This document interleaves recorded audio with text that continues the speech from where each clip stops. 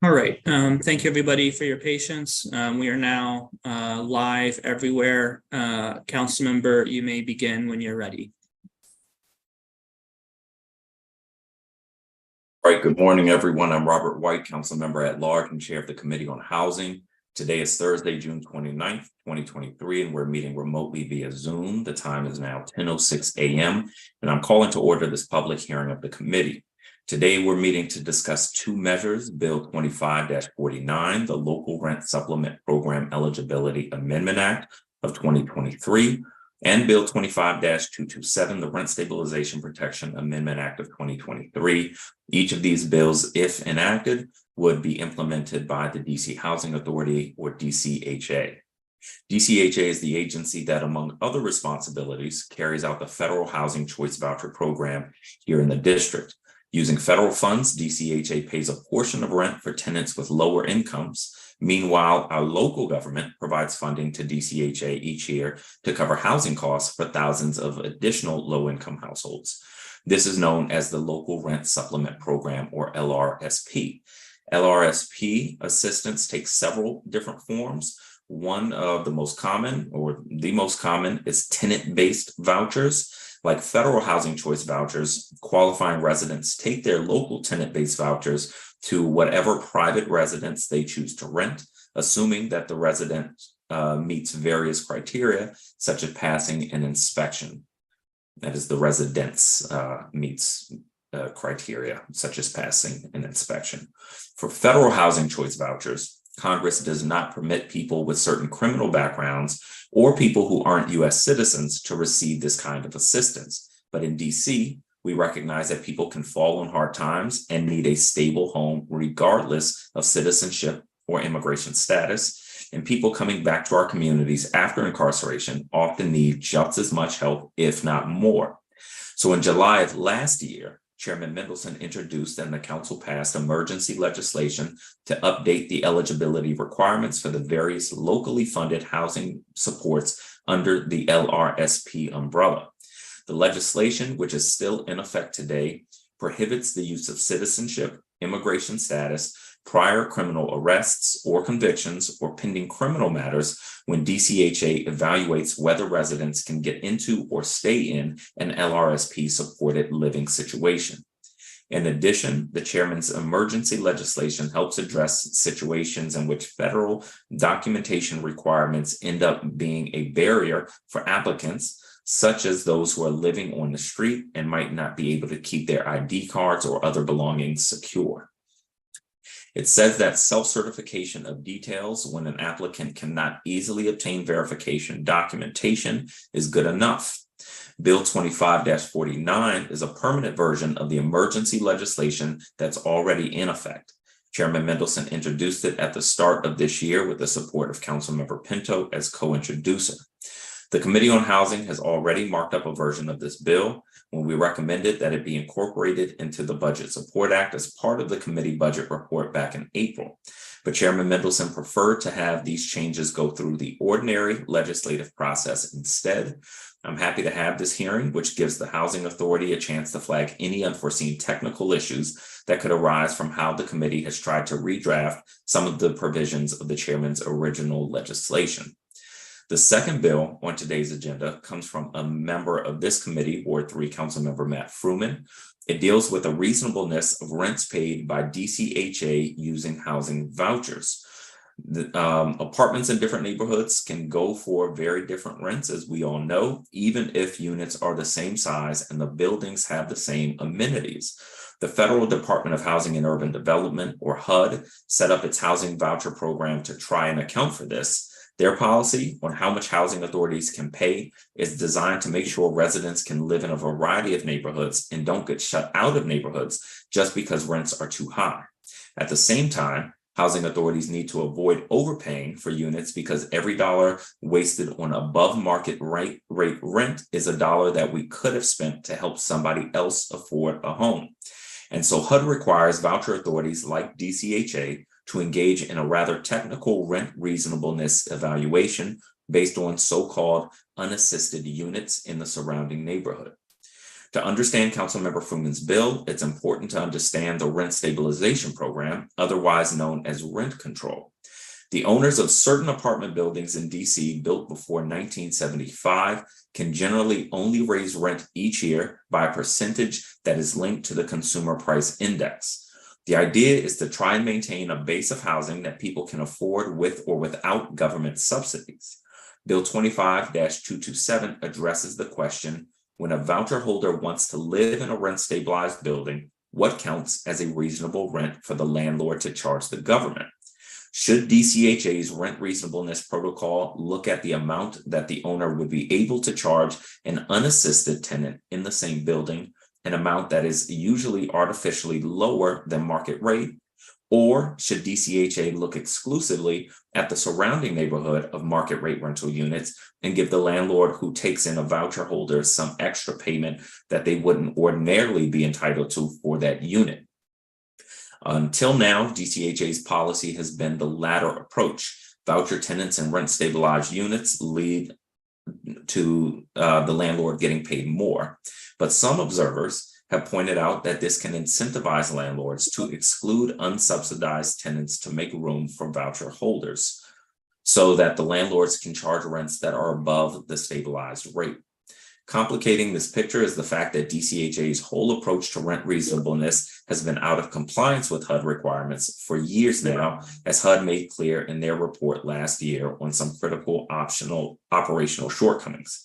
Starting next month, DCHA plans to roll out a new tool that will help them accurately assess whether the rents the landlord asks for are actually in line with what they would get from an open market for a unit of the same size with similar fixtures and amenities. I'm looking forward to a discussion with DCHA leadership, residents, and landlords about how they anticipate that Bill 25-227 would interact with the existing housing voucher system and affect rent-stabilized housing. I will now turn to my colleagues, starting with Councilmember Matt Fruman, the introducer of one of our two bills on the agenda today. Councilmember Fruman, welcome. You can give an opening statement if you.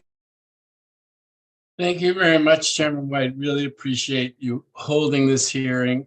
I just got in the nick of time. I was able to listen to your opening statement en route back from the doctor's office, and got here so that when you called on me, I was in place. So feeling very fortunate this morning. So the bill that I have proposed and that has gotten broad support so far goes to two really important programs in our city. One is the Housing Choice Voucher Program, and the other is rent stabilization. Both of them create important pillars for affordable housing. The Housing Choice Voucher Program obviously is critical in addressing homelessness, which has been a very high priority for the mayor and for the council and for residents in Ward 3. Rent stabilization has been a pillar of creating a class of housing around the city that's accessible to folks in our workforce, and has been also a really important program. And part of what we began to see, and I think Chairman White, you spoke to this, is that because of the way that rent reasonableness was established or not established under the Housing Choice Voucher Program, there became powerful incentives for landlords renting units in rent stabilized buildings to migrate towards serving housing choice voucher tenants from whom they could get significantly higher rents than they could from rent stabilized tenants. And what we confronted was one form of affordable housing, and admittedly a very, very important one, the Housing Choice Voucher Program, cannibalizing another form of affordable housing, rent stabilization.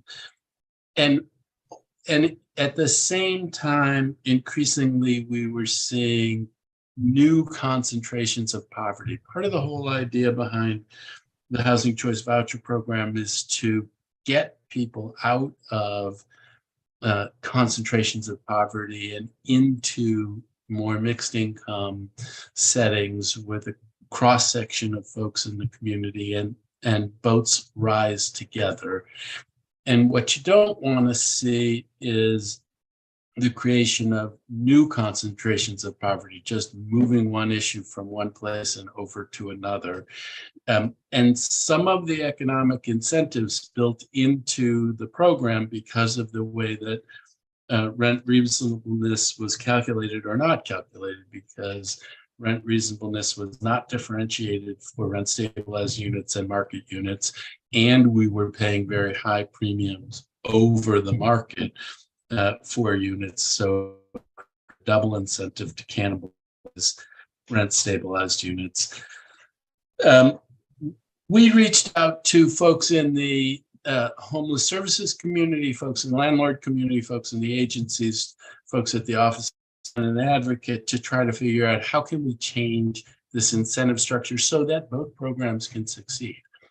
We want to see housing choice voucher tenants throughout the city. We want to see them in buildings, different types throughout the city, not in one place or one kind of building only.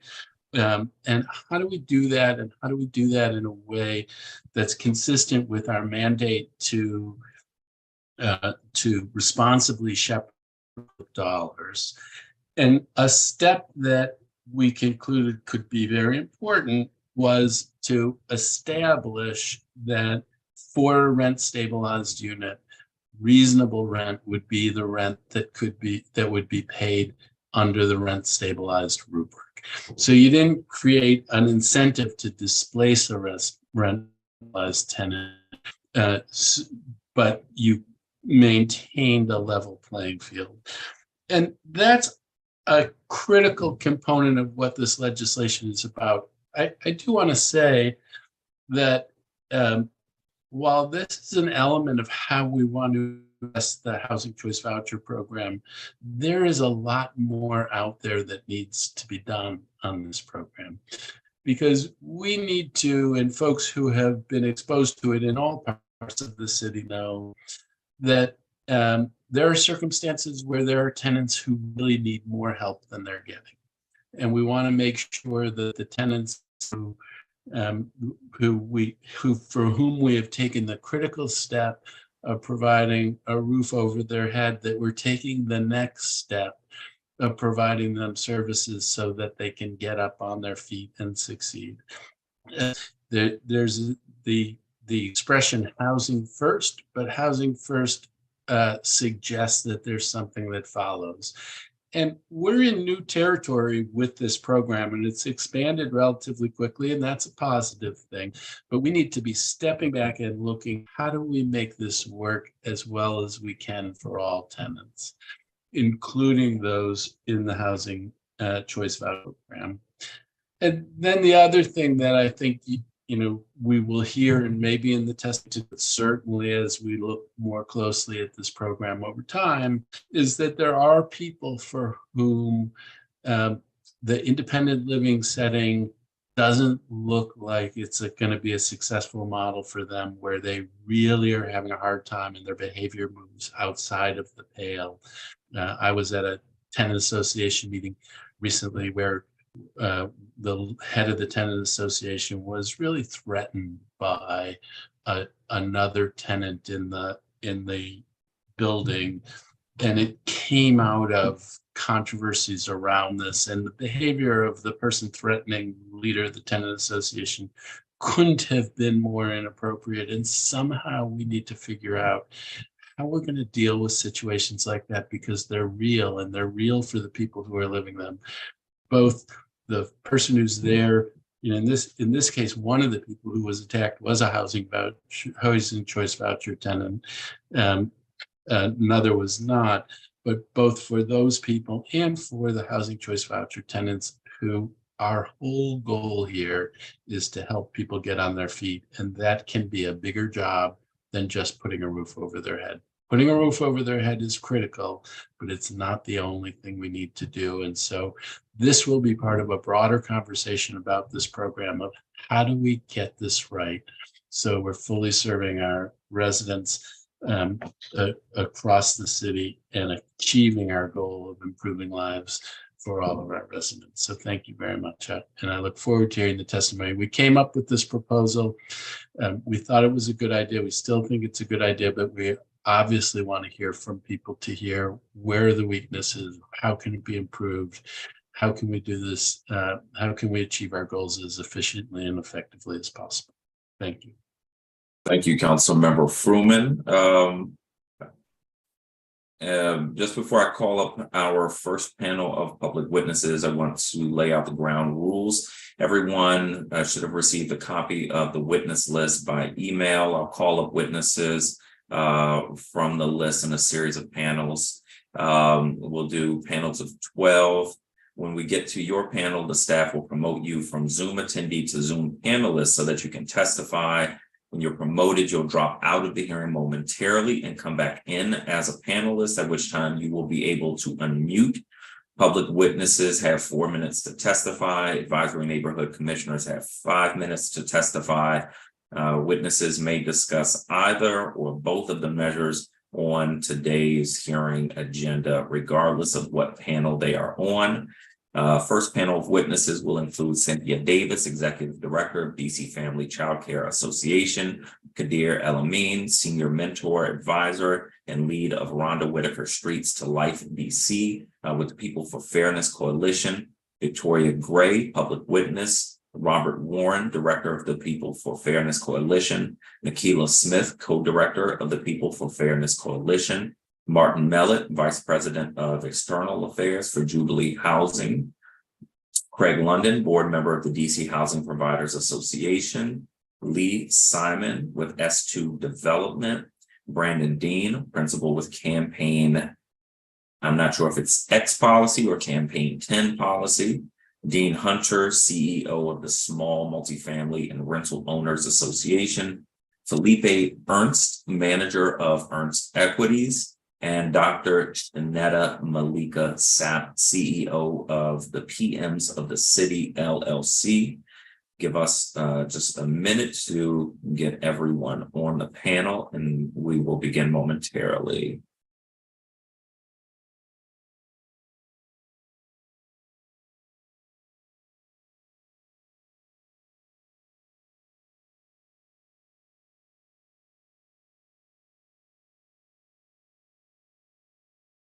Right. Kadir El-Amin, you are up first. Welcome, and you can begin your testimony. Yes, I would like to make a few corrections. I am co-director of PFFC, People for Fairness Coalition, and I also own my own LLC as a right to life. And that is my own business, and we do really try to help people get housing, and that is our main business. So, I mean, I think really with the housing choice voucher, there is no step up. Like for a person like me, I have a Department of Behavioral Health voucher, which is only limited to a certain amount that I can live in. I'm staying here, and I have outgrown the place that I stay in, and there's no way that I can even get a housing choice voucher. And I did talk on Tuesday with all of the guys about how to step up, and there's no money, like, for them. So, like, really, those are like big things we need to look at. Like, how do we step up our community? And I love living in my building. All of the people that live here, they are community. We are a community, and I live with mostly Latin people. And how they cook food for people that's pregnant and things like that.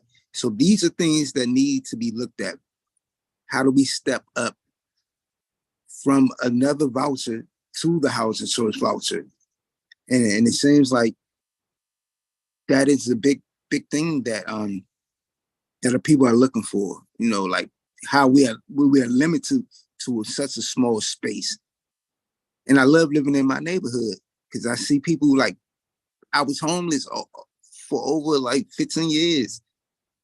And I love living here because, you know, I can go outside and I see people I meet, homeless people, people with housing, everything. We build a community together.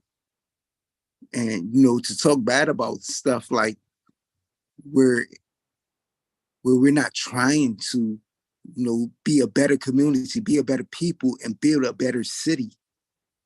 I mean, that's just not happening. I mean, that's just not happening within the government agencies. You know, they see people complain about everything. I'm not complaining about nothing. You know, I'm happy with where I'm at. But you know, I like I said, I grow my space. You know, and I need to be able to step up and be able to do better for me and be able to reach out for better the community that we live in. And I really don't know. I'm really not prepared to speak about the vouchers and everything like that. I can only speak on me and how I do, you know. And that's something that I look forward to working with you guys about, and how sitting down and having the meetings.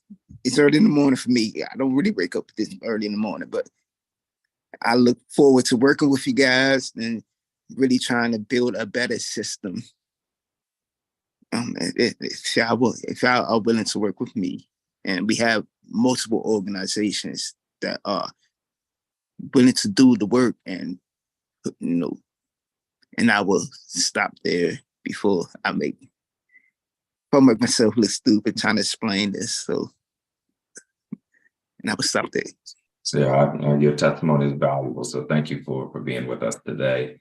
And look forward to connecting with you after the meeting a couple of days ago as well. Our next public witness is Robert Warren. Welcome. Thank you. I'm sorry. Good morning, Chairperson White, members of the Committee on Housing, DC residents. My name is Robert Warren. I'm a lifelong DC resident, one of the founding members of the organization People Fairness Coalition. We are grounded in the belief that housing is human rights. In that effort, PFFC has adopted a universal right to housing campaign to bring about a public policy based on DC residents having the ability to qualify to receive housing voucher assistance based on HUD definition of affordable housing being 1/3 of an individual's income. I'd like to first thank you, Councilman White, and the rest of the committee for bringing about some fairness to the mayor's budget that has so many inequities for our lowest income DC residents. I'd like to personally thank you for your attendance at the first in-person Interage Council on Homelessness meeting in 3 years since the COVID-19 pandemic war, in which we as a country suffered over 1 million deaths. While here in DC, many of our residents didn't have adequate housing as we went through the unknown. This pandemic pointed out a lot of inequities and injustices when it comes to housing our most vulnerable residents, with a system of systematic, institutional, and individual racism, discriminatory public policies that can be identified by our DCHA and its 13 public housing properties projected to be $2.2 billion in disrepair and neglect. With over 30,000 long-term DC residents languishing on a waiting list for LSRP vouchers, or an inadequate number of site-based vouchers that have been established through DCHD. As an example, if you were to travel into Noma, you will see thousands of rental units being built, with only a fraction of them being made available to our lowest income residents, making DC one of the most gentrified cities in the nation. DCHD and DC tax dollars contribute greatly to the infrastructure that has enabled developers to build these high-rent apartment units. That some newly arrived residents and long-term residents have taken the stance that people of color living in poverty don't belong in their community. This is one of the reasons why we at PFC have established a universal right to housing campaign that should be fully funded through a tax structure that taxes our most wealthy residents, also to bring about housing justice to bring about the goal of the DC Comprehensive Plan to make 1/3 of rental units in the District of Columbia affordable. That being in communities of all 8 wards with rental units having 1/3 of them universally affordable. And for communities that don't want to comply, there should be a higher tax to support the voucher system for the working poor, the elderly, the disabled, and young families. Sorry to say, from the time of former Mayor Williams to the current Mayor Bowser, the DC Council has greatly failed DC residents when it comes to establishing a fair and just housing policy that enables DC residents to be securely housed in their communities. Once again, Councilman White, I would like to thank you for all the work you and your office have done in the fight for housing justice for DC residents. Thank you for this opportunity to testify. I'll be happy to answer any questions. Sheila Smith, you are up next. Welcome and good morning.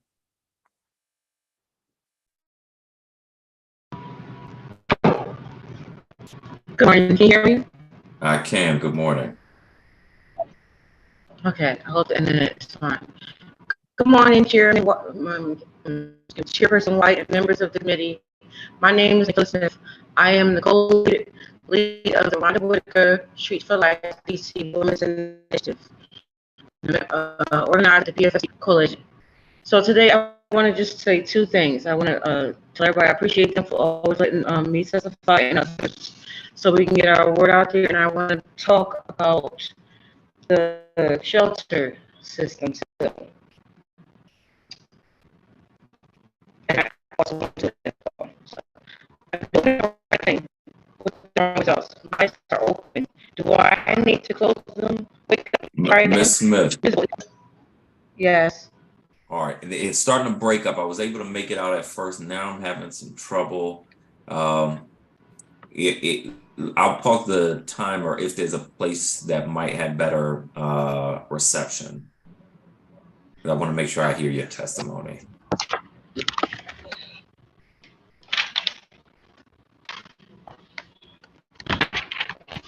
Can you hear me now? It's about the same. One thing you could do, I know it's not ideal, is sometimes if folks turn off their camera, the audio is clearer. I prefer to see and hear, but that may be the better alternative. Let's try that. Okay, is that better? Much better. All right, I'll turn it back on and say goodbye. Okay, I'm doing the right thing with the wrong results. My eyes are open. Do I need to close them? Wake up, try again. Miserable is doing its job, so I'm on overtime. Why? When people see you moving forward, they try to trip you. When you're at peace. Point of my life, I'm at a peaceful point of my life, but where is my peace? Because I'm right here. If I start acting like I'm mental, will I get peace? If I break all the rules you put in motion for order, who wins? My space is being violated. I really don't like your feng shui. It's bothering my demeanor. Oh, I'm definitely stuck in this dead end relationship. This is why many don't want to date you. They would rather stay on the streets. You need to use that power for good and not evil. So, in this part right here, it's just telling you don't give up. I myself want to throw the towel, and sometimes this is a different fight I stepped in. I was tired of doing wrong in everyone else's eyes. I'm here today to tell everyone that's listening, don't get tired. I know some days it seems no one sees the good you do in your job. You have a life with family. There are things you're going through that has to be unseen. Listen to Listen to person after person. I know you're getting tired, so please don't get tired. I understand you can't be in 2 places at once. That's why you need help from the public. Just don't let words run on deaf ears. If I for one am struggling to stay in the race because I'm getting tired of life knocking me out. Should I bob and weave or stick and move? When I hear you speak, I listen to learn. So when I speak, I want your attention. Don't get tired of me. I'm new to history. I'm thirsty for knowledge. The stories and poetry I use is all my experience. All of the experience that you need. Don't try these shoes. You will not like to wear these shoes. You are destined to wear them. If you are destined to wear them, and it happens to you, don't give up. I'm warning you. So I apologize for the end. I got a little nervous, but I'm trying to tell you, the committee, don't give up on this fight. So we are all in together. Thank you. So much. I appreciate your testimony. Glad we were able to hear it. Martin Mellett, welcome. You are up next. Good morning, Chairperson White and Councilmember Fruman. My name is Martin Mellett, Vice President for External Affairs for Jubilee Housing. I'm here to testify in support of the Local Rent Supplement Program Eligibility Amendment Act of 23. In 22, the Council unanimously approved identical language in emergency temporary legislation to amend eligibility requirements for LRSP. And the Council unanimously extended the same legislation last week as emergency temporary to ensure that no gap will exist while the permanent legislation is being reviewed. We're hopeful that the Council will approve the eligibility amendments permanently. For 50 years, Jubilee has developed and managed affordable apartment communities in Adams Morgan, Columbia Heights, and Mount Pleasant, while also providing supportive services for our residents. We have completed the development of 300 units of deeply affordable housing at a combined investment of over 100 million, and we have about 285 units in our current pipeline. An essential tool for us in developing this deeply affordable housing is the use of the local rent supplement program. Currently, Jubilee utilizes approximately 145 LRSP subsidies in our portfolio, representing about 52% of the portfolio.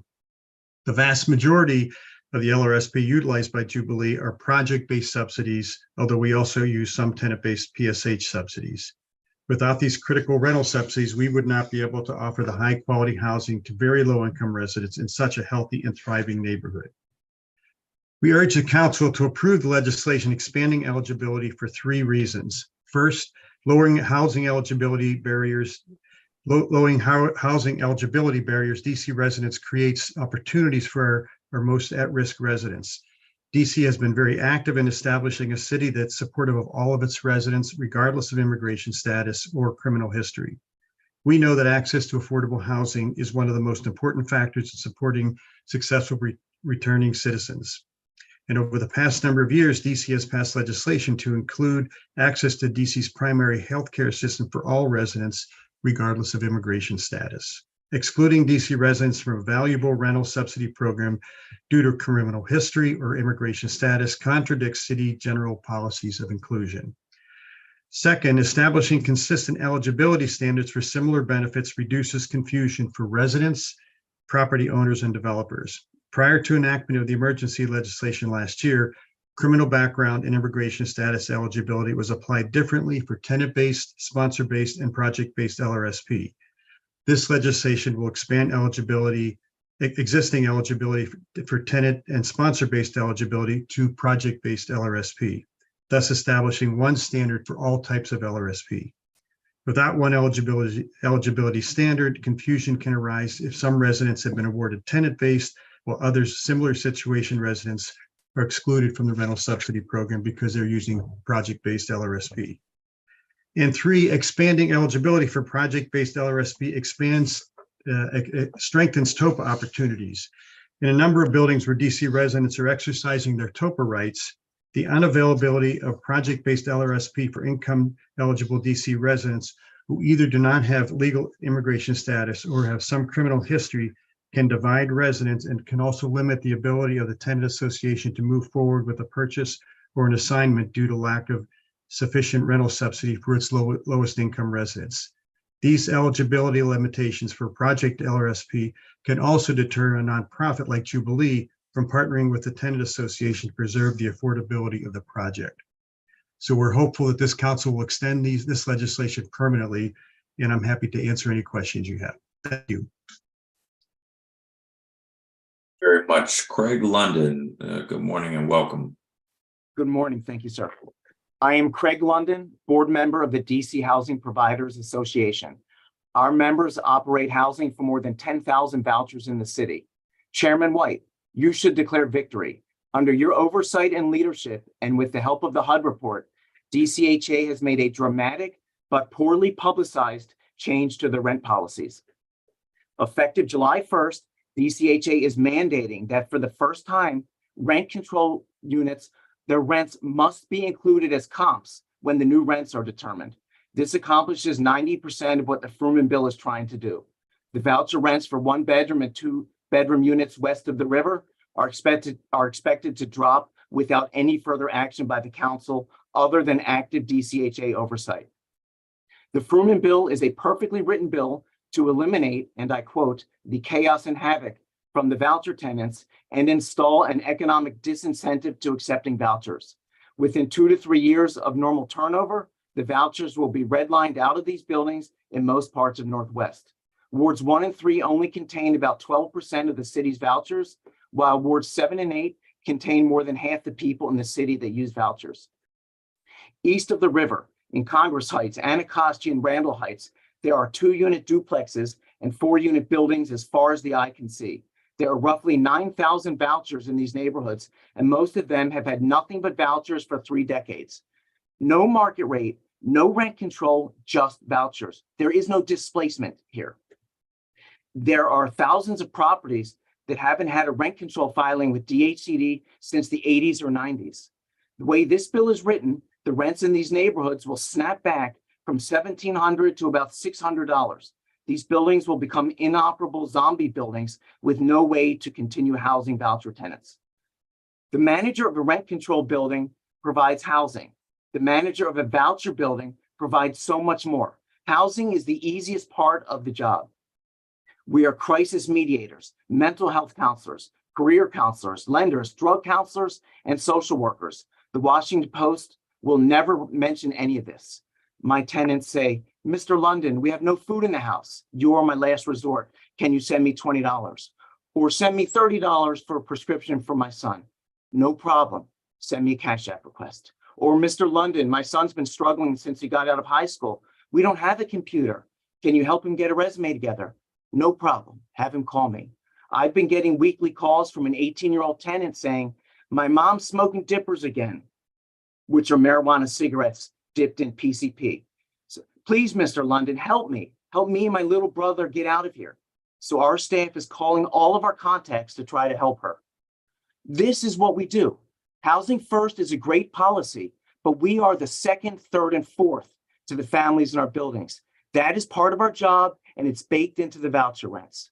Chairman White, here are some zero cost solutions to address the voucher program problems without creating the new ones that will result from this bill. Number 1, allow the new rent pricing system from DCHA to do what it's designed to do and then assess the results. Number 2, co-locate PSH caseworkers and other social workers in our buildings free of charge. Number 3, demand that DCHA report to you how many vouchers have they revoked for bad tenant behavior. They can do so much more to regulate the behavior of their voucher holders. Please don't force us to take our tenants to court for behavior problems. Thank you, Chairman White, and I would like to formally invite you to tour some of our buildings in wards 7 and 8 to see what the Washington Post will never report. So much. Lee Simon, welcome. You are up next. All right, hello, and thank you for the opportunity to testify. My name is Lee, and I'm a housing provider in Washington, D.C. Councilmember Fruman's bill is bad legislation that will have bad results for the poorest residents in the city. But before going into why the bill is going to hurt D.C. residents, I want to reiterate the real reason the bill was proposed in the first place. A vocal minority of tenants in Ward 3 rent control apartments who get the privilege of paying government-imposed below-market rents do not want housing choice voucher tenants in their buildings. Of course, directly disallowing these residents would be against the law, so they have written a creative bill that would legislatively prevent those in the HCVP program from living in rent-controlled apartments in high-opportunity neighborhoods. Their scheme works like this. The market forces in DC real estate are naturally self-selecting. The best units in the best neighborhoods go to the most highly qualified tenants. The next best units go to the next best qualified and so on. If the market rent for a unit is $2,000 and the rent control is $800, this is something very valuable to renters. Whether it's an apartment or anything else for sale, if something worth $2,000 per month is being sold for $800, everyone is going to want it. So the unit will naturally go to the absolutely most qualified tenant with the best credit score, highest income, perfect background check, etc. The voucher exemption that this bill will remove was the only incentive the city offered to allow low-income families to compete for these units. Without it, they simply will not be able to compete. There will be worse units in worse neighborhoods they will be able to compete for, but no longer these. And there are over 90,000 of them. This bill will hurt and displace low-income families, and it will lead to Ward 3 becoming even wealthier and less diverse than it already is. I sympathize with the problems these rent control tenants are seeing in their buildings. I see them in my buildings, DCHA sees them in their public housing. The issue is very simple. The city focus on housing first has not come with any services for tenants who need them, or any repercussions for tenants who break the rules. Housing providers are just that, housing providers. We are not drug counselors, police officers, social workers, or therapists. DC providing housing by itself is not enough. If underlying problems of drug addiction, mental illness, domestic violence, etc., are not simultaneously addressed. Secondly, there are no legal repercussions for tenants who break the rules. In DC Council's rush to be the most tenant-friendly jurisdiction on earth, we have swung too far. While the vast majority of tenants are good neighbors, a small minority can entirely disrupt the building, and there is absolutely no repercussion. Evictions in DC for non-payment take years, and evictions for breaking the rules or breaking the law don't exist. HCVP tenants who disrupt buildings have no fear of any consequences at all. They know there is no threat of them losing their voucher, being evicted and losing their housing, or being held accountable in court. The solution is not redlining good housing from all voucher tenants like this bill will do. The solution is for the city to provide resources to tenants, make vouchers contingent on tenants utilizing those resources, and providing a reasonable path for housing providers to remove bad actors. That is the motivation behind the bill and what the result will be. Now I want to talk a little about the bill itself. HEVP is a means-tested program. That means only those who are below the program's income limits can participate. Rent control is not means-tested. The wealthiest in the city can participate.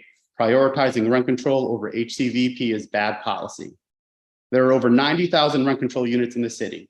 There are only about 18,000 apartments under HCVP. HCVP is not a threat to rent control. Even if every HCVP recipient lived in rent control apartments, which obviously they do not, the vast majority, over 80% of rent control apartments would not be affected. Lastly, there is a falsehood that DCHA is overpaying housing providers. Last year, DCHA paid Nan McKay, a third-party vendor, to study this.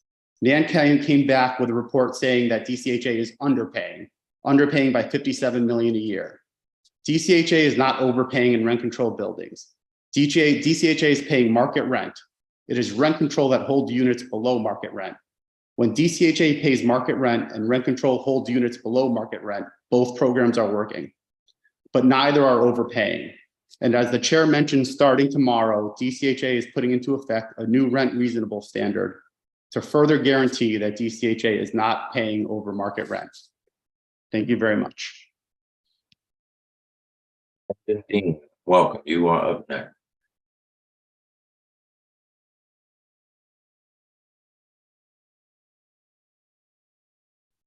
Mr. Chairman, I'm not sure what members of the committee are here today, other than Councilman Fruman. I have, in the past weeks, made it a point to have an audience with as many as I can, to include Member McDuffie, as well as sending a round of emails to officials on the committee, staff, and members of the executive team. My name is Brandon Dean. I am the principal of Campaign X Policy. I came to Washington, D.C., attracted by its academic offerings in 2010, and I've returned several times since. And it was also during my time as a student and my time as a professional in the district that I first began to experience displacement in housing and security. After recently meeting with the deputy mayor to provide highlights of my struggle to receive adequate and just treatment from various housing nonprofits in the city claiming to provide support to displaced citizens after completing an assessment known as the SPDAT of my vulnerability with one organization and providing an extensive amount of documentation to another, both agencies have failed categorically to treat me with due respect or provide actual results. Consider that my relationship with both agencies dates back to 2019, and yet none have produced anything in the way of tangibles that have put me in a permanent or even a conditional housing arrangement. Today, in sitting in this hearing, I am faced with imminent eviction by judicial or extrajudicial means. And while I maintain 5 current forms of employment, 3 within the district bounds, I have not been offered the lease of a hotel voucher, lease application fee support, rent debt relief, or first month's rent deposit from any of these organizations. Up to this point, the agencies have effectively gaslit me and consistently moved the goalposts as it relates to what conditions they can and will provide support under. The definition of support has descended from resources to referrals, and it is maddening. The executive office, as well as this committee, should seek an emergency hearing on these agencies and an audit of their audits to determine if any residents of the district are currently being helped in substantial ways, because I most certainly have not been. I sit in this hearing today and I've read a lot of the testimony. I read Renee Bowser's testimony. She talks about accompanied and active oversight and enforcement. Those are terms that I think the committee should pay a great deal of attention to. Reasonableness is a phrase that continues to come up. I read a testimony from a woman, Miss Furby's justified distress as not being a NIMBY response, racial or new to our community ideals. Carol Ernst, grouping voucher tenants together with similar group dynamics and expectations. I read that writers or opinionators with the Washington Post making statements such as DC overpays landlords millions to house the city's poorest. I want to make the point that this is a very complicated piece of legislation, and that points of view like the ones articulated before mine with Mr. Simon could really manipulate the public consciousness around what direction the district actually chooses to go there. I speak probably not as the only housing vulnerable person on this panel, but certainly as the only housing vulnerable person who actually served as a principal investigator on public policy at the federal level and the local level. And what I insist, Mr. Chairman, is that what we're doing isn't working. What we're doing isn't working to the extent that people like me who are engaged with these organizations, who are available and accessible and making a point to be very transparent about the nature of my plight, are not even being assisted. So what does that say about the drug addicted person, the disabled person, or the underliterate person? I, at this point, have not decided where I will lean and express my points of support for this legislation, but I insist that my personal testimony should cause this chairman and this committee to look with circumspect at any legislation that simply understand that, look, there are no unassisted tenants, even if that assistance is simply white supremacy or white privilege. Thank you.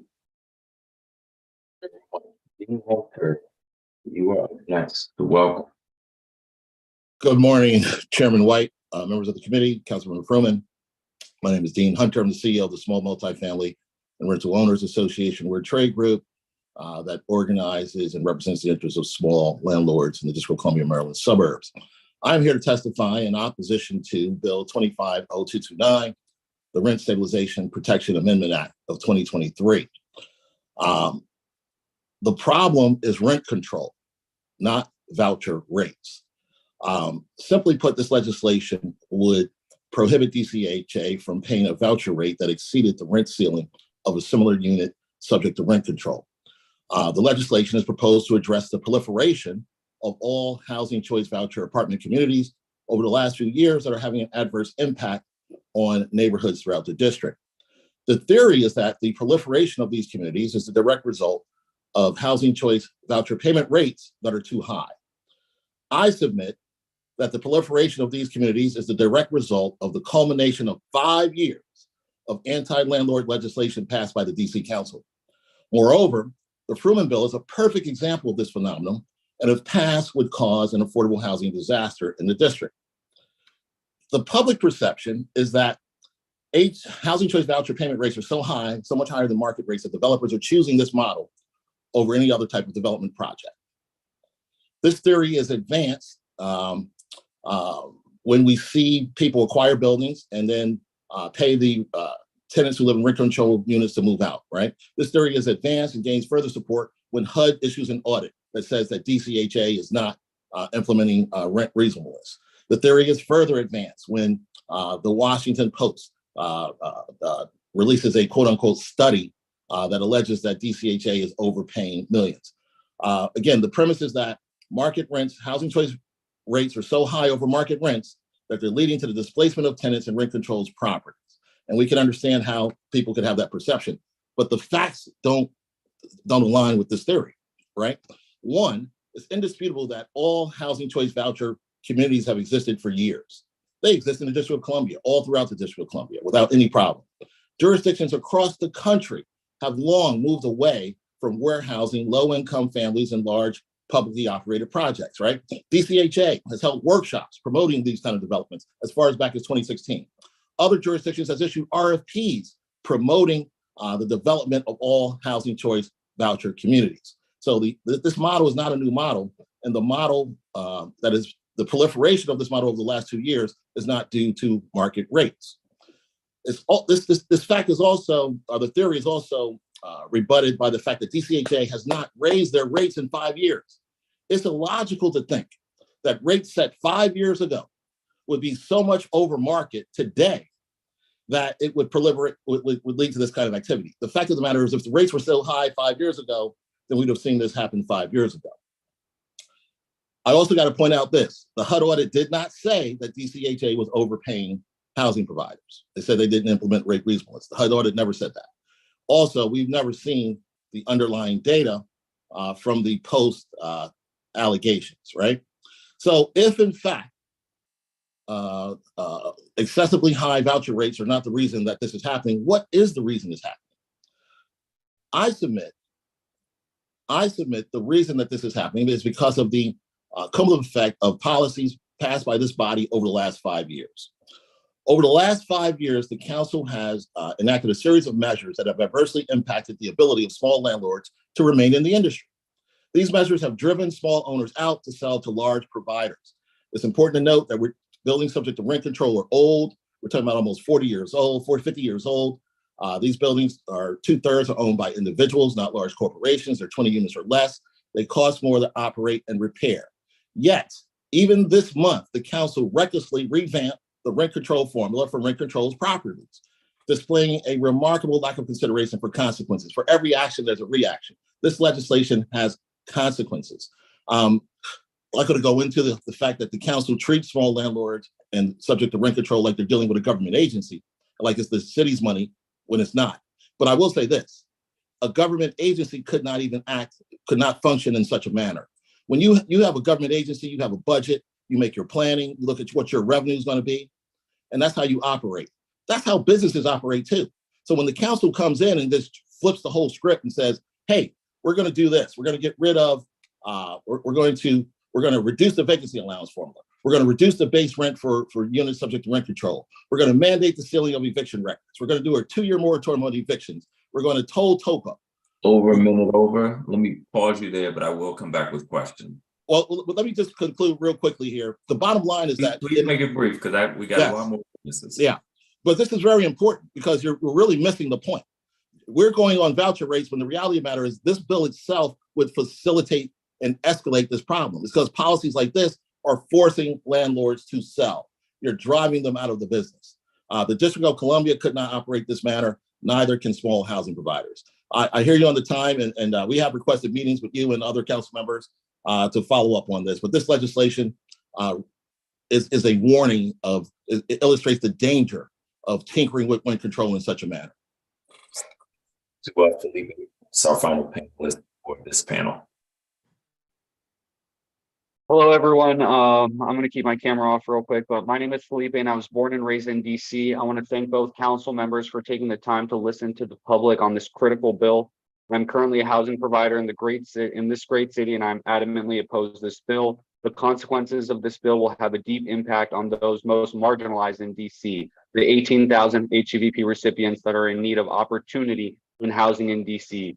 To provide an overview, this bill is trying to remove the rent control exemption for HEV recipients, which will ultimately redline and segregate this already divided city. What makes a city a great city are mixed income neighborhoods in every ward, giving opportunity to all walks of life to enjoy the fruits of diversity this great city has to offer, as Councilmember Fruman mentioned. The way the HEV program is structured today by being exempt from rent control is working, allowing opportunities for every recipient to choose where they want to live. And with the new rent reasonableness process taking effect July 1st, rents paid to housing providers will be in line with what they should be. No more overpaying. Leasing to voucher recipients is a tedious process between extra paperwork, having to submit packets to the DC government and waiting 60 days for inspections. By removing the exemption, it'll remove incentive for housing providers to take these extra steps to lease to HEVP recipients and go with the easier market rent option. You can lease a unit in a day and have the tenant move in the next day. I understand the frustration of the notion of the DC Housing Authority is paying housing providers way over market rents, incentivizing housing providers to game the system. This is now finally being fixed on July 1st with the new rent reasonableness process, and affordablehousing.com. Overpaying landlords will no longer be an issue, since it will need to be approved by a market study, not just requesting the max allowable amount. We need to provide at least a 2-year window to see the effects and implications of this new rent reasonableness step, which will cure the core purpose of this bill. Let's not rush into anything that will further disadvantage those most marginalized in dire economic situations, HEVP recipients. I believe this bill sprouted from NIMBYism in Ward 3 and wanting to remove those opportunities for HEVP recipients by removing the incentives for private housing providers to house them. There are a few bad apples in the HEV program, which are causing chaos in all 8 wards, and that's something that needs to be addressed. But housing providers' hands are tied in terms of eviction bad actors and implementing any consequences, with tenants knowing this and taking full advantage of the lack of ability to actually do anything. Without an incentive in the private market and forcing us to charge HEV below HEVP market rents, housing providers will turn to alternative financial feasible options such as condos and remove even more of the city's precious affordable housing stock.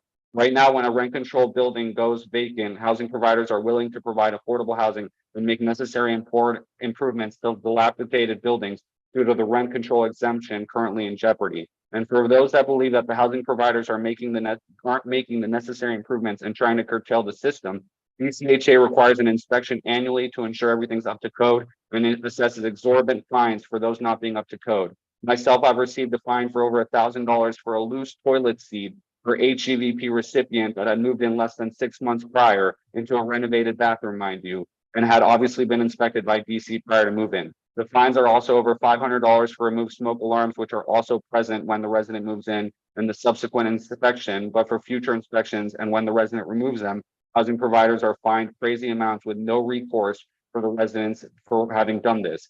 Lastly, the economic impact of DC. Housing providers are taking a risk by making investments in DC and signing on mortgages that are predicted on certain frameworks and structures provided in DC, like Dean just said. In this case, the housing of choice voucher rents allowed. Hundreds and hundreds of housing providers will be forced into automatic default and will cause a negative catastrophic spiral for everyone involved. Housing providers will not be able to pay utility bills, maintenance requests, property taxes, insurance, and so forth. This will undoubtedly lower the property tax assessment in the city and reduce revenue DC can charge for property taxes significantly. Removing and lowering the amount of DC taxes they can collect for those housing providers will also further impact investments DC will make on infrastructures, roads, schools, safety, and police necessary. Lastly, to summarize, a few bad actors in the HEV program are causing residents in Ward 3 to lean in hard on NIMBYs and to remove voucher affordable housing for this area. They don't like the negative effects of having aspects of affordable housing in their backyard. I was born and raised in DC, and what is being proposed is flat out wrong and rooted in redlining, and we need to look at the overall implications of what this is going to do. With the rent reasonableness being enacted, this has already been solved starting July 1st, and with overpaying landlords and still giving everyone, those most marginalized, the opportunity to live in all 8 wards. Thank you so much, council member.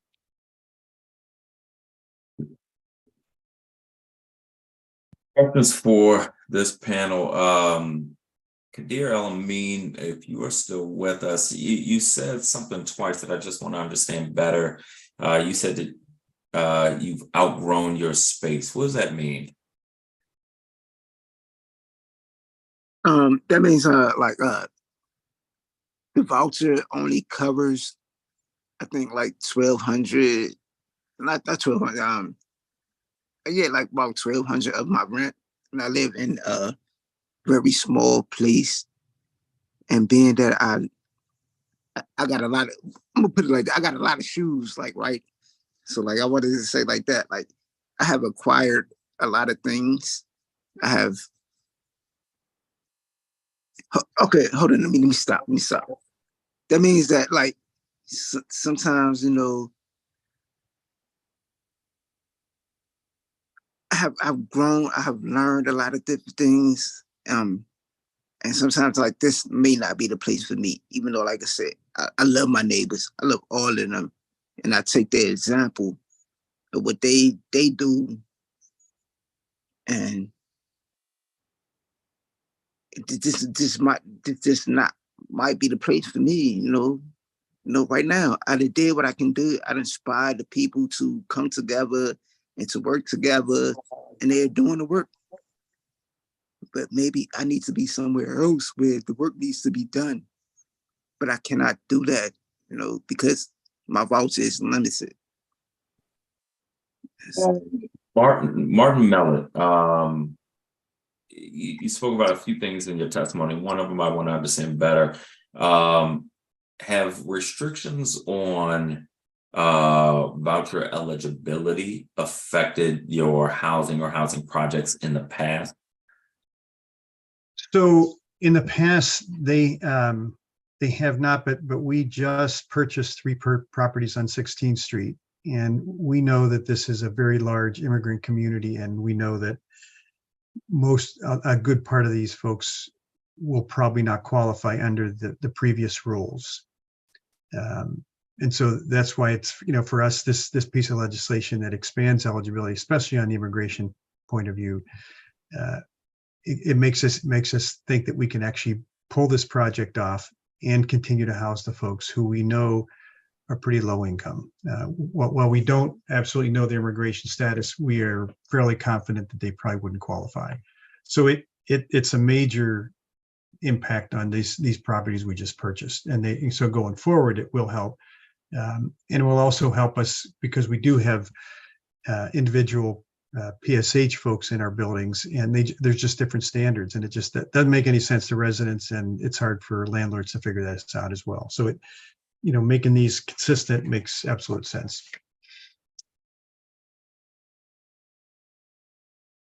Let me move to housing providers. So there are a couple assumptions I'm working from, and I want to vocalize these in case you disagree with any of them. One is there's been a suggestion from at least a couple of people that we should wait and see how the new system works with respect to rent reasonableness. But Councilmember Fruman's bill only covers rent controlled units. And I don't think there's any dispute of the fact that right now the housing authority is paying not rent control rates for those units, but somewhere closer to market rate. So housing providers are being paid more than they would be paid by a non-voucher tenant. So the idea that we should sort of wait and see how the new program works is sort of separate from this bill, which is suggesting that the rent paid by the housing authority for vouchers should be aligned with the rent control rent. The language in this bill is consistent with HUD regulations that suggest that rent control rates are the appropriate rates for rent control units. So Mr. Hunter, briefly, if you disagree with any of those notions, let me know what Yeah. what of those that do you disagree with? Yes, Councilman, it's not my understanding that HUD regulations provide that the voucher rate should be equal to rent control rates. The reality matter is that HUD gives jurisdictions discretion to do that, and every major jurisdiction in the country exempts those vouchers from the rent control ceilings. Let me say this: it is very important that you proceed very closely. One of the biggest things the council did to facilitate the development of these communities was get rid of the voluntary agreement, moratorium on voluntary agreements. After the pandemic, the council beat up landlords during the pandemic, couldn't send demand letters. You had a lot of pressure to sell. Stay with me on this issue though. What okay. of my facts do you disagree with? I disagree that HUD is saying that HUD regulations provide that voucher rates should match rent control ceilings. That's actually illogical and would not facilitate the ability of people to move and live where they want to live. But I can't emphasize enough the harm that this would cause. It would disrupt the housing industry. People will sell to the very developers that you have a problem with creating these voucher communities in mass. To piggyback off that real quick, Prince George's County also exempts all voucher recipients from, and they just enacted that rent control as well. So, you know. So they do that by law. And so what you are highlighting is what the guidance is. So in the Housing Choice Voucher Program Guidebook, page 4, this will be section 2.4.1. Under the heading rent control, in regulated localities, rents are limited to the lesser of the PHA determined reasonable rent or the rent controlled amount, unless units leased under the voucher program are exempt from local rent control under the local rent control ordinance. So we would have to pass a law, which we haven't.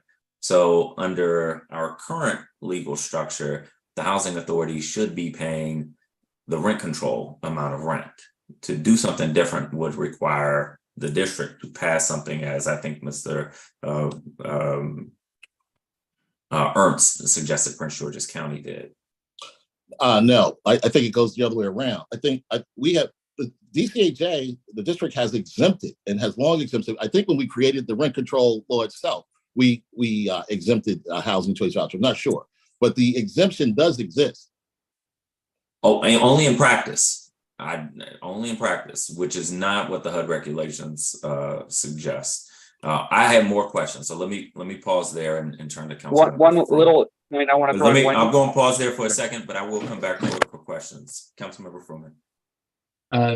Thank you very much, Chairman White. I'm going to pick up there. I want to thank all of the witnesses who have testified, but I'll be in the same area. So, Chairman White, maybe I'll finish on time, but I think you could probably pick up where you left off. So, Mr. London, you referred to the new rules coming into place on July 1, and you said that they would address 90% of what I was trying to do.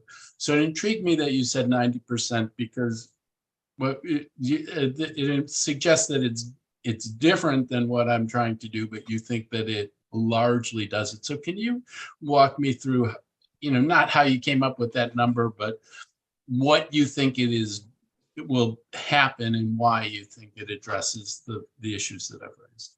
A lot of the complaints, especially in Ward 3, are behavioral complaints. And if a landlord is looking at applications from a librarian making $61,000 a year or a voucher tenant, 100% of the time, the librarian's getting the unit. The voucher tenant will not get the unit if this is in place. There's no way you're going to rent to a voucher tenant if the rents are the same, if the rents are so low. So as these units turn over, there will be no voucher tenants moving into vacancies. So these buildings are going to get cleared out of voucher tenants as the natural turnover takes place. Oh, it's not that you're talking about that the rents would be reset in a way that essentially accomplished what I was talking about. That's not lawful, what you just described, but you're saying that it's a thing that would happen, that there would be discrimination based on source of income. No. What I'm saying is if a landlord, and I don't know this, I rent to voucher tenants, but the vast majority of name brand landlords aren't here. They're not testifying today. They don't accept vouchers, so they don't care about your bill. So they have a way to legally not accept. If a guy comes in with an 800 credit score and he's got a real job versus a voucher tenant with a 500 credit score, the voucher tenant's not getting the unit when the rents are that low. Oh, so, I mean, I think that there are some large landlords in Ward 3 who have differing views on this, actually. Some of them are supportive of the legislation, actually. But I do think that they are renting to voucher tenants today. And I think that's a good thing. I mean, there has been the suggestion, and of course, inevitably, I knew that this kind of suggestion could arise of an effort to lift the drawbridge. It's really not what this is about. This is about trying to make a program work that, in my view, and I actually think in the view of all of the housing providers who've testified, you also see serious issues here. You want to make it work. And, Mr. London, I commend you for all the things that for your different tenants, but you're clearly also acknowledging that there are other folks who aren't doing those things. And so we need to make this work because it is an important program in lots of different ways. But I was, for that piece of it, I was trying to get at the 90% thing. And I have one more comment about that adds up, that helps with that number. In Wards 7 and 8, east of the river, they're all old buildings. None of them are exempt based on age. And these buildings do not have rent control filings for decades. So this bill as written snaps you back to some rent decades ago with some minimal catch-up provision. So it's totally different, a 50-unit building with 5 voucher tenants versus a 4-unit building with 4 voucher tenants. So that's actually the other area that I wanted to ask you, or one of the other areas that I wanted to ask you about, because you referred to, I think you were talking about those buildings, and I think you talked about them becoming zombie buildings. I think that's what you were referring to when you used that reference. And so just walk me through it. So there's a building of a certain age, of a certain number of units, would qualify for rent stabilization. And those buildings, people own those buildings and are renting to voucher tenants today. And then the question is, what impact? You walk me through what you were getting Sure. there, so Thank I you. can understand. Thank you so much, by the way, for asking that question. I appreciate the opportunity. So you have tons and thousands, not hundreds, thousands of these buildings east of the river where they've only had voucher tenants for decades. And because they don't have rent control tenants, they don't do annual filings with DHCD. So And are they in the rent stabilization database? Of course, the buildings are old, built in the 50s and 60s and 40s. Someone might be in the late 60s. None of these buildings are new, built after 75. And they're all under rent control. They're all under rent control, except we're exempt. So the only exemption they have had for decades is having a subsidized tenant. When that thing is pulled away, nothing happens overnight.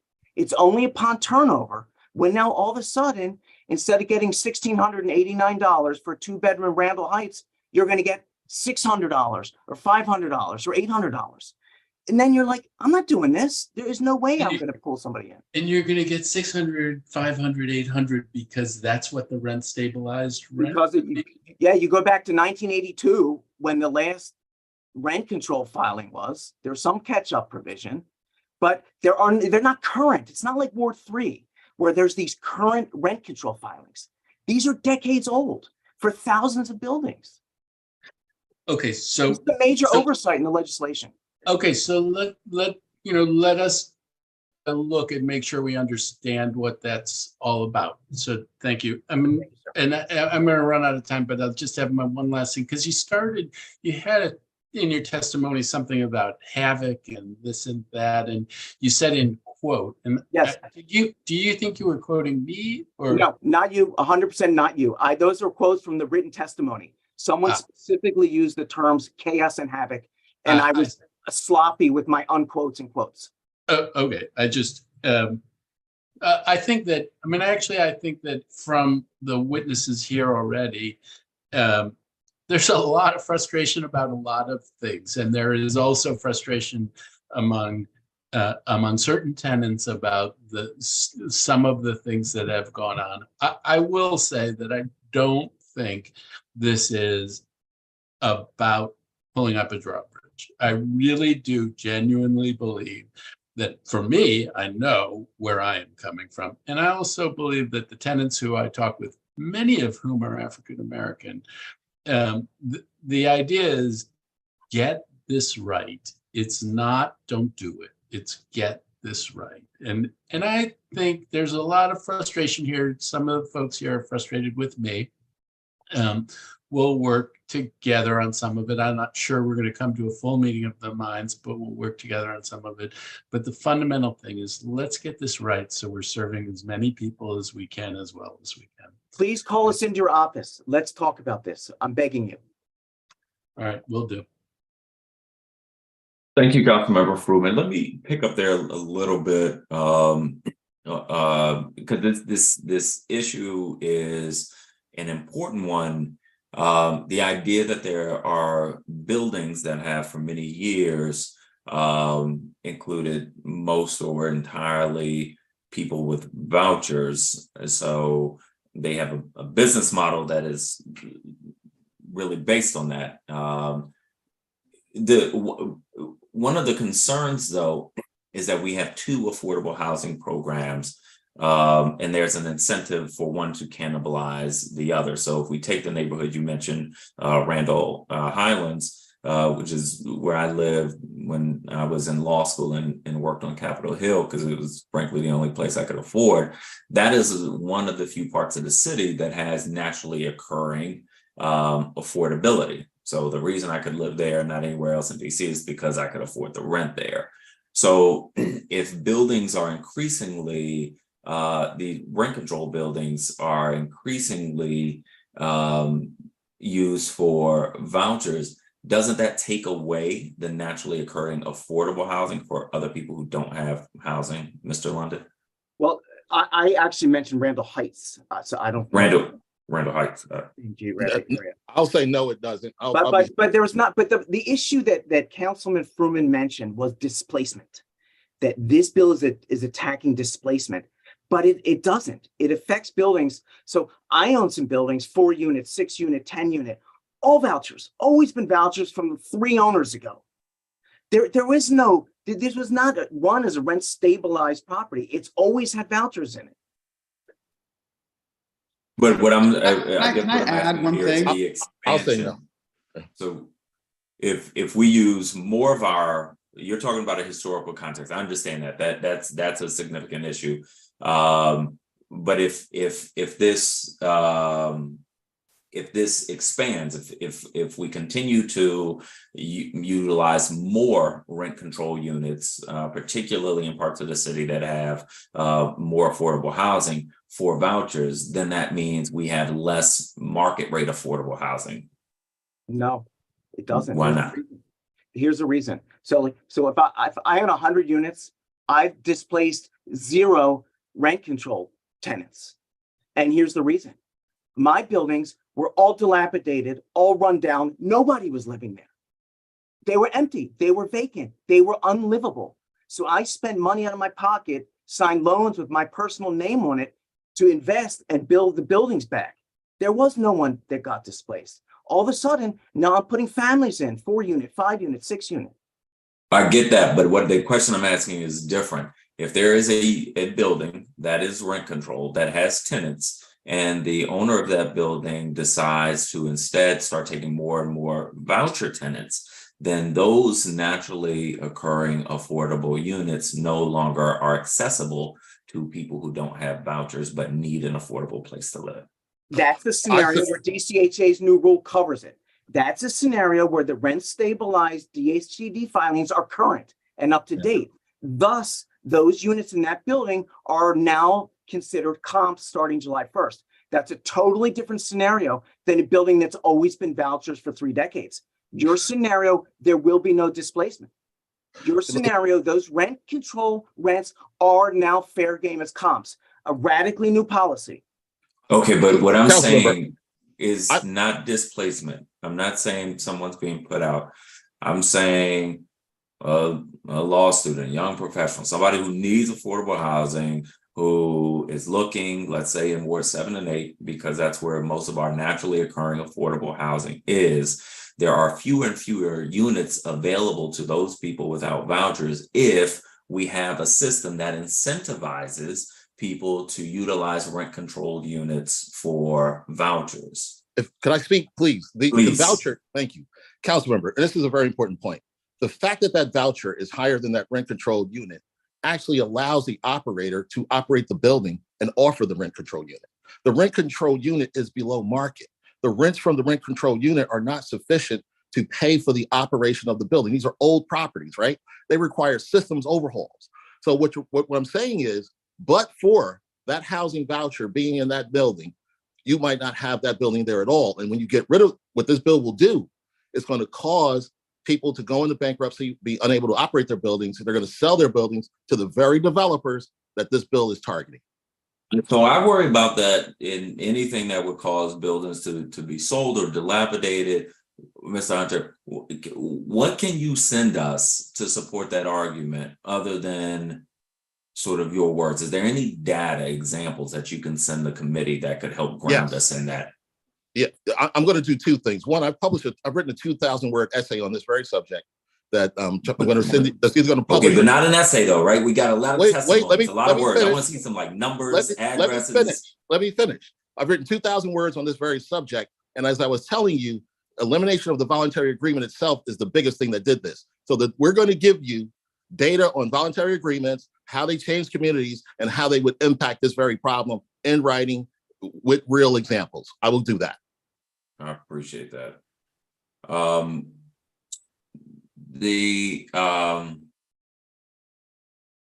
see a couple of hands up, and I will get to folks. Mr. Warren, I had another question for you, but if you have a comment on the discussion we've been having, let me take that. You know, we hear these folks and they're talking about, you know, rent control and these builders and being worried about landlords losing money. You know, through the pandemic, a lot of people got rich. You know, we spent millions and millions of dollars helping folks stay in apartments. A lot of these developers and landlords have gotten rich. And people have gotten a lot of money because we've been in what I believe to be war. You know what I'm saying? We just came through a war, and in war, there are a lot of folks who benefit from that. And landlords in the District of Columbia have benefited from that. We need to have, when you start talking about somebody selling a building to a developer and a developer redeveloping that building, it needs to be written into public policy that a portion of those units will be made available to low-income residents in the District of Columbia. Then we won't be having these conversations. There needs to be law. It needs to be law that, you know, if you build a 50-unit building, that 1/3 of those units need to be universally affordable, for folks can live in that building. Okay. And let me pause you there. That landlord or person don't want to rent that, don't want to, you know, apply to that public policy, then they should pay high taxes in order to supplement those voucher holders in the District of Columbia of low-income people. So we have that equity across. I'm over time. Let me turn to Councilmember Fruman. Okay, well, thank you very much. I think I'm gonna try to carry over. So Mr. Randall Dean had his hand up, and then once he finishes, and if I have questions responding to that, then I'll turn to you, Mr. Simon. You've had your hand up, and among the what I'll call the landlord group here, I think others have had an opportunity to kind of have a second round and make sure that you get your opportunity. So Mr. Dean, you had your hand up. Was there something that you were trying to say? Well, yeah, absolutely. And the gentleman makes the point. It would be quite a disservice to the citizens of the district for this conversation to be so dominated by the points of view by those who have a capitalist interest in the status quo. And as you can see, I transitioned from an office space to my living environment because I was not prepared for how this conversation would be conducted. But the issue of 1/3 or any percentage of units being able to be available to low-income residents is not really foreign to how that process is dealt with today, but it continues to be exploited. So where you have people who are able to hide their income or hide their assets or hide their net worth or completely assign that net worth to a parent or a partner in cases where that person is not actually poor, not a vulnerable citizen, certainly not a Black citizen, there are still very accessible ways in which they can exploit those criteria. And I think that the number is too low. The 1/3 value is actually too low, and it still doesn't give a real incentive or force the city itself or the government of the city to identify itself as a housing first or as a housing justice institution, which I think we're well away from that. The talking points, the suggestion that there are nonprofits, that there are agencies and coalitions out there that assist housing vulnerable people are very compelling and do a great deal of public relations for this city. But when you try to navigate those systems, even if you're navigating it from a position of sobriety, intellect, personal self-empowerment and self-awareness, or if you're navigating it from the lowest position, which is untreated mental illness, addiction, and adverse community behavior, there's still it's still no more attainable than the other. So I would be cautious, Mr. Walker, about even believing that assigning these quotas to property managers or developers is going to provide any more of an incentive. I shared with you that outside of being a policy group principal, I am a housing vulnerable person. I've actually been homeless. I've actually had to consistently pay to live in Airbnbs or discounted hotels because I couldn't get housing. And the reality of it is those organizations or properties that have those quotas would consistently say, well, yes, we are required to house 1/3 or 15% low-income residents at our property, but guess what? They're all full. And they've been full for the last 5 years, and they're going to be filled for the predictable future. So even that, I don't think it's substantial enough policy to really address what the issue is here. Thank you very much. I really appreciate that. I mean, I do think, and I'll turn to you in just 1 minute, 30 seconds, Mr. Simon, that both Chairman White and myself are trying to navigate this process so that we could create as much affordable housing for as many people at different levels of income as possible. And it does get tricky because doing so, using government policy to do that, you have impacts on the market, and we want to be cognizant of that. We don't want to be without landlords. We don't have housing in the same kind of way, and yet on the other hand, we also have to be careful in the way in which we regulate so that the system works as fairly as possible for all. And so I think we share the goals and recognize the challenges. Now I'm going to turn to Mr. Simon, who's had his hand up for now close on 5 minutes. Yeah, I just wanted to respond to Chairman White's comments and just other comments that one program is gutting the other, and just put into perspective that there is somewhere in the neighborhood of 90 to 125,000 rent controlled units in the city, and there's less than 20,000 voucher units. So just one program is simply not a threat to the others. Even if every single voucher tenant lived in a rent control unit, which is untrue, still 80% of units would be unaffected. So you're just solving a problem that numerically doesn't exist. It's just a tiny program that is absolutely no threat to a larger program. And unlike buildings who are built after 1975, whose exemptions are permanent, the voucher exemption is temporary. So as soon as that tenant leaves, the unit goes back into the rent control pool. So there's just no threat from this program to rent control. It's just simply too small. The numbers just don't bear it out. But the reward is huge by allowing low-income families to move into these rent control units in high opportunity neighborhoods. You're achieving an important policy of deconcentrating poverty and giving access to the entire city to low-income families. When you take 90 to 125,000 units and you legislatively make them unavailable to the HCVP program, you do tremendous damage to that program. Well, so thank you for that.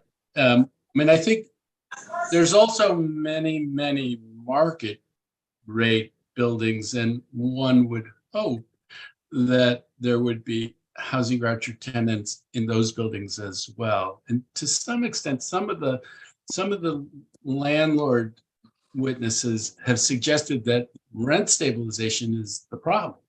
And yeah, Mr. Hunter is, and so I mean that's a philosophical question, and you're not alone in saying that. I think the DC Policy Center has said things along this effect, but that isn't the policy of the District of Columbia. It's not that, from my perspective, it is not that there should not be housing choice voucher residents in Ward 3. There should be many. The question is in how many buildings, in how many different kinds of buildings, and shouldn't they be in all of the buildings?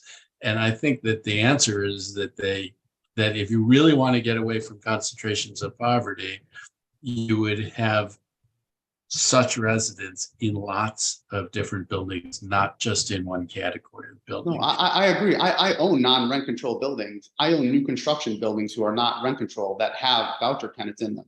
So I'm not suggesting to you that voucher tenants should only be in rent control buildings. I'm just suggesting that in a pretend world where they all are, it still doesn't affect the number of units. But yeah, I have market rate buildings that have inclusionary zoning tenants and market rate tenants and voucher tenants. Voucher tenants live in all types of buildings, but you're proposing legislation about rent control units. So I'm just addressing that one building type. No, and I hear you, but I mean, the economic structure, I'm running out of time, but with the economic structure has created a particular incentive in the rent control setting. And Mr. Hunter, I think you're signaling that you're for it. But that's what this part of what this legislation is about. I'm a minute over, and so I should stop. And I actually think this has been, from my perspective, a very fruitful discussion. We could go on for a long time. This is not the end of the conversation from my perspective. I will meet with various of the people here, but I won't be taking another round of questions because my heart sinks to think of how many more people are on the list and we're still on the first panel. Appreciate it. Same. I have a lot more questions, but we've already gotten notes from people on later panels that they've had to leave. So I'm going to move to our next panel. I want to thank members of this panel for a very fruitful discussion. So our next panel will include Judy Esty,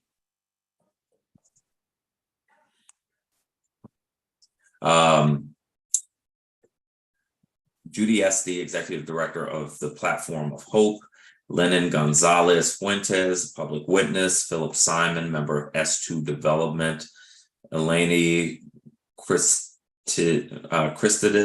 Supervising Attorney with Legal Aid DC, Andy Wasenick, Assistant Director of Outreach for Miriam's Kitchen, Ali Samir with James River Housing Partners, Walda Yan, Chief of Housing Program for the Latino Economic Development Center, Donnie Shaw, Public Witness, Taylor Salmon, owner of TJS Holdings, Karen Caston with Wardman Hotel Strategy Team, Russ Brown, Chair of the DC Housing Providers Association, and Amin Hamedi, Public Witness. Give us a moment to get everyone teed up.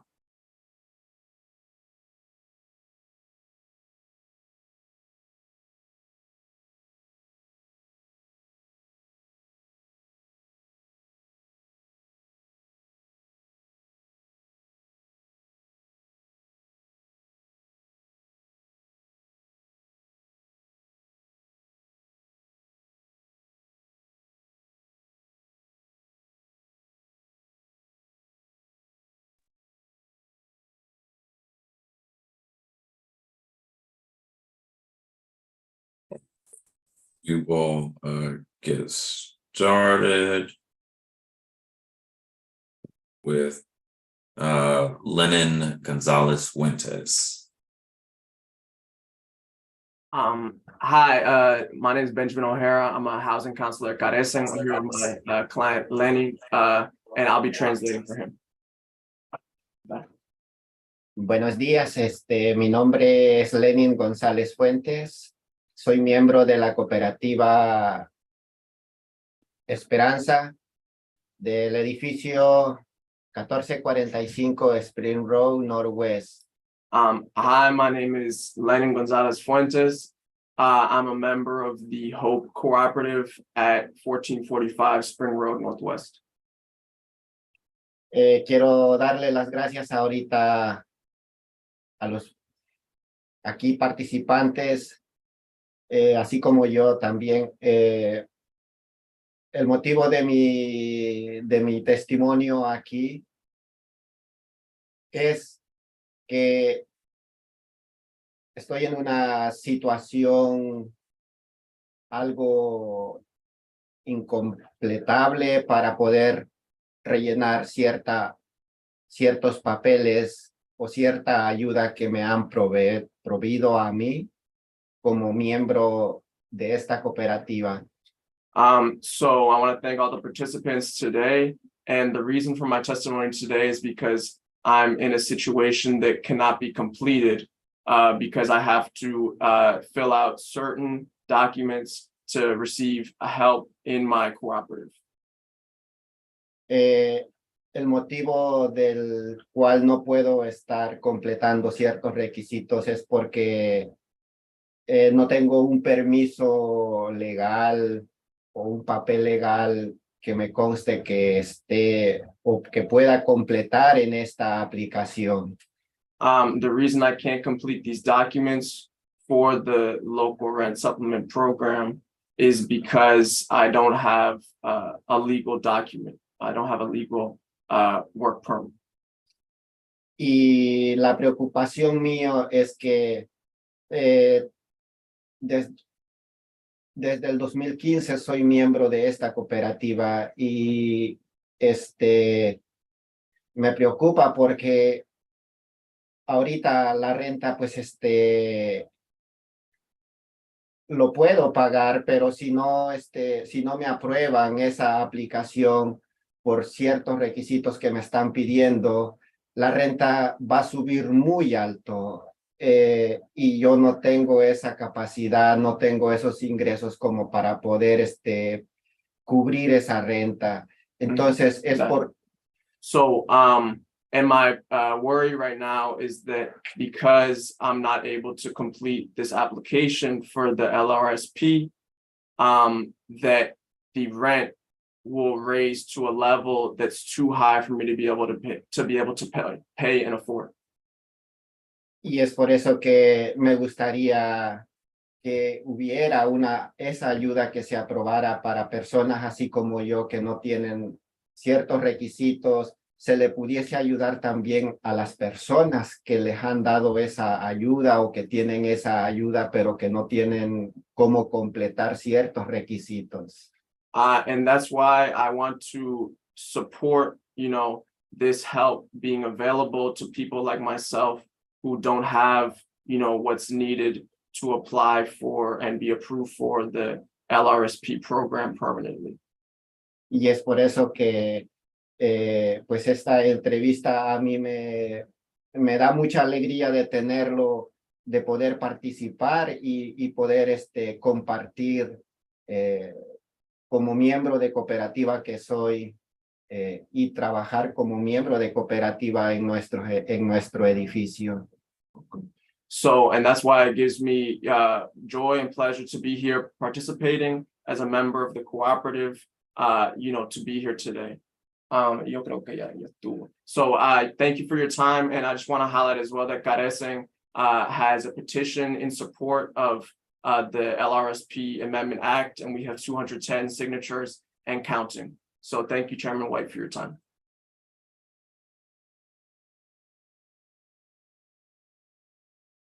Thank you so much for being with us. Philip Simon, you are next. Good morning and welcome.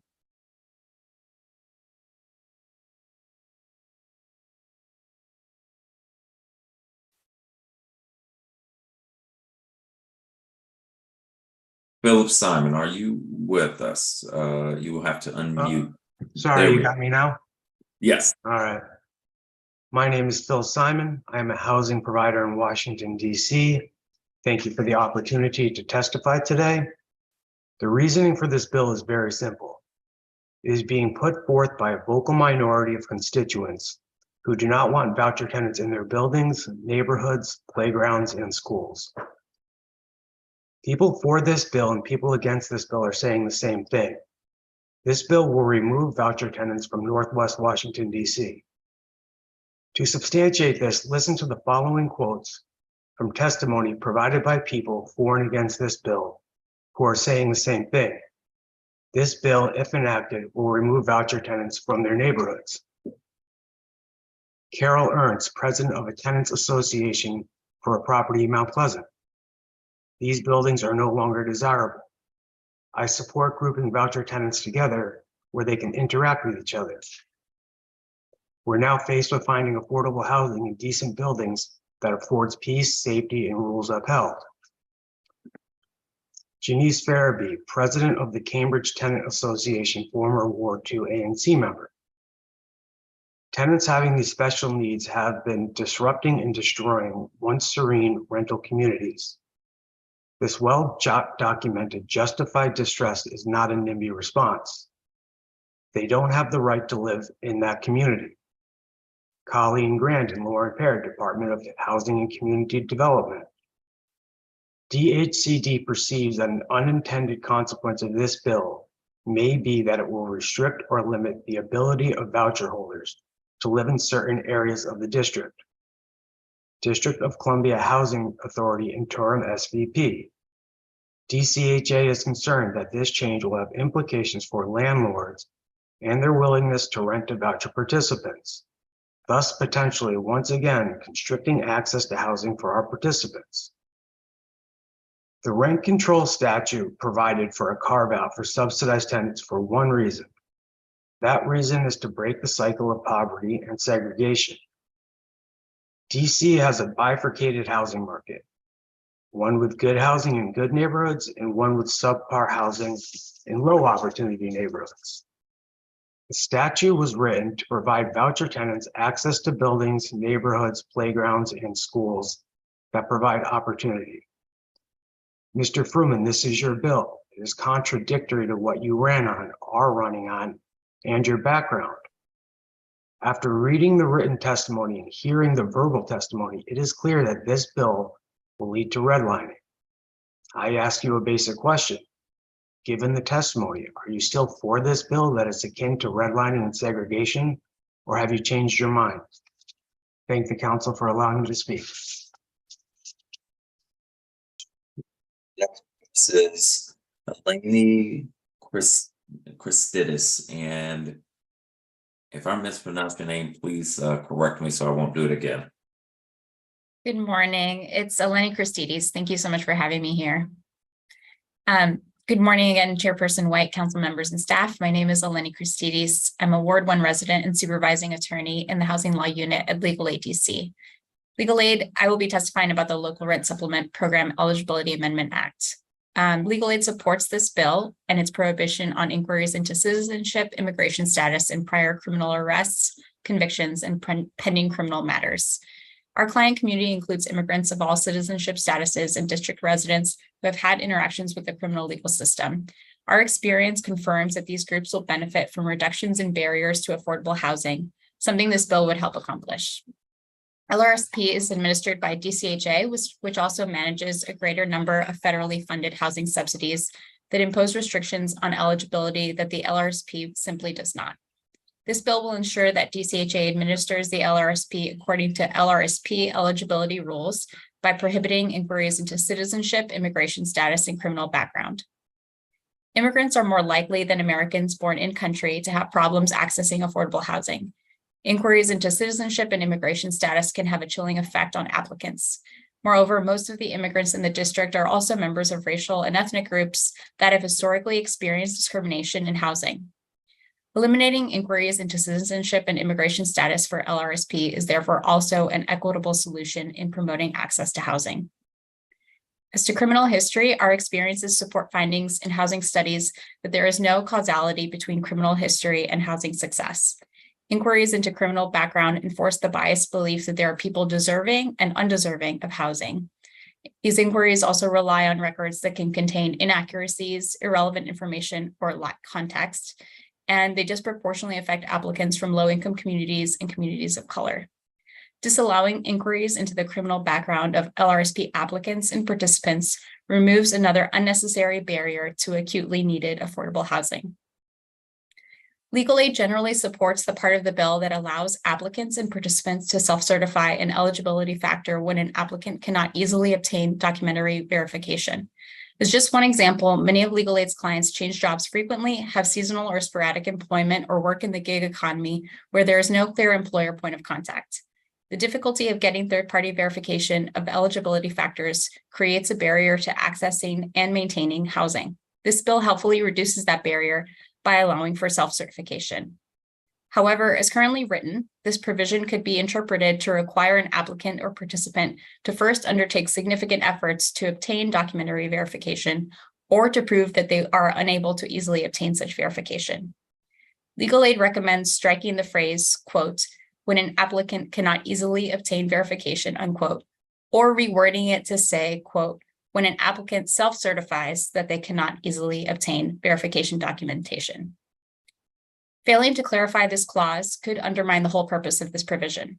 For this reason, legal aid recommends either striking or amending the phrase in the 3 places it appears in the bill. Legal aid appreciates the council's commitment to reducing barriers to housing for our client community. LRSP is a lifeline to low-income families who need stable housing, but who might be ineligible for federal rent subsidies due to their immigration status, history with the criminal legal system, or who encounter other obstacles to obtaining official records. Eliminating these unnecessary barriers and clarifying the scope of DCHA's inquiry will help district residents who are among the most excluded from the rental housing market and from federal housing programs to find stable housing. Thank you for this opportunity to testify. I'm happy to take any questions you may have. So much. Our next public witness is Andy Wasenick.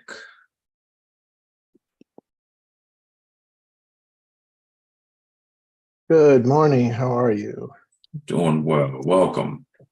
Thank you. Good morning, Chairperson White. My name is Andy Wasenick. I'm a Ward 4 voter and the Assistant Director of Homeless Street Outreach at Miriam's Kitchen, where my team is on the front lines to end chronic homelessness. My testimony today is in support of the Local Rent Supplement Program Eligibility Amendment Act of 2023.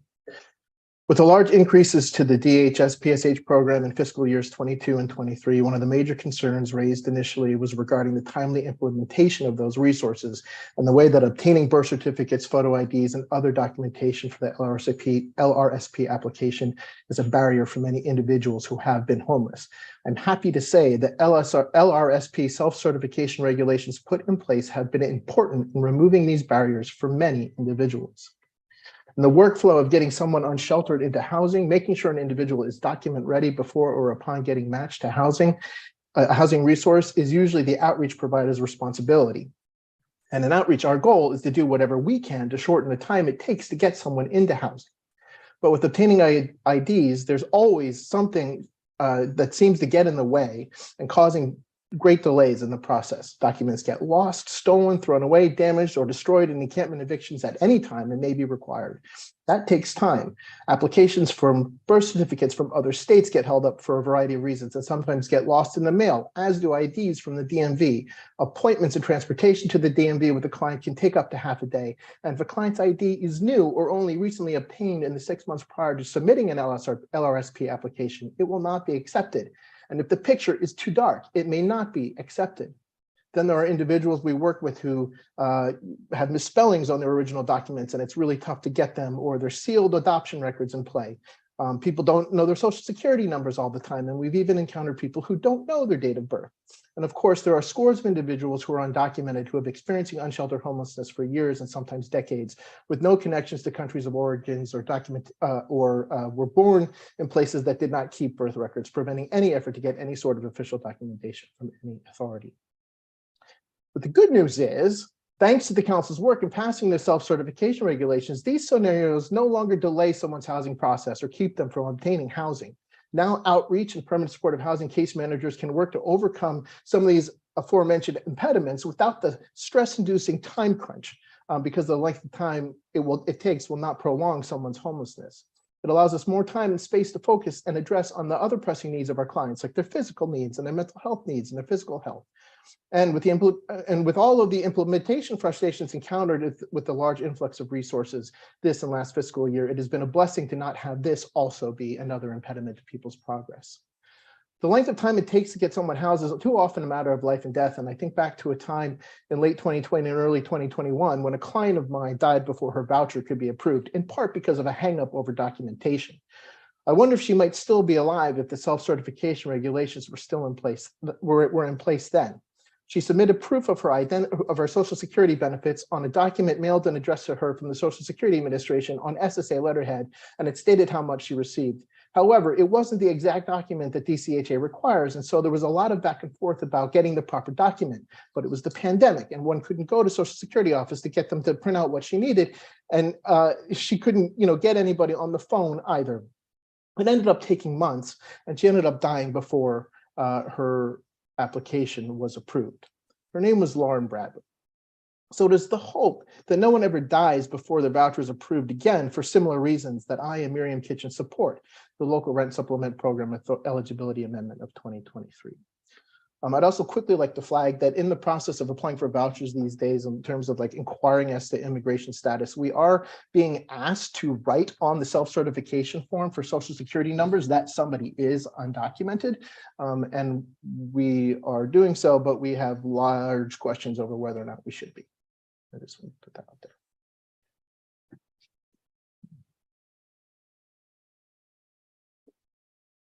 Thank you very much. Ali Samir, welcome. You are next.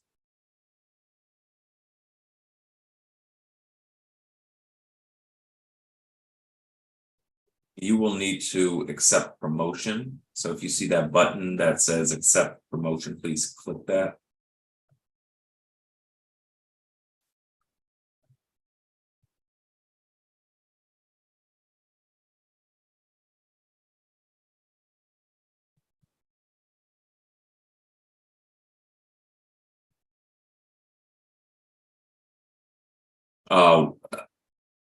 Ali Samir, if you see the button that says accept promotion, please click it. I hope you will join us. If you do, I will turn to you. In the meantime, Wanda Yan, you are up. Well, I'm sorry. Walda Yan, my apologies.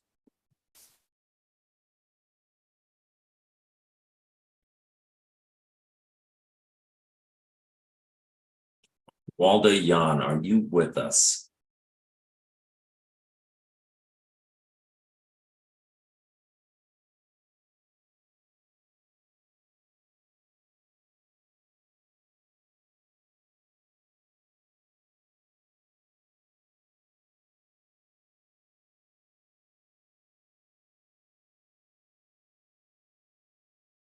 You can begin.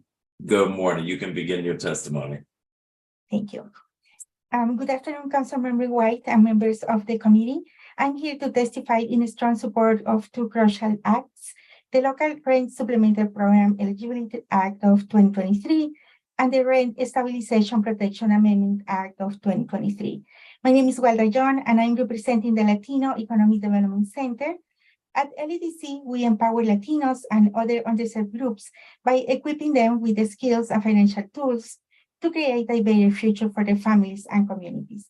Our programs focus on enabling participants to learn how to build their long-term financial security by buying and staying in their homes, taking control of decisions affecting their apartment buildings, and starting or expanding their small businesses. Today, I would like to highlight the importance of moving barriers to housing in order to enhance accessibility for all individuals. Please allow me to share how the Local Rent Supplemental Program Eligibility Act will address some of the recurring challenges our community encounters. Through the Tenant Services Program, LEDC serves many district residents, assisting them with any challenges they may have when looking for accessible housing in DC. One of LEDC's Tenant Services Coordinator, Mary Jane Regalado, has been instrumental in helping families and individuals apply for much needed housing vouchers through the CHA.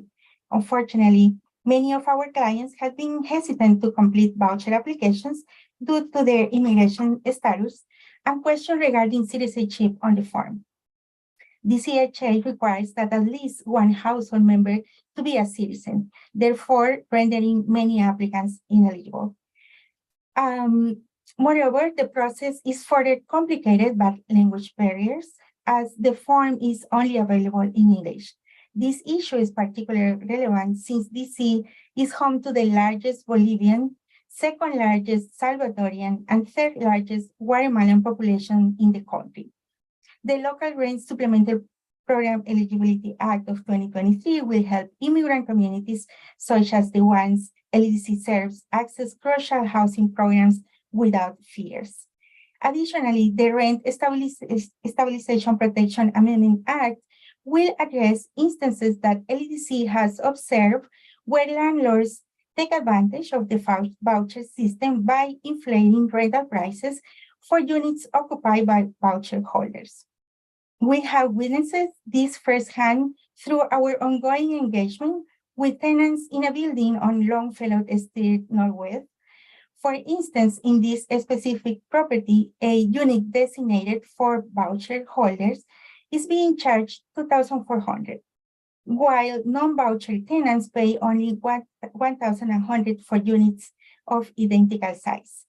Within this building, we have encountered a situation involving a young Black man and his late mother, who was a voucher holder.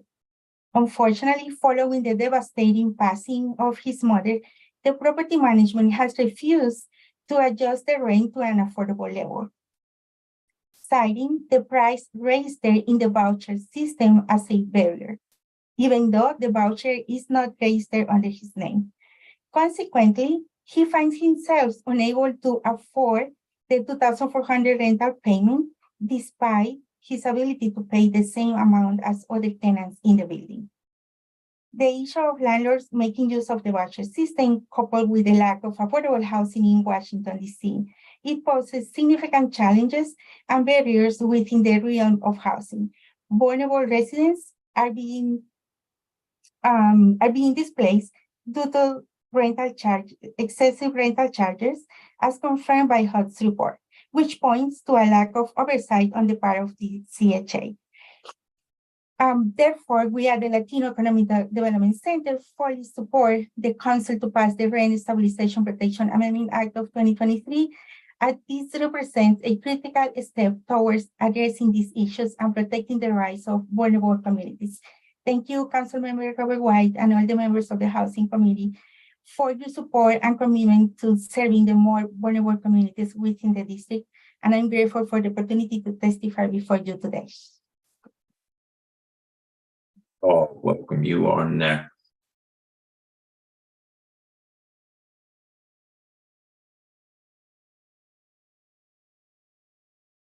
Donnie Shaw, are you still with us? I am keeping hope alive. Excellent, excellent. You can begin. All right. I just want to make sure I'm able to speak on Rent Stabilization Protection Amendment, the Rent Stabilization Protection Amendment Act. Yes, go ahead. Okay. All right. My name is Donnie Shaw, born and raised in Washington, D.C., and I'm familiar with the community that Mr. Fruman represents. I went to American University. I worked at St. Albans, et cetera, et cetera. I've been a landlord in the voucher program for over 15 years. And I want to start by saying fix DCHA because it's the crux of our problem. Now, it has been publicly stated that DC Housing Authority is working on making the payment of rent a little more user-friendly and that's supposed to start July 1st. So I'm going to respond to the notion of the voucher program jeopardizing rent control housing. Rent control housing, for the record, has been around since 1985. And as a business student at AU, I could tell you the revenue of 1985 is not equivalent to the revenue needed today to survive in housing. And to find out from one of the 4 planks on my table, and I give props to the previous presenters, and that is Mr. Simon, Mr. London, Mr. Hunter, and Mr. Felipe for making points that I kind of agree with.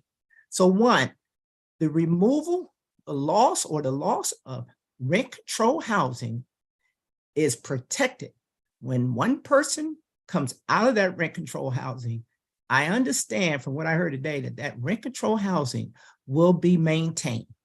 Now, if there is units available in a building that has rent control that has the right to rent to anyone that they see fit, and it happens to be a person that's holding a voucher, I see the amendment under the disguise that the landlord that will get paid for taking that voucher tenant being overpaid a farce. I have one of those scenarios where my voucher has not been changed in 5 years, as Mr. Hunter says. That's one. My voucher offers a lot of square footage for the nominal rent that I get on top of that. And I survived the pandemic, luckily. So going back to the notion that the rent control housing will be jeopardized by allowing landlords in Washington, D.C. that provide affordable housing, because if you're going to provide affordable housing, you're going to get into the voucher business, because that's about the only way I can understand clearly this word affordable housing. Now, back to Mr. Fruman's amendment, and that's possibly your amendment too, Councilmember White. That goes back to me saying fix DCHA. Mr. Fruman, the community that you represent are dealing with a handful of behavioral issues with voucher tenants. Been there, done it. I know what it feels like. And I can imagine those tenants saying, I don't want those folks in my building. I know that you're using the word stabilization. It still equals rent control for a modern day scenario, which does not work. I'm incentivized, as you would read in the book, Freakonomics, to be an affordable housing provider because I can make a profit, which I don't on this one, because I said fix DCHA, who hasn't given me a rent increase over 5 years, and my cost has increased. But I decided to get into the business because I came out of AU saying that I was going to grow up and provide affordable housing. So one of the panelists said there's no harm in mixing the community because the old model does not work where you warehouse people that are voucher. And not all voucher people are bad, because I got a couple of voucher tenants. Not all voucher people are bad, but there are a couple that makes the voucher program get a black eye. And I got a feeling the heat is on you from your community from a couple of bad apples. Fix Appreciate, let me I'm going to wrap this up. There. I have 11, hold on, I have Wow. 8 seconds. I have 8 seconds, 6 seconds. Go and fix DCHA, and I believe our problems will be solved. Keep up the work, Councilman White, on fixing DCHA. Thank you so much. We are going to stay at it. Karen Caston, welcome. You are up next.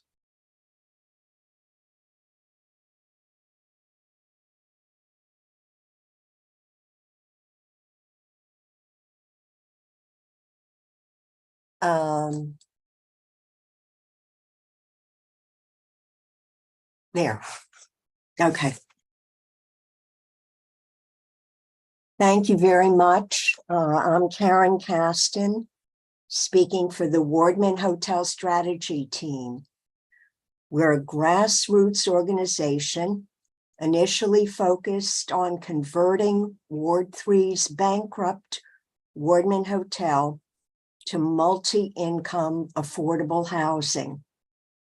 We had a keen interest in Councilmember Louis George's Green New Deal for housing, a vision of multi-income social housing that provides places to live for people from 30% AMI to 40 to 50 to 60 to 80 up to 100% AMI, all in one building. That housing model has worked elsewhere. And in fact, we still hope that with all the new development planned for Ward 3, a place will be found for a pilot social housing project. In any event, with the loss of the Wardman Hotel to developer Carmel's 900 units of luxury rental housing, only 72 of them affordable, we've turned our attention to affordable housing elsewhere in the ward and the city. And my testimony today comes from that perspective. As I understand it, Councilmember Fruman created his bill out of the recognition that city policy currently pits affordable housing for voucher recipients against affordable housing for others, mostly those of modest and moderate income, many of them seniors, who need affordable housing but don't have subsidies. For these residents, rent-controlled or rent-stabilized housing has for decades provided the answer. But now highly inflated city subsidies have incentivized landlords of quite a few rent-stabilized buildings to prefer renting to voucher holders over renting to tenants without subsidies.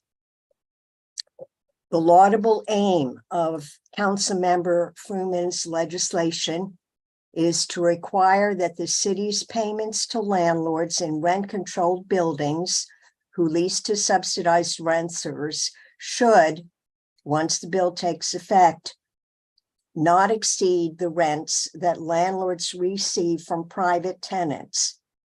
In that way, Councilmember Fruman's bill would help advance two of Mayor Bowser's primary goals: reducing homelessness and promoting affordable housing. At a recent meeting in a rent-stabilized building in which Councilmember Fruman was the invited speaker, I asked several questions about the bill. Councilmember Fruman suggested I bring the ideas up during my testimony today so that they could be considered for possible inclusion during the bill's markup. And I want to thank him for giving me this opportunity. Idea one concerns the bill's lack of retroactivity. Landlords' existing voucher contracts with the city, which the Post found exceeded rent reasonable standards by $1 million a month, can't be modified by this bill. But again, my understanding is that since landlords are required to renew their contracts with the city annually, that annual renewal could provide an opportunity to bring excessive landlord profits under control when the contract is renewed. Recently, however, I heard about a new wrinkle that landlords who rent to subsidized tenants are strategizing to circumvent the requirements of the bill by foregoing a rent increase in their new contracts. Therefore, I urge you to find a way to bring all contracts at their time of renewal under the requirement of Councilmember Fruman's bill, even if landlords don't request a rent increase. That's, Ms. Keston, I know, I can't believe I'm running out of time. Let me just blitz through the second point that. Let me ask you to summarize it in about 15 seconds because we're Okay. quite a bit over and folks are having to leave. Okay, so the second point that Councilmember Fruman suggested I bring up at this meeting is that housing choice should be radically expanded to market rate rental buildings. And by law, they're not supposed to be allowed to deny access on the basis of source of income. But for whatever reason, on the ground, there are very few voucher recipients living in market rate, non-rent controlled buildings. And if that could be changed, it would help reduce the threat to rent control by providing more opportunities for unsubsidized tenants to find affordable housing. And it would help prevent the duplication of concentration of poverty in individual buildings, which deconcentrating poverty is something the housing choice model was specifically established to overcome. And thank you very much for accepting my testimony. Welcome.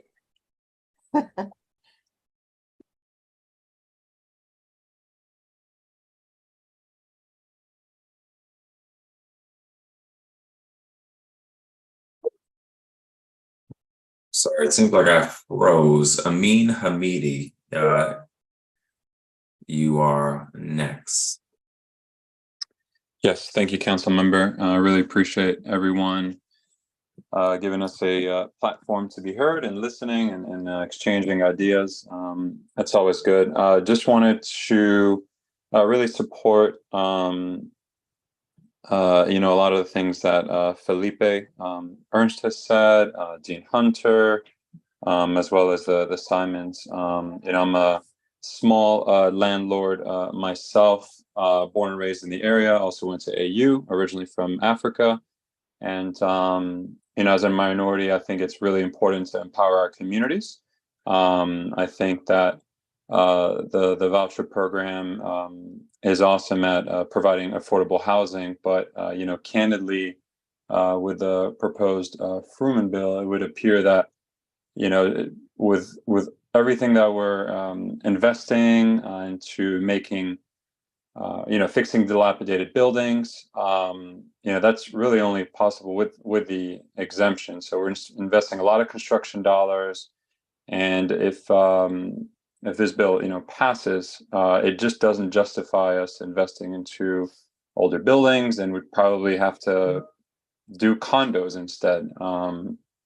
So I think I'll just, kind of leave it at that.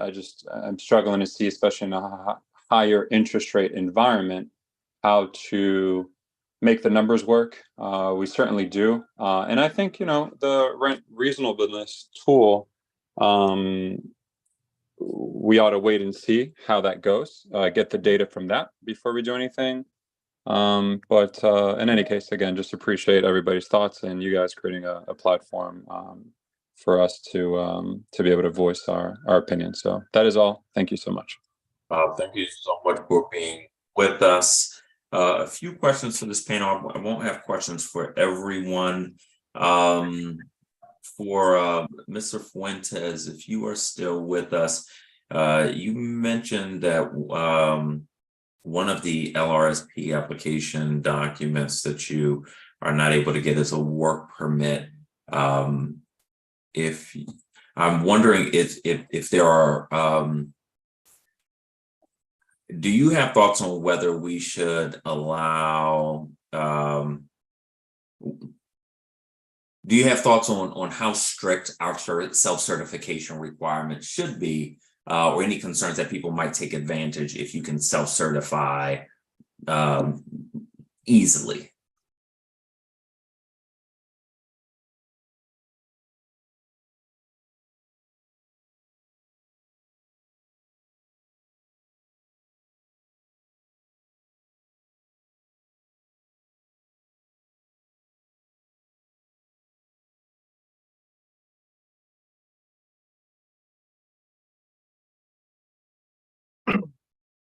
Pero no entendí muy bien la pregunta. No, si esta ley haría que la gente pueda autocertificar que es elegible para el programa, ¿verdad? Entonces, ¿usted cree que podría ser personas que toman ventaja de ese cambio o no? En mi experiencia, no sabría decirte si esas personas podrían, o sea, hacer un cambio, pero si hubiera esa oportunidad de que se apruebe algo para estas personas, por ejemplo, como en mi caso y como otras personas también que aplican en esa aplicación o en esa ayuda, beneficiaría, o sea, a mucha gente, así como en mi caso y como otros casos que también están en espera. Okay.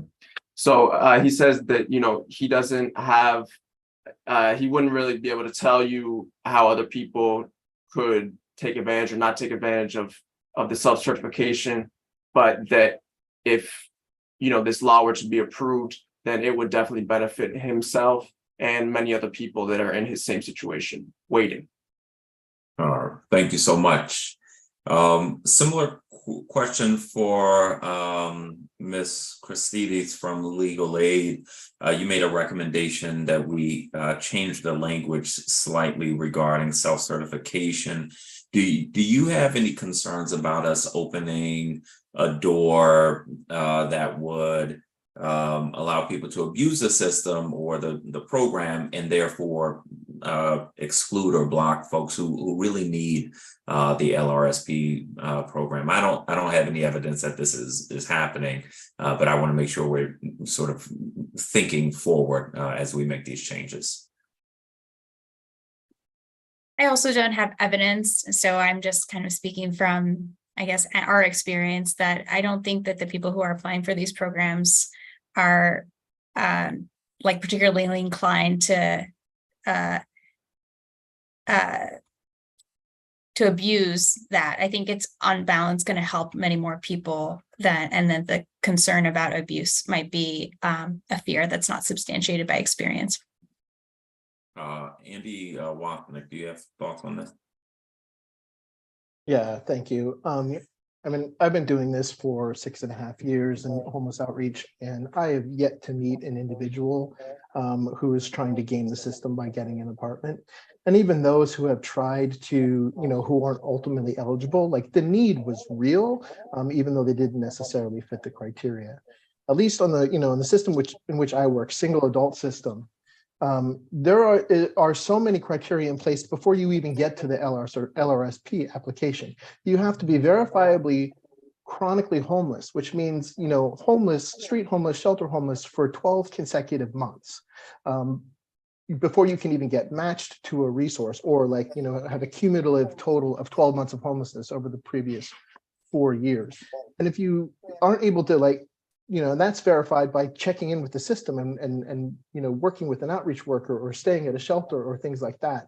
And if that's not able to be verified with the homeless information system that we have, then you have to have somebody who is, another caseworker, a lawyer, a doctor, some other sort of professional or employer who is willing to attest to the fact that they have known you for more than a year and they have known you to be homeless for that period of time. So before we even get there, it's really tough for somebody to say I'm going to get myself a voucher by saying I'm somebody I'm not. That's very, very helpful. Donnie Shaw, a question for you on the on your testimony. You mentioned and others had that rent controlled housing is protected after a person with a voucher comes out. But does the rent revert back to the rent it was at before the person with the voucher occupied the unit? It's supposed to, but it doesn't. Donnie. Donnie, I'm not sure if you're still with us. Ms. Caston, I appreciate you volunteering that answer. So one of the questions I have based on that is, if a landlord rents to someone who has a voucher for several years, it would seem that they would be disincentivized from going back to traditional rent control because they would revert back to a rent that may not be sustainable. And I wonder if any of the housing providers on this panel have perspective on this concern.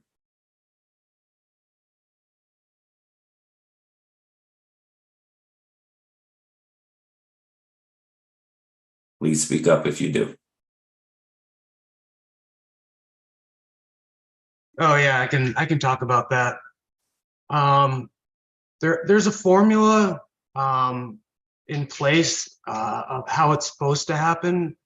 If you go from a voucher exemption to market rate, but it's very disadvantageous. It's like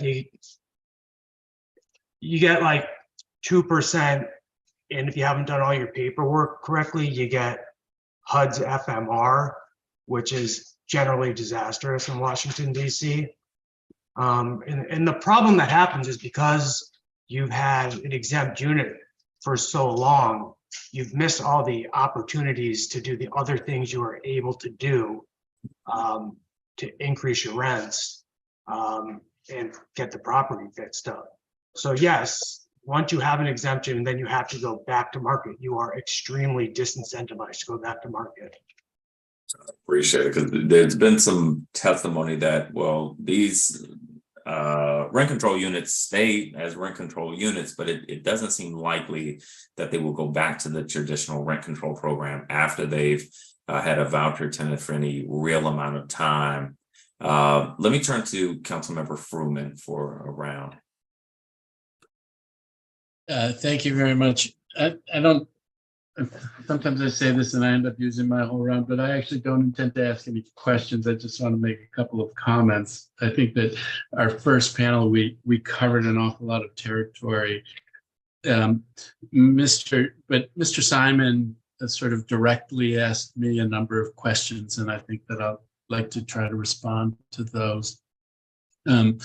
Going to the first question was, given what I've heard so far, do I continue to support this legislation? And the whole idea behind these hearings is to get perspectives from different people and to learn about dimensions that hadn't been thought of at the outset.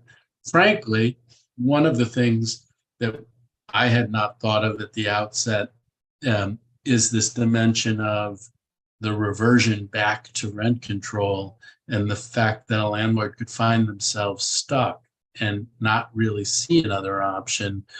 And it may well be that the rules for that are such that we need to address that. The other things, another thing that we heard about from folks on the panel, there were a couple of references to folks asking for rent increases from DCHA and not getting those rent increases during the time where there was a voucher holder in place. I have heard references to that, and I want to learn more about that because I think that it is, that would not be fair either if that were the case, where costs were going up and rents were not. So I think some of the implications of what's going on out there, this is a process of learning more about those things. And whatever the legislation is, I think it is going to be different when eventually marked up, and I hope it will eventually be marked up and enacted. And a lot of that comes from listening to people and culling out what are the really cogent concerns that get raised here. To the fundamental question, though, do I support the idea of the core idea of this legislation, which is level settings, so that landlords are getting the rent they would get for a unit if they rent it to a voucher tenant in a rent control setting that they would have gotten in a rent control setting, and they would be getting the rent that they should be getting in a market building, whether regardless of who the tenant is, that they would be getting the same rent. Yes, I think that that is very important, and I think it is very important that we not create an incentive to have concentrations just in certain buildings. And we do have that. We do have buildings where you're getting up over 50% in rent stabilized buildings. And that's not what people thought about at the outset of this program. Now, you asked, is this consistent with what I ran on and what my approach over the years? And I mean, literally, it is 100% consistent with everything I have done for years. The references to not having one form of affordable housing cannibalize another form of affordable housing. I cannot tell you how many times I raised that during the course of the campaign. There are other things that some of the landlords on here have raised about challenges, fix DCHA, make this system work, enable us to do some of the things that we need to be able to do in order to create great housing for our tenants. I also talked about those things. So is this consistent with where I've been coming from? 100%. It's also consistent with the spirit of it, because there's the redlining gets tossed around, very cavalierly here, as if the idea is to pull up the drawbridge and keep people out of Ward 3. It just is wrong. And it is not where the vast majority of the tenants who are in these buildings are coming from. And it is certainly not where I am coming from or have come from for a decade and a half. It's get this thing right. And there isn't anybody who's testified yet who said, you know what, we got this is working. This works. Everybody here is saying there are real challenges with how this program is working from lots of dimensions. And I am completely committed to the success of this program and the continued success of rent stabilization. And folks can say, oh, it's something different than that, but that's just life. I have the great privilege of being able to serve as a representative and try to do the best I can for this city. And sometimes folks are going to say things that just aren't right about what might be motivating me or some of the folks who I represent. But we're just going to keep our shoulder down and do the best that we can. Many of the people who talk about the need for changes in these programs are voucher tenants themselves. There are folks here who say, there's lots of people in the voucher program who've been very successful or can be very successful, and there's some challenges out there, and that could not be more true.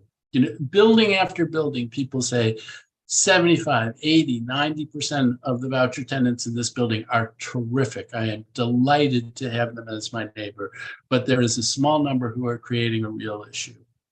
And we should be really careful not to vilify those people, because they're raising concerns that if you were in that building and you live next door to somebody who was screaming all night long, who was throwing garbage on your door, you would feel the same way. So let's keep it so that we're all looking for how we're going to solve this and make this work for everybody.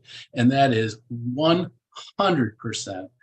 what I set out to do in the campaign, in proposing this legislation, and in my hopes to listen to what the testimony is today and to improve on what we've proposed. Thank you very much. And with that, Can I add one thing? Since you recognized here that we're putting the cart before the horse because we don't have the correct way to bring back units from voucher to market, wouldn't it be wise to figure that piece out prior to moving forward with this bill. I think this bill needs to be tabled until that is figured out. Mr. Furman, can you respond to that, please?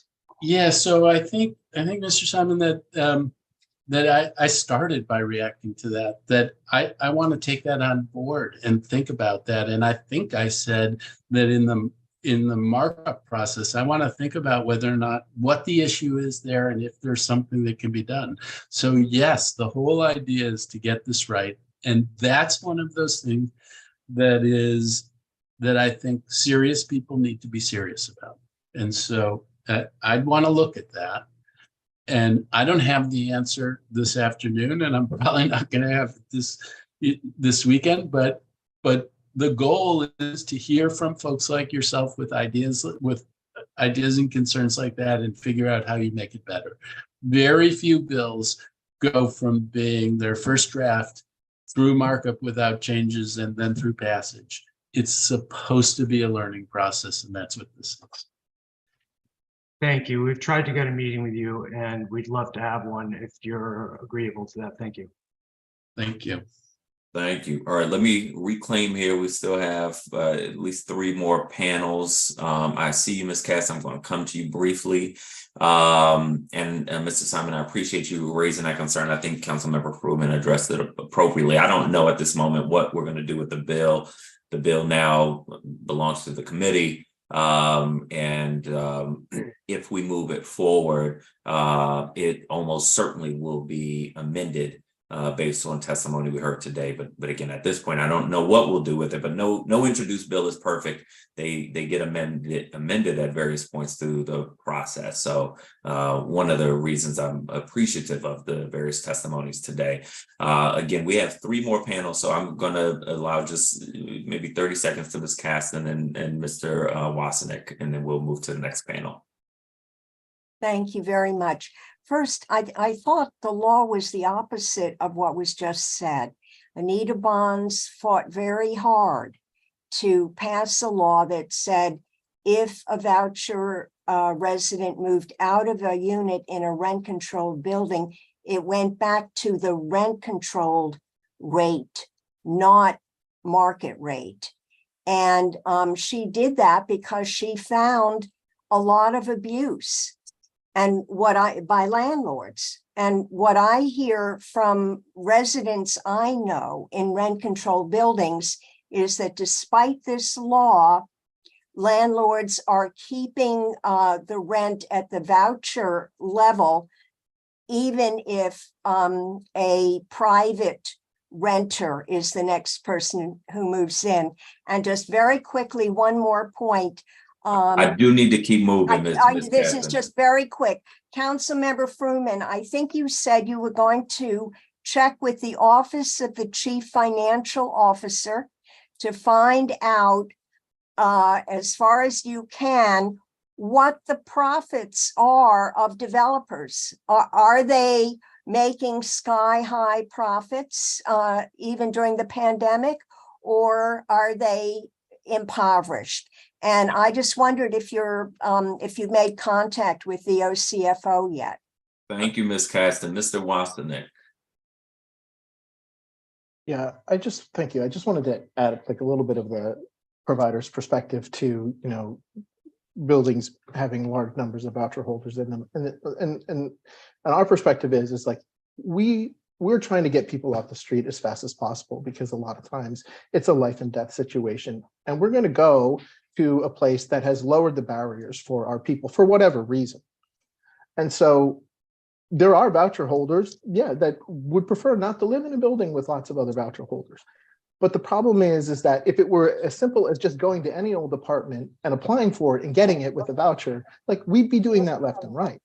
Like we would, but there are so many barriers in place. And sometimes we know it's illegal, but nobody has the time to like file a claim or any, report it or flag it, because we're trying to like get people off the street and our hands are full. So the discrimination or the rules around like where a voucher is good and not, like the buildings have and the credit checks and things like that, and the credit checks for people who don't pay any of their income to rent, like and people losing it for that, like the voucher covers it. So that just wanted to add that perspective to it. As we come to the next panel, I just want to note, I think Ms. Catherine is right. The law is that the units are supposed to go back to rent control rate. To the extent that folks find examples where that is not happening, please notify the committee. And again, I want to thank everybody on this panel for being with us. This has been a very helpful and productive conversation. We will continue it with the next panel, starting with Colin Thomas, a public witness, Alan Tingen, public witness, Patrick Merkel, a public witness, Alyssa Liberto, a public witness, Catalin Peter, Vice President of Government Affairs for AOBA, Michael Campbell with DC for Democracy, Frank Nicole, Managing Member of Paramount Management, David Marlin, a trustee for the Committee of 100 on the Federal City, Robert Harvey, Advocate for Rebuilding the Community, PPA and Fair Budget, Stefan Rosu, Public Witness, Armand Gill, Public Witness, Robert Leonardo, co-chair of TINAC, Matthew Stollenmeyer, Public Witness, Janice Farabee, President of the Cambridge Tenants Association Incorporated, and Jaina Muhadid, Public Witness, Therese Liu, attorney with the Washington Legal Clinic for the Homeless.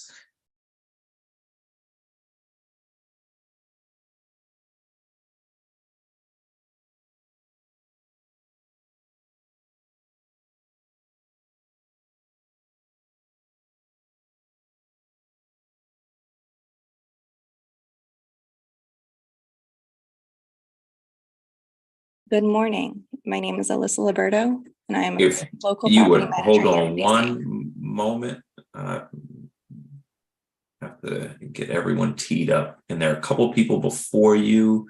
I just want to see if they're there. They are here. All right, Colin Thomas, you're first on this panel, and you can begin.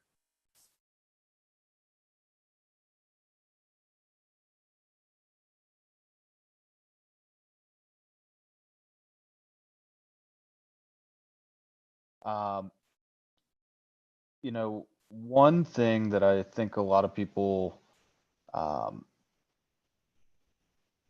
missed in this is the pace of changes and not allowing landlords to adapt to new rules even before we implement another rule.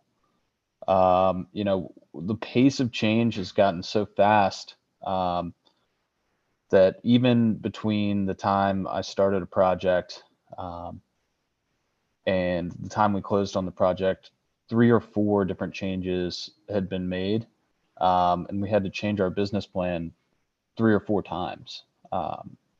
And now we closed on this building. It was a TOPA project where we came up with a creative structure where the TOPA buyouts were considered as equity. So the tenants actually own, or a lot of the tenants, some opted not to, but a lot of the tenants actually own a piece of this building as investors, which I thought was a really creative structure, and I thought it was going to work really well. And we thought, okay, and we can also preserve it for affordable housing. The tenants can get their, you know, buyouts and go, you know, a lot of them bought homes, a lot of them invested into the building, and we're supposed to receive dividends. Of course, this is another change. We spent a lot of money renovating the building and making it nice. We initially were going to protect ourselves through a voluntary agreement that got thrown off the table, so we had to go back to the drawing board. And you know, the tenants are going to lose all their equity. You know, the building's probably going to go back to the bank. You know, I feel bad for the situation. And I think there's going to be a lot of these situations. And, you know, people are creative. If you give them time, typically they can figure out how to make things work. Unfortunately, it's just been change after change after change. And I don't think you're giving adequate time to people who have to make monthly mortgage payments to adjust. And that's going to destroy lives too. And it's going to destroy value. It's going to hurt tax revenue.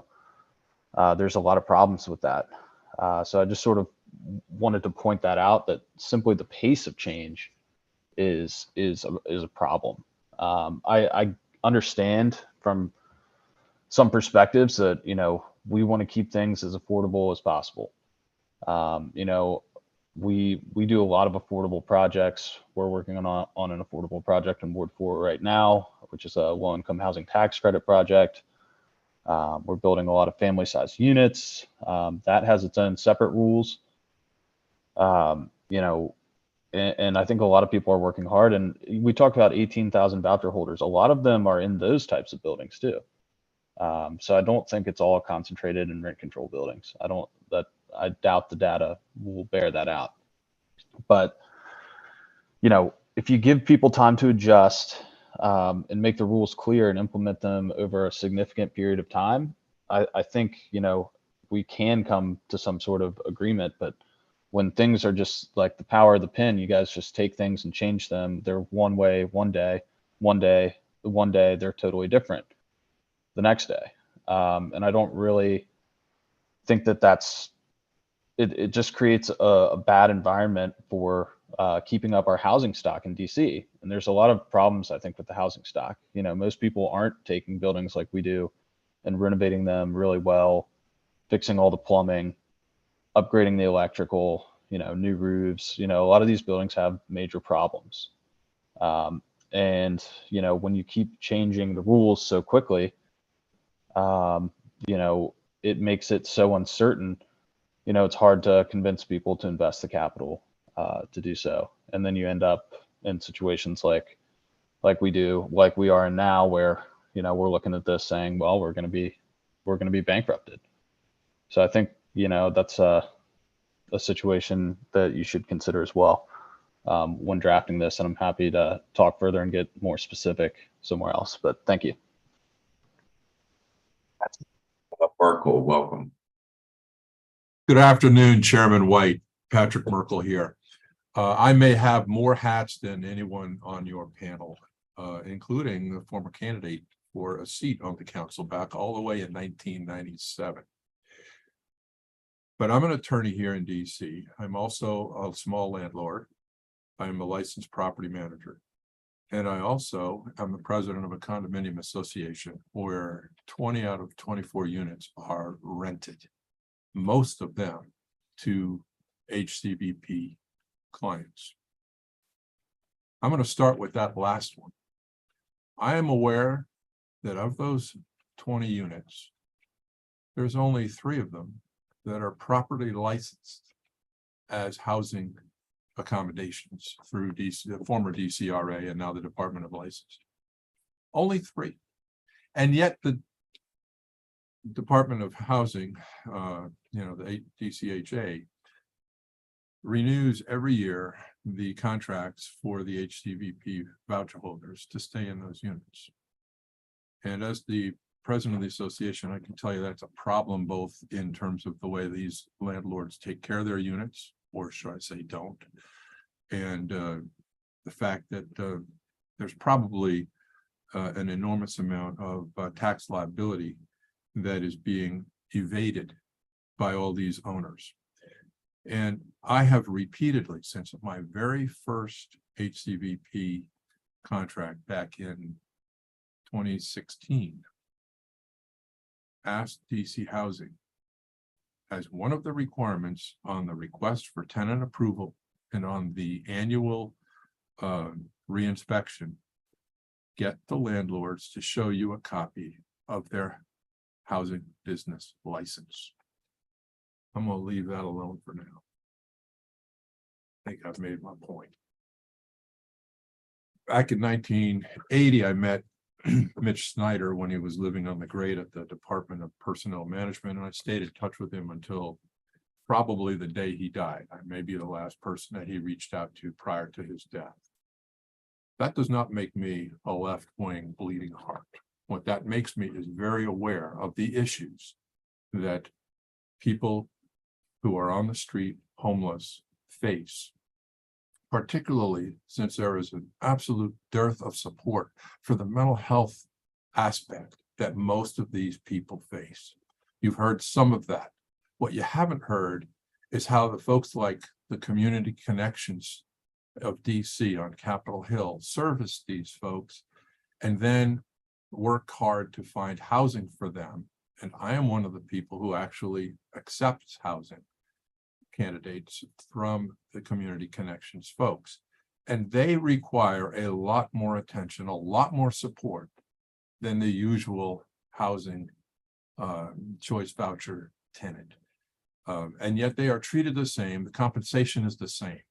So you're really trading on the good graces and the support that is provided to these people by landlords who act as their ombudsman, if you will. And that is something that I don't think is being taken into account in this program. Finally, I want to address the whole nature of rent control. We have created two classes of housing, but we have very little correlation between the class of housing and the financial need of the tenant going into that housing. And there really is no way to solve that problem the way the rent control program is set up today. So you might as well do away with rent control and address the issue of financial need where it exists, rather than letting smart, well-heeled, high-income people rent properties like I had in Georgetown at one time, where they're enjoying a very low rent relative to the surrounding market. So I know I'm out of time, but the last thing I would say is that the Department of Housing and Urban Development is on target when they say that DC Housing does not audit the federal requirement on page 4 of the request for tenant approval at paragraph 12, where an owner must certify that the rent charged to a voucher tenant is not more than the rent charged for other unassisted comparable units. You don't need this legislation. You need to enforce the rules that exist today. Thank you very much. Thank you so much. Alyssa Liberto, welcome. Good morning. My name is Alyssa Liberto, and I'm a local property manager here in DC. As someone with over a decade of experience in property management, I'm here to testify in opposition of the two bills being presented today. I would first like to share that I'm someone who cares deeply about my tenants, and I understand the responsibility and importance I have to be able to provide housing to all. I hope to be able to speak for all housing providers when I state that we pride ourselves in developing and managing homes that tenants can be proud to live in. Councilman, we are your partner, and we assist the city of DC to help improve the lives of low-income families. However, the proposed rent reasonableness threatens our ability to afford to rent to voucher holders in our high opportunity areas. I advise you to ask any local DC voucher holder, and they will tell you the struggles involved with finding housing in neighborhoods where their children can attend quality schools in an area that they want to live in. DC is already a highly competitive rental market, with new tenants swarming the market every day looking for the best rental options. The competitive rental rates of a voucher improve the family's chance of living in a high opportunity neighborhood. Implementing reasonableness risks their opportunity and will take away their advantage. It's imperative that we reevaluate this plan. Otherwise, over time, I believe they will be relegated to high property, less desirable areas of the city. Additionally, there are several property owners in DC whom already refuse to accept vouchers, even in cases where the voucher rents are higher than the market because of operating cost of a building with vouchers is higher. This includes the process alone to submit an RFTA. It takes a certain level of intellect, patience, and tedious follow-up to undergo this process, and the incompetence and lack of attention that we receive from the staff is sometimes disheartening. As we know, a lease-up period of a voucher can take three times as long as a market tenant, which increases vacancy for the building and drives up our costs.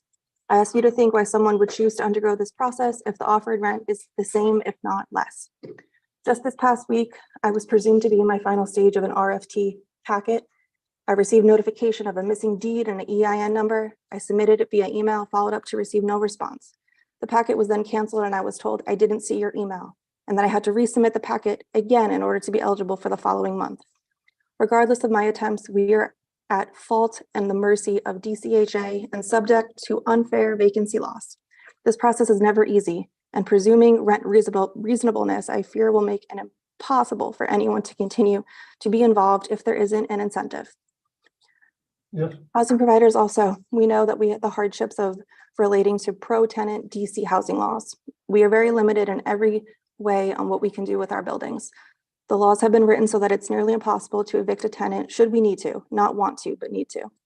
The current voucher rents have allowed developers the creation of thousands of new units in buildings that did not exist or were inhabitable with zero expense or risk to the city of DC other than the promise of the voucher amounts. The production of new units for the benefit of voucher holders will stop immediately if voucher rents become ambiguous or more difficult than it already is. Business owners, lenders will not risk investment loans if they are forced to rely on unpredictable rents. Voucher rents have been stable and predictable for over a decade and have even not increased in years. A change like this at a time of rising cost will be a significant downfall for the city of DC and its valued voucher tenants. Please do the right thing and consider passing this bill by keeping the current voucher rents, supporting your local developers and housing providers like myself. We are the backbone of DC's city housing. Thank you so much. Welcome.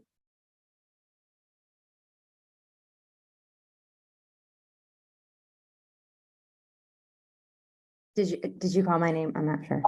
I did. My computer may have frozen. It did that earlier. So yes, I did. Welcome. Thank you. Good afternoon, Councilmember White and Councilmember Fruman. I think you are the two members of the Housing Committee who we have today. Thank you for taking the time to listen to all of the testimony that's been presented today. And along with what Councilmember Fruman said, we are also here to learn.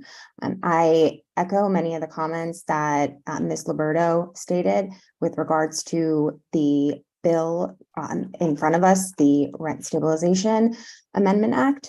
We have studied it as extensively as we could, and we've also been working over the past, I would say, year and a half with DCHA. We went through the process with them last year when they re-examined their payment standards. They effectively did an overhaul of all of their data processes in terms of rent reasonableness. And they recently released their new methodology and their new guidelines for how they're going to be assessing rent reasonableness. For many of our members who have housing choice voucher program tenants in their buildings. And to be clear, my name is Catalin Peter. I represent the Apartment and Office Building Association. Our members are both small and large housing providers. We have approximately 100,000 units that our members are not only operating, some of them are owning, some of them are doing property management exclusively. So it's quite a diverse group of folks. So we've all been working with DCHA, and when we saw that they recently released the new guidelines, we were frankly on bated breath to see exactly what it would line out. Many of our members have not seen increases for any of our housing choice voucher program properties in, I believe it's now nearly 5 years. So now that it seems that they have a clear and concise process and how they're going to be addressing that, I do believe that that will address many of the concerns where the amounts that were paid were too far out there. My point in my testimony was effectively going to be that, yes, I agree with the witness, Mr. Thomas, who said, give it a chance to work. Let's see. Let's give it the time that it needs to implement the new processes. I do believe from everything we've learned from our members that putting this more predictable method of rent reasonableness and for increases will finally stabilize, and for lack of a better word, finally stabilize that process a bit. I do think DCHA has had their hands full, and I think focusing and helping them in terms of their oversight, I do feel like will address some of the issues and concerns that caused Councilmember Fruman to initially introduce this legislation. I do believe it was at a time when we didn't have answers to what are the HUD guidelines? How is DCHA supposed to work within the HUD guidelines? What do they have flexibility with, and what do they not have any flexibility with? So I continue to ask the committee to pause a bit. Let's see how the process works with DCHA. Are there any outlier conditions perhaps that have been identified with Housing Choice Voucher Program where they're still out of line in terms of pricing? But let's make sure holistically our programs aren't at odds with each other, which I believe was also echoed by someone who previously testified. They can all work together and coexist. The Housing Choice Voucher Program is an opportunity for people to live in all 8 wards of the city. And we stand firmly that has been the goal. The council and the executive are both in support of that goal, and we want to continue giving people opportunities to live throughout our great city and continue to keep it, to keep our housing stock as well maintained as possible. I have 4 seconds left, so I will say thank you. You take on very, very difficult topics, and we are here to learn with you. We're here to work with you. Happy to answer any questions. Thank you so much. David Marlin, welcome. You next.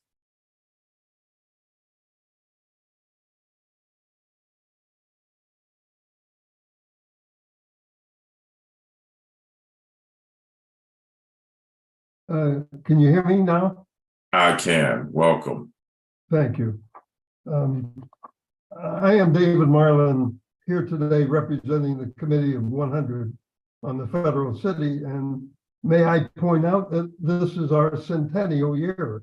We will celebrate our 100th anniversary in October, and you can expect council members will be receiving invitations to celebrate with us. I want to join in the many endorsements of Councilman Fruman's bill requiring DCHA to comply with rent stabilization laws when calculating the amount of rent paid by tenant-based housing vouchers for tenants who reside in rent-controlled buildings.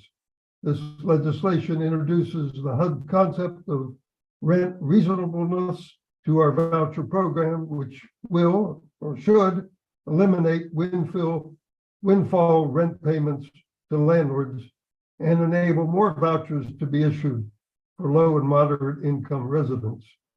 We have submitted a written statement, but I want to provide a clarification or two.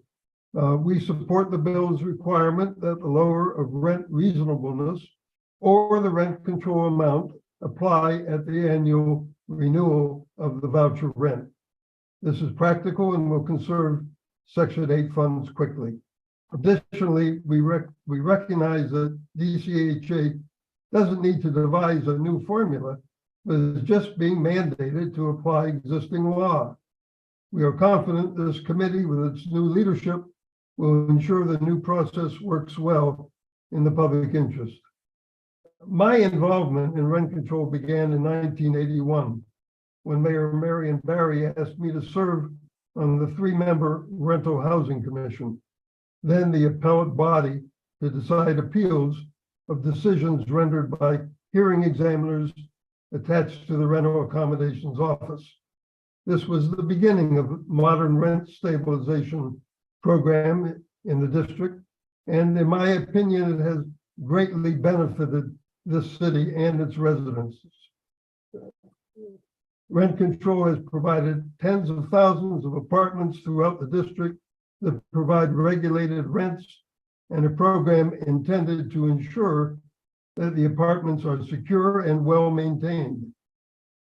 In 2000, extensive hearings were held by this committee to amend the rent control law to cure defects that developed. Dozens of tenants, tenant organizations, landlords, and their representative AOBA, the Apartment and Office Building Association, the Legal Aid Society, the Office of Tenant Advocacy, the leadership of the Department of Housing and Community Development, and others testified for many hours. I regret to report that the only result has been 2 moratoria, one affecting voluntary agreements, the other certificates of assurance. And both moratoriums have been renewed and still exist. This is not good legislative practice. Chairman White, I implore you to schedule hearings to amend the rent control statute. For too long, the council has ignored this responsibility and kicked the can down the road. I urge you to seriously consider my request. I can assure you it is shared by thousands of district residents. Thank you. Public witness is Stefan Rousseau, or Rosu. Welcome. Thanks for having me, council members. Good afternoon to all of you. Stefan Rosu, I'm a small landlord here in DC and also a city resident. My professional background, in addition to being a small landlord, is in financing rental properties and also in selling them and brokering some transactions on that side. I'm respectfully opposed to the Rent Stabilization Protection Amendment Act as presented. I guess I was somewhat encouraged by the fact that the council may consider some amendments here or potentially changing some of the language there. So that's a bit of a positive. But I guess to set the backdrop and maybe echo some of what's been said already, I think that the climate overall for landlords, especially small landlords like myself, is very difficult in DC. You've got a lot of legislation that's changing. The rent control laws themselves are difficult, even when you do follow the laws and try to do everything correct. It is a bit ambiguous in certain areas, and it's also just almost impossible to evict tenants for non-payment of rent, lease violations, things like that. And we, as a small landlord, you just don't have the benefits of a full-time staff or to really litigate issues that come up on a property. I think that the main takeaway for me that I would just like to present to the council is that this law, as presented here, does have some sort of potential unintended consequences.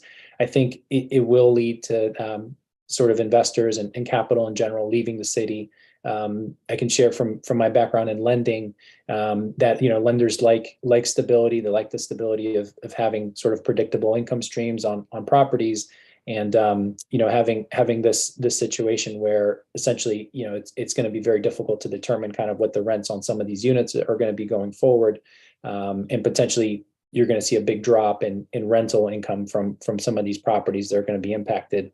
I think that's going to lead to some defaults and delinquencies and things like that, and properties going back to the lender. I think from sort of the income side, it's going to lead to lower property valuations for tax assessed purposes and things like that. Perhaps lower income taxes from some of those property owners as well.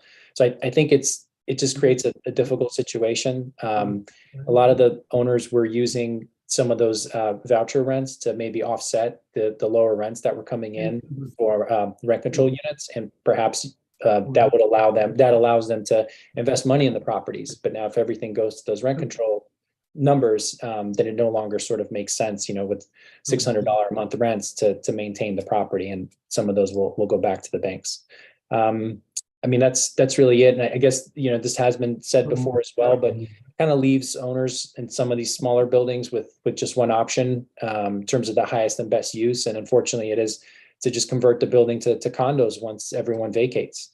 And at that point, I mean, you're going to end up losing those rental properties effectively forever.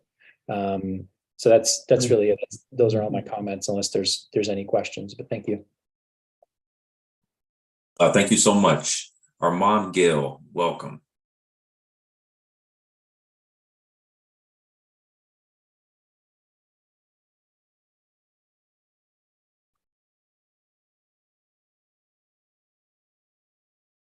Armand Gill, you can unmute. There we are. There you are.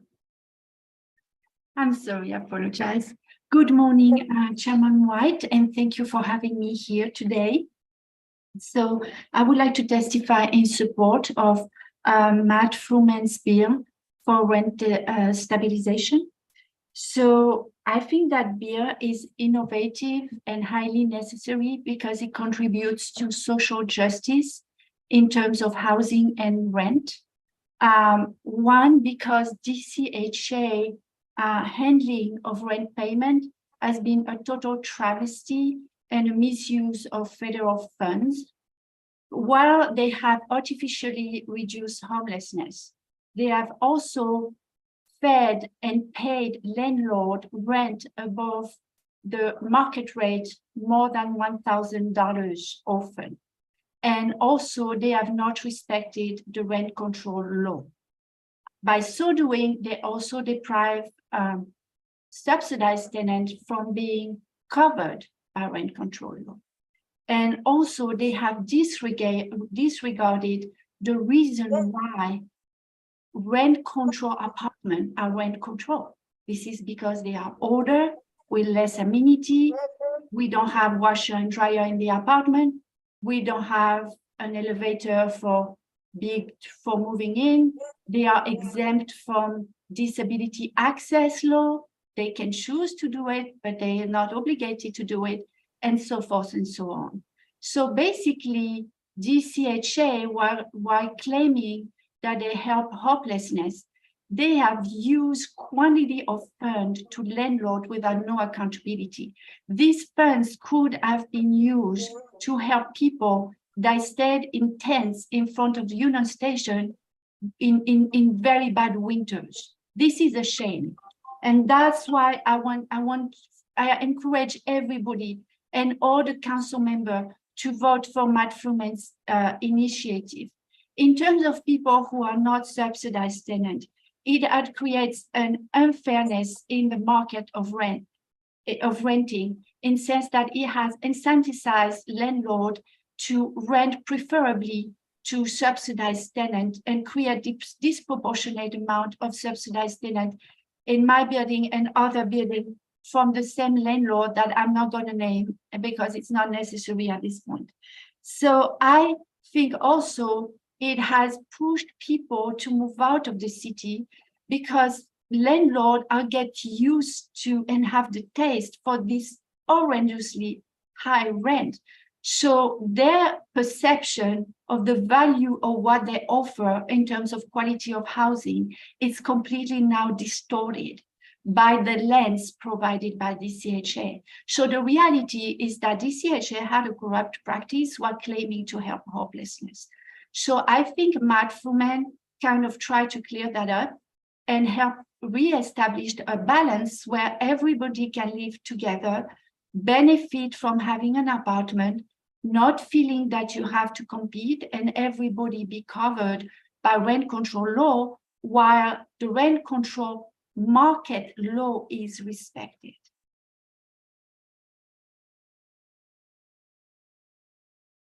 Robert Lairdo, welcome. Hello, how are you? Thank you, Councilmember White, for the opportunity to testify today. Excuse me, I'm co-chair of TENAC, the DC Tenants Advocacy Coalition. And thank you, excuse me, Councilmember Fruman, for sponsoring the legislation and listening to stakeholders. Now, based on the testimony we've heard today and based on the experience recounted by renters and other venues, there can be no arguing that the present excessive voucher payments program is causing great harm to renters of all stripes, both voucher renters and regular non-voucher renters. This legislation, I believe, is a first step in solving these problems. We know crime rates have increased dramatically in rent control buildings that have been the major recipients of the voucher programs. For example, the Brandywine on Connecticut Avenue, in data obtained by a FOIA request made to MPD, shows that police response has increased sixfold from 2016 to early 2023. Such similar problems have been reported by the Kenmore, Chesapeake, Saratoga, Park West, Sedgwick, Van Ness South, and Connecticut Avenue, placing tenants needing deep social services in rent control buildings, essentially leaving them to their own devices without the proper care and help they need, causing harm to themselves and their fellow voucher and non-voucher tenants is a careless, cruel, and inhumane policy, victimizing these special needs tenants, their fellow tenants, voucher and non-voucher, and the surrounding communities and homeowners. So much more needs to be done. I see this legislation as a necessary stopgap measure, and the legislation needs to be followed by or accompanied with funding for deep social service housing appropriate for tenants not ready for independent living. For example, halfway houses, including caseworkers and addiction counselors for those in need of addiction services, safe haven housing with counselors and security personnel for domestic violence victims, mental health housing such as centrally run facilities operated by mental health service providers and the like. And I urge that the legislation under consideration today be accompanied by such provisions or quickly followed up with similar legislation containing provisions for deep social service housing that meets the needs of residents not ready for independent living as quickly as possible. It is imperative this not be delayed before more tragedies occur to voucher tenants, other tenants, and the communities around them, along the lines tenants have cited for the last few years. And due to the urgency and importance of this, it should not be delayed due to lack of funding.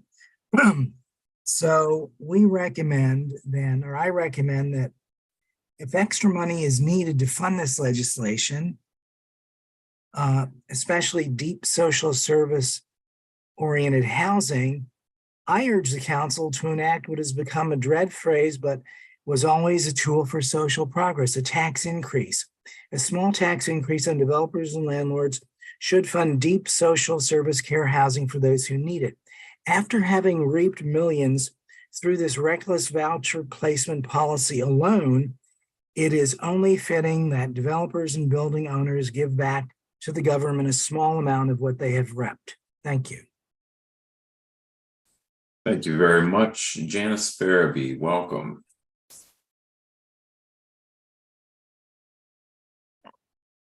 Good afternoon, Chairman White, Councilmember Fruman, and members and staff of the Committee on Housing.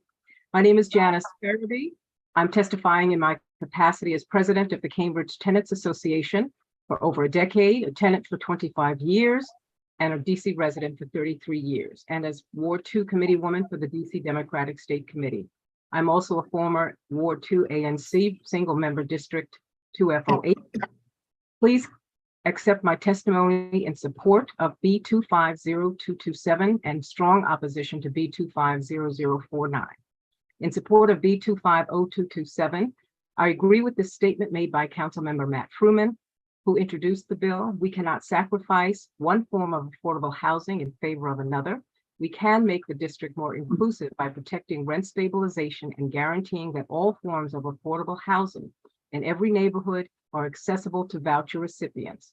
I do want to qualify my support for this statement by saying that for me, not only does the practice of abusive, incessant payment of above market rate rents by the DC Housing Authority for voucher residents need to be overhauled, but also the process of properly determining whether a voucher resident is prepared and adequately equipped for independent living, mentally, emotionally, and financially, including the ability to have their backgrounds checked, which to me is the appropriate path for the well-being of that individual and the community. This is why I strongly oppose B25-0049. The balance of my testimony speaks to this point. Is the potential voucher tenant adequately prepared and ready for independent living based on personal experience? I'm a native New Yorker, a retired nonprofit professional with a Master of Social Work from the University of Pennsylvania, an award-winning female empowerment expert and author, blessed with over 30 years in long-term recovery from drug and alcohol abuse. My addiction began with recreational use. As a successful professional, progressed to chasing drugs on Willis Avenue in the Bronx, New York, to spending time in the Tombs, the colloquial name for the Manhattan Detention Complex, a municipal jail at 125 White Street in Lower Manhattan, New York City, And finally, to treatment, the Oxford House system in both Maryland and DC, and then to resuming my place in society as a respected, relatively happy, healthy, and whole, productive member of society. We should want this for all residents of the District of Columbia, including those with deep social needs. As someone who doesn't look like what they've been through, but at a low point had to have my life managed by others until I was ready to re-enter society, the issue of voucher residents' acceptance into independent living housing has nothing, as far as I'm concerned, to do with the source of that potential tenant's rent, which has become the false narrative perpetuated by some, but whether they are prepared for independent living. No matter what situation an individual comes from, if they need support to live independently like I did, they need to admit it, seek it, accept it, and the appropriate DC government agencies and community organizations need to be equipped to address and support their needs, have the decency to have respect for each individual's humanity, to provide comprehensive, competent screening to determine an individual's eligibility and readiness, and provide the appropriate wraparound services so that they will become productive members of society. This issue for me is that any individual who breaks the rules of their lease, breaks the law, and or can't live by the rules of the residential community, they don't have the right to live in that community until they are ready. That goes for any and all residents. Thank you for allowing me to testify today in support of B25-0227, the Rent Stabilization Protection Amendment Act of 2023. I'm happy to take questions. Thank you very much. Our next public witness is Sharice Liu. Good afternoon, council members, and thank you for this time. I am Sharice Liu, an attorney with the Washington Legal Clinic for the Homeless. Since 1987, the Legal Clinic has worked towards a just and inclusive community for all residents of the District of Columbia, where housing is a human right and where every individual and family have equal access to the resources that they need to thrive. The Legal Clinic for the Homeless is pleased to see the introduction of the Rent Stabilization Protection Amendment Act of 2023. This legislation moves DC a step forward in addressing its affordability crisis and increasing access to safe and affordable housing by closing a harmful loophole that exempts units subsidized by the government from rent stabilization laws. This testimony will highlight the importance of this legislation's memorialization of DCHA's obligation to comply with HUD's rent reasonableness regulations and the removal of the rent stabilization law exemption for government-assisted units. Both provisions are crucial to fulfilling DC's goal of increasing housing choices, opportunities, and affordability for DC residents. Rent reasonableness requires that all public housing authorities determine whether the rental cost requested for each voucher-based assisted unit is reasonable in comparison to comparable unassisted units. In short, rent reasonableness ensures that a landlord cannot charge more for a voucher-based unit than it would for a comparable unassisted unit. Unfortunately, rent reasonableness determinations have not been happening at DCHA. In March 2022, HUD issued its report that detailed DCHA's failure to comply with HUD's regulation. This finding, among other deficiencies, came as no surprise to advocates and DCHA residents who for years raised the issue and pushed the agency to comply with the general federal rules regarding rent reasonableness analysis. Failing to apply rent reasonableness assessments is estimated to cost DCHA a wasted $12 million annually in inflated rental payments. Allowing exorbitant rents without an assessment as to the unit or building condition also encourages landlords to disregard their obligation to provide safe and habitable living conditions. Poor agency monitoring and policy perpetuate poor landlord behavior. Conversely, failing to make appropriate rent reasonableness determination also disadvantages landlords and tenants when rent assessments may indicate that a higher rent is appropriate in a particular unit or building. It is unfortunate that DC Council has to enshrine DCHA's agency's obligations with legislation to ensure DCHA's compliance with the law. However, we continue to support this committee in utilizing its agency oversight authority to protect vulnerable and marginalized DC residents. We generally support the removal of the rent stabilization exemption for federally and DC government assisted units. Current law frustrates DC affordability efforts, and also an incentive that increases rents to encourage landlords to rent to certain applicants contradicts the DC Human Rights Act and the Eviction Record Ceiling and Fairness in Renting Amendment Act. Source of income discrimination is unlawful. Landlords must accept applicants in a way that complies with the law. The current exemption perpetuates a perception that renting to government subsidy recipients is an option instead of an obligation. Landlords should not need an incentive to follow the law.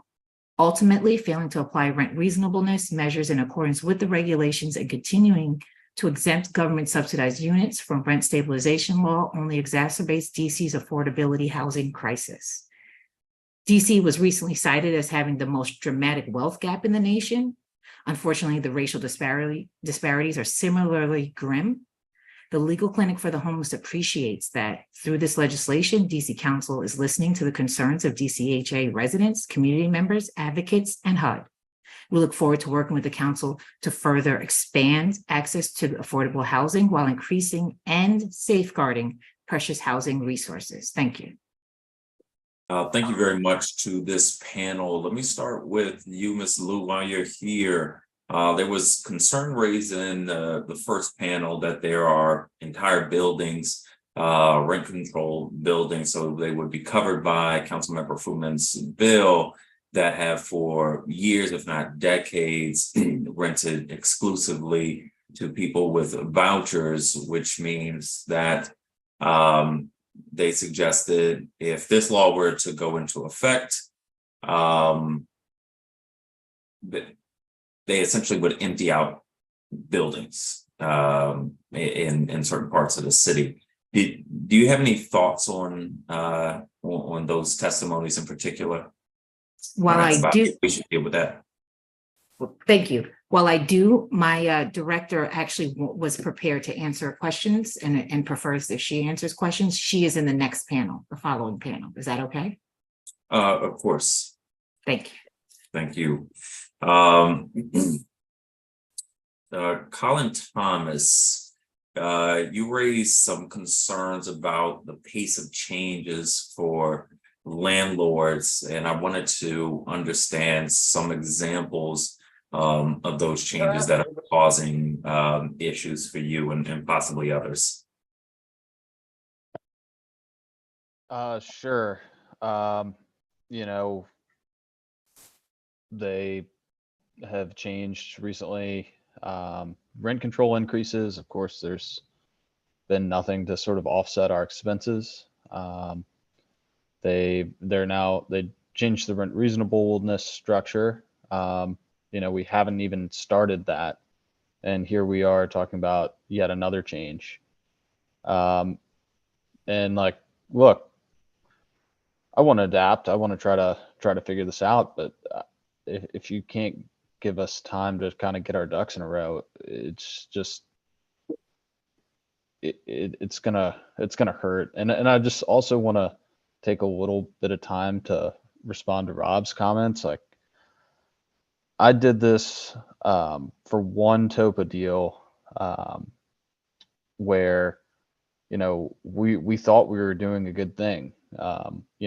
There's been talk of all these bad actors who've reaped millions of dollars. That's just not really, I certainly haven't, I guess I'll put it that way. We tried to do one deal, we tried to do the right thing. And now, we're going to be put in a really, really bad situation. You mentioned that your TOPA project may not move forward. Is this something? No, it's closed. We spent tons and tons of money. And now we're going to lose it all. It'll probably destroy my company. Well, why? Why would you? I'm trying to understand why you would lose it. Because we went forward based on, systems in place in DC, on the fact that we were going to preserve affordable housing. We were going to use enough voucher tenants to pay the mortgage. And, now we're not going to be able to do that. So, we are going to then have to, give our project back to the bank and go into bankruptcy and all the things that go along with that, which is not so good. My last question for you that overlaps with a question I have for Ms. Liberto. I mean, it's a fair concern about the pace of change, but one might suggest that tenants see a rent increase every year, and that's a change that they are forced to adapt to without additional income. Right. I mean, that's a small change over time that can be reasonably predicted. I'm not sure how though. Well, in rent control, there's some reasonable prediction. Outside of rent control, it's all over the place. I don't think that you'd find that in the data. Like if you have a market rate building, I think they're typically moving from 2% to 5%. It's not really that different from rent control. I don't have I have one market rate project that we've worked on in Virginia. And I mean, that's a little bit different because it's not rent control, but we're not raising rents every year by 30%. I mean, that's not really the reality of how rent increases work. And maybe Caitlin probably has more data. I mean, we're a really small company. We got involved in affordable housing, probably 4 years ago, and thought, okay, we can become more mission based. That was one of our goals, sort of align what we were doing, with our values and try to do some good. But it just feels to me like, man, no good deed goes unpunished. And I think there are some ways, for instance, like if we were able to file a hardship petition that was reflected off the actual cost of our project, because we spent a lot of money to make the project really nice. Then we could save the project from bankruptcy. Maybe that's something that you could add in, because I mean, if there are bad actors who are really leaving their projects in disrepair and still reaping the benefits, that's probably not right. But for those of us who did try to do it right, there should be some way to avoid just catastrophic bankruptcy. I need to move to a question for Stefan Rousseau. You mentioned the issue of predictability. I'm not clear at this point on how the status quo adds to predictability more than aligning increases with rent control. So can you help me understand that part of your testimony? Yes, I think one of the other people that testified mentioned some of the issues on the buildings that had been leased to voucher tenants for a long time. Seeing that a big drop in income like that on a property that's got financing on it, I think is going to be an issue for people being able to cover their mortgage payments on the property.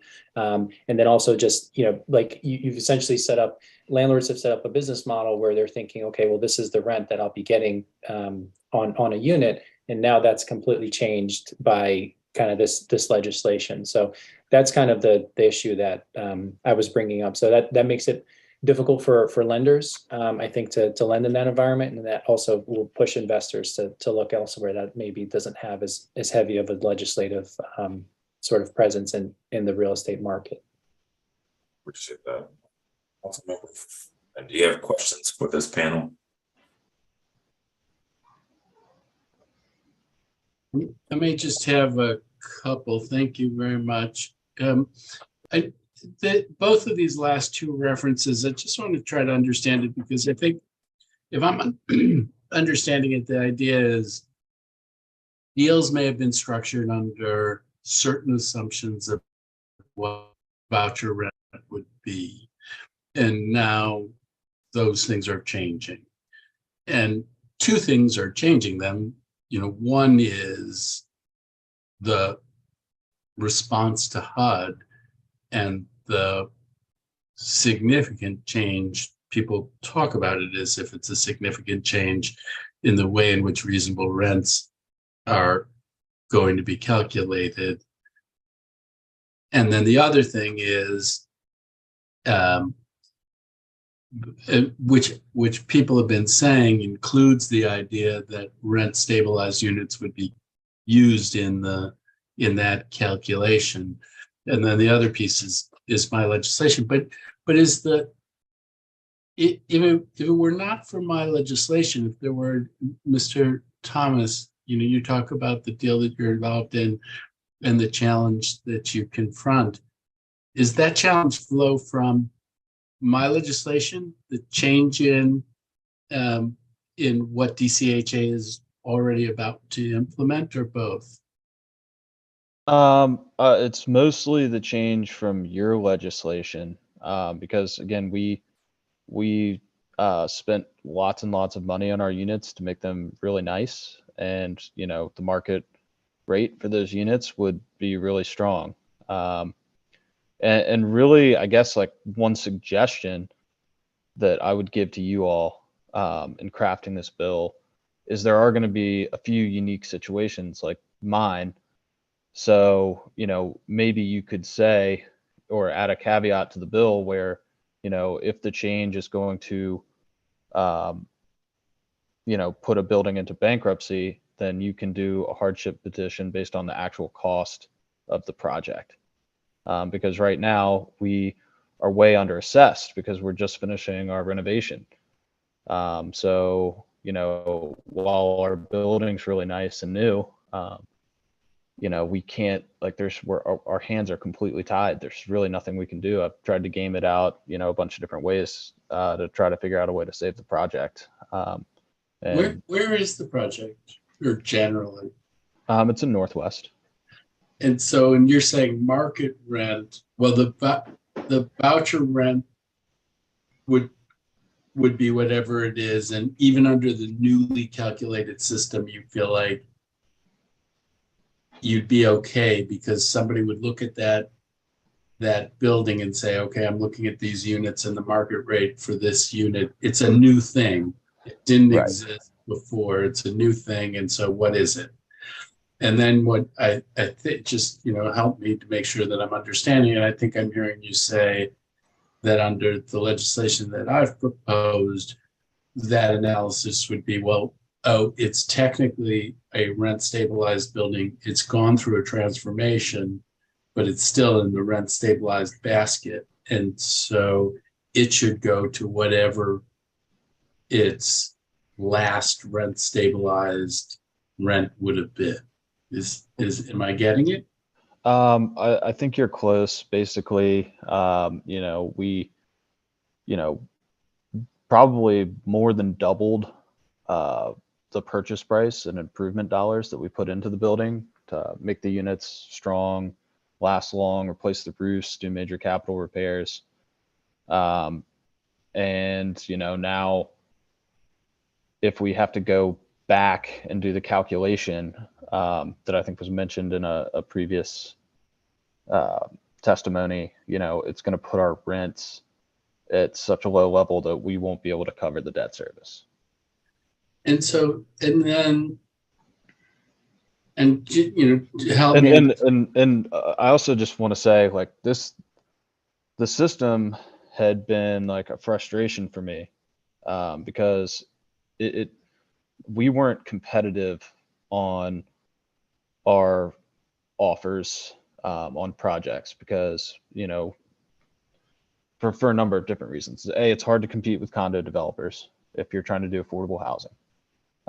That's always the case. But so we're here, we're trying to do an affordable housing project. We spend all of this money, and then this change just occurs. And had this been in place prior, I think it would have been done as a condo project by somebody. But for those projects that were going to be kept as rentals, at least we would have sort of had a better idea of there are like different processes. We would not have invested the amount of money that we invested. But It's So, just, okay, so I hear you. I hear you. But and had you been the longstanding owner of the building as a rent controlled building, a rent stabilized building, and you wanted to make the improvements that you ended up making, there would have been a petition process where you could have gone in and said, we want authorization to spend this money and to raise the rents in to cover the investment that we're making. all right. So we sort of, I mean, I will admit we made a mistake in believing that this was, we just like, if we could go back and retroactively file paperwork, we would. Unfortunately, we're just not in a situation where that's allowed. No, I'm not trying to be critical of you at all. I'm just trying to understand the dynamics of it. That there would have been, and it's not really, please don't take it as a criticism, that there could have been a path where you could have gotten to the level of rents that you think you need. You didn't take it because of your perception of the legal landscape at the time. And part of this, and this goes to your testimony, that things are changing all of the time. Like you wouldn't have predicted every single twist and turn that's out there. So that's helpful to me. That helps me to understand the dynamic that you're talking about and that may arise in other settings. So I appreciate that. I do want to thank the testimony. I'm not going to ask more questions. I do want to thank all of the panelists for testimony. I will acknowledge that Ms. Farabee, I really did find your testimony compelling, and your willingness to share your lived experience was is appreciated. Thank you. Thank you, Councilmember Fruman. Let me also thank this panel for your testimonies. This part of the legislative process is particularly important. So I appreciate you all being with us today. We're going to move to our final panel of public witnesses, starting with Jean Povian, Chair of the Regulatory Affairs Subcommittee of the DC Association of Realtors, Lee Higgins, Senior Attorney with the DC Tenants' Rights Center, Renee Bowser, Ward 4 Committeewoman for the DC Democratic State Committee, Tom Gregory with TENAC and 4000 Mass Ave Tenants Association Board, Britt Ruffin, Director of Policy and Advocacy for the Washington Legal Clinic for the Homeless, Kathy Gibbons, Public Witness, David Sircone, Public Witness, Cesar Balonas, Public Witness, Amber Evans, Public Witness, Barry Madani, CEO of Solid Properties, Roger Williams with DMV Tenants Association in Tivoli Gardens Tenants Association, Angela Terma, Public Witness and Advisory Neighborhood Commissioner Trupti Patel, ANC 2A03, Commissioner Jeff Ruckauer, ANC 2B02, and Commissioner Peter Goslin with ANC 3G06.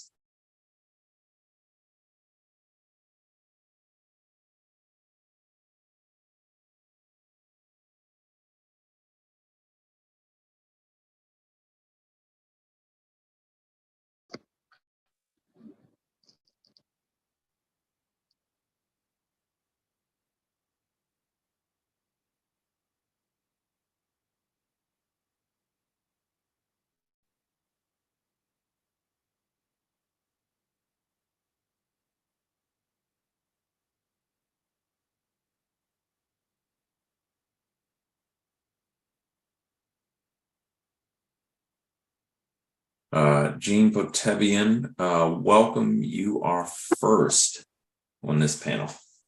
Good afternoon, Chairperson White, Councilman Fruman, committee members and staff. Thank you for allowing us the opportunity to provide testimony. My name is Jean Potebian.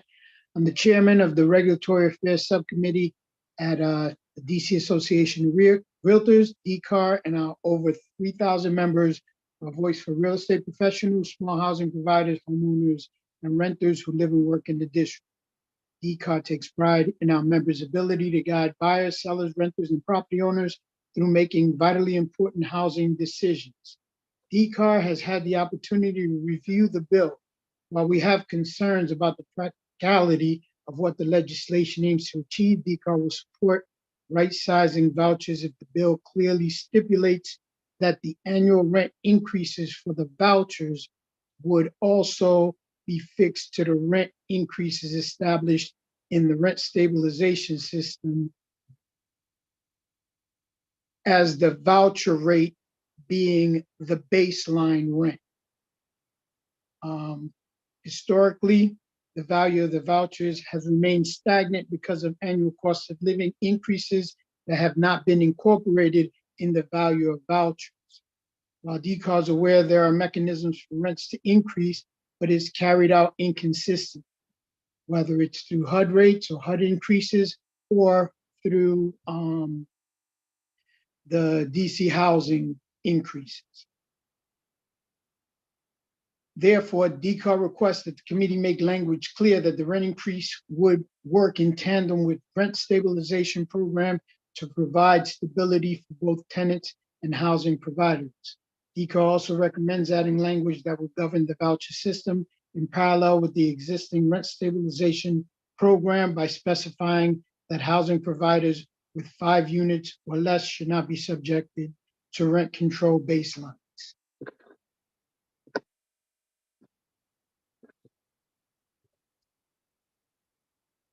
Bear with me 1 minute. These smaller housing providers are individual homeowners who are renting out a portion of their home or an English basement unit. Given that they have different resources than larger housing providers, changing the pricing structure could hinder the ability of smaller housing providers to remain stable and continue housing their tenants. Additionally, it is essential to note that changing the pricing structure alone for voucher units will not meet the goals for improved building conditions as anticipated. Tenants and housing providers alike are feeling the impacts of inflation. Stemming the flow of income for housing providers can have unintended consequences of making necessary repairs financially dangerous, especially during periods of economic hardships. Cutting back on housing providers' financial security will directly impact what they can provide to their tenants. Finally, in the bill introduction, there is heavy emphasis on the importance of healthy and safe living conditions. The introduction letter paints a grim picture of housing providers intentionally leaving units in poor shape to drive out non-voucher tenants. While there will be bad actors in every industry, creating new legislation that casts a broad stroke of negativity over housing providers and impacts their financial security and success is not the answer we should jump to. There are regulations in place that aim to address the concerns of living conditions that the introduction specifies. For example, the city conducts inspections on units annually under the voucher program. If the city is conducting these inspections and it is concerning to us that units deemed unfit for tenants are being passed through these housing inspections, DCAR would welcome the opportunity to explore further solutions where existing mechanisms to promote healthy living conditions run by the city can be improved and enforced.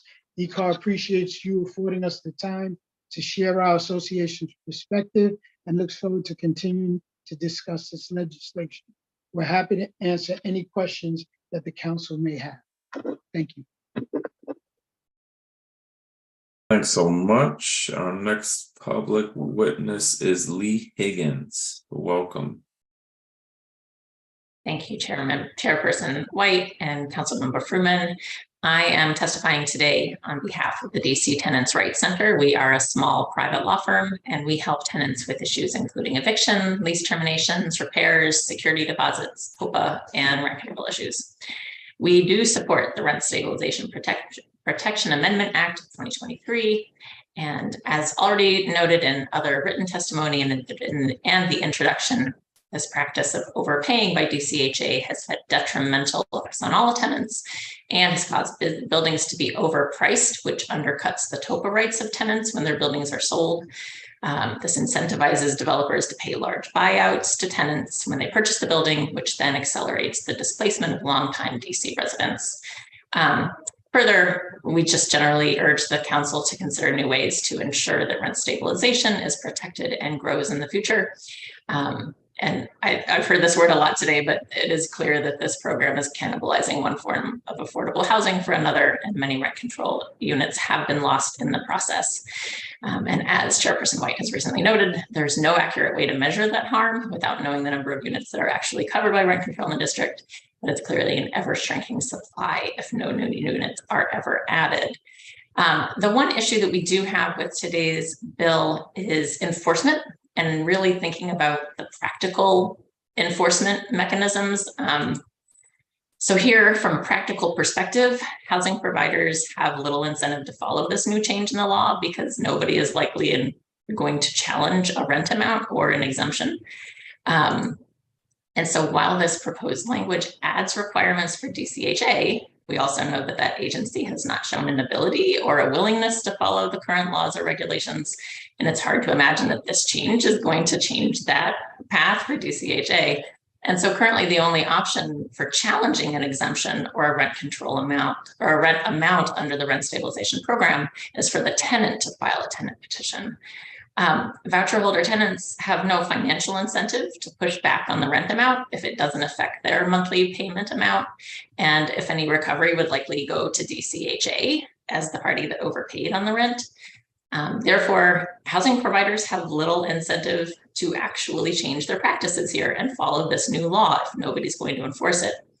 This is similar to the source of income discrimination dilemma. I know Ms. Liu talked about this on the last panel. It's already against the law for a housing provider to require different terms or higher rent because of the source of income.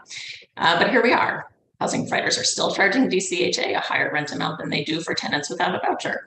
DCHA is not pushing back on this, and the voucher holding tenants aren't either because there's no economic harm to them and no financial incentive to do so. And so who has an incentive to change this behavior if no one's challenging it? Not the housing providers. So we urge the council to think creatively about adding some type of enforcement mechanism that would actually encourage both DCHA and the housing providers to follow this new law. One possibility, thinking about ideas like statutory damages or fines similar to the CPPA, or allowing the tenant to keep any recovery in a tenant petition so that that person has a financial incentive to pursue that tenant petition. The center is happy to answer questions and talk about ideas. I recognize I'm just floating a big problem with no clear way forward, but it is something that's on the minds of us as lawyers for tenants, and we appreciate your attention to the ongoing struggles of tenants in the district who all deserve safe and affordable homes. And so we do support this bill and ask for a few changes. Thank you so much. Renee Bowser, welcome.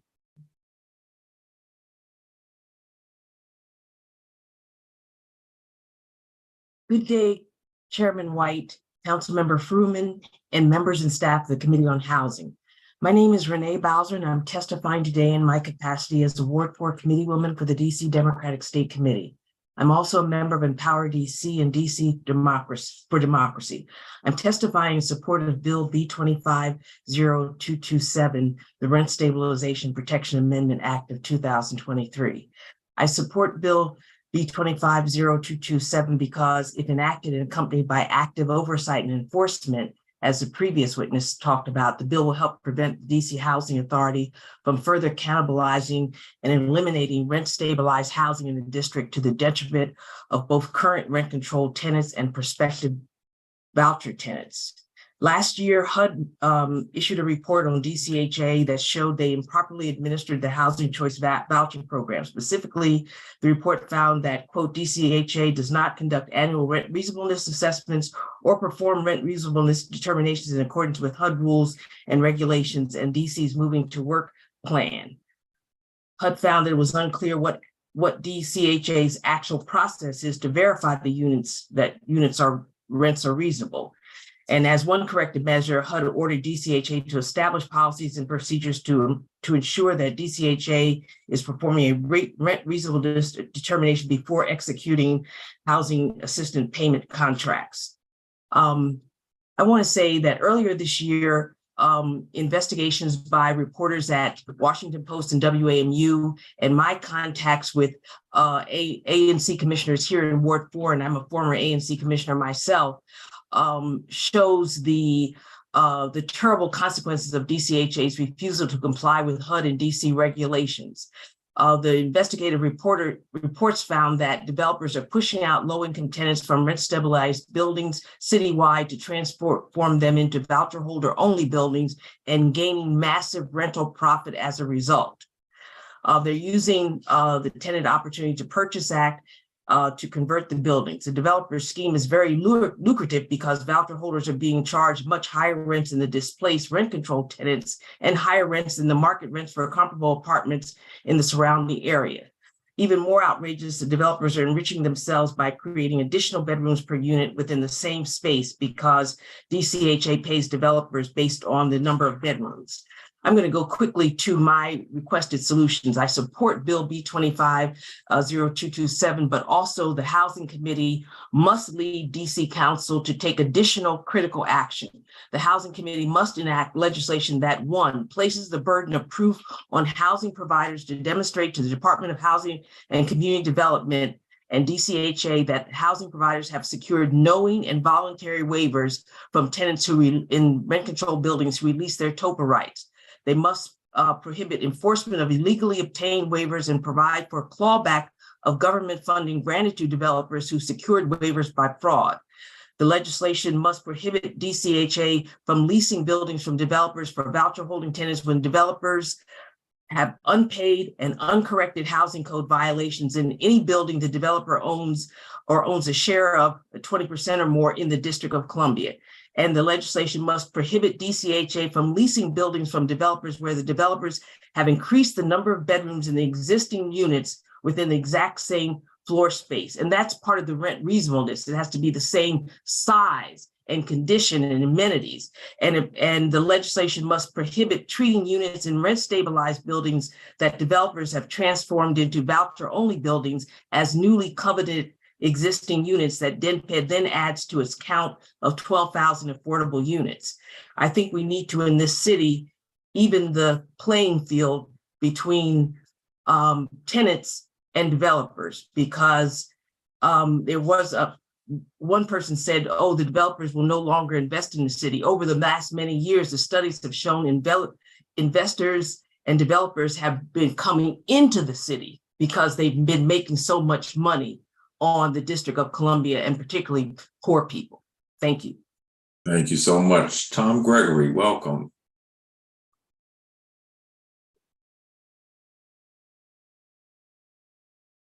Thank you, Chairman White, Councilman Fruman, and all. Can you hear me okay? I can't, it's a little muted. How's this? That's better. Okay. Thank you for this hearing and for the opportunity to help reverse, to some extent, the erosion of tenants' rights and the erosion of rent stabilization. I want to start out, humor me. I want to start out by sharing an image with you. Please briefly close your eyes so you can focus on this image. Now, imagine a wonderful, great dog named Under, perhaps your pet, Underdog, a loving, happy, intelligent dog wagging his tail with energy, and someone clamps his tail to the wall. And the tail now is wagging the dog, banging him back and forth, banging him against the wall again and again, bloodying him, beginning to kill him. Now realize that great animal is DC, and the victimizing clamp, a vice, is a group of landlords and developers and their investors whose goal is purely to make money. When choosing investment opportunities, they don't ask for fairness or ethical guidelines, so the competition does not include any of these. the profit motive remains supreme. Who then can ensure fairness and ethics and even kindness? Of course, only the city council can. Okay, thank you for indulging me. I'm going to now deal with why this is appropriate. Open your eyes, but hold on to that image of that wonderful but bashed and injured great dog that you are saving. In our discussion today, the term market rate has been used repeatedly. In DC, rental housing, and elsewhere, there is no market rate. There is a pseudo market rate, a pretended market rate, a manipulated market rate, a claimed market rate, but there is no true, real market rate in housing. Proof? Yeah, there's proof. Some months ago, with many vacant apartments in DC, on TV, a landlord.org representative stated that landlords had agreed among themselves not to lower rents in apartments in spite of the vacancies. They were going to hold the line, they said.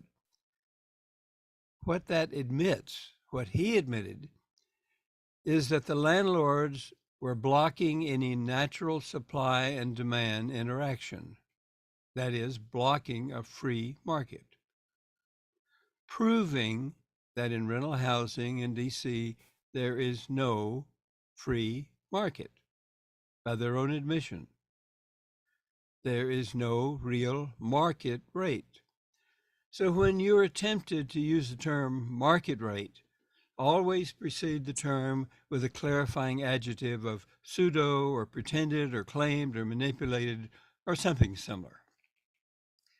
Some persons do not mention, and some persons would like to forget, that rent stabilization, that is rent control, was implemented by the DC Council as the best way to combat price fixing by landlords. Rent control is a means of reducing this criminal activity. Argue with me, is price fixing criminal? And this must be this reduction in this criminal activity must be restored, not weakened. Rent controls were being raised so high that district residents are having to move out of DC. All the public then needed and still does need this protection. Whether those of low, moderate, or high income, we deserve protection against criminal activity. Mr. Gregory, you have about a minute over, so I'm going to have to turn to our next public witness. All right. May I have one more sentence?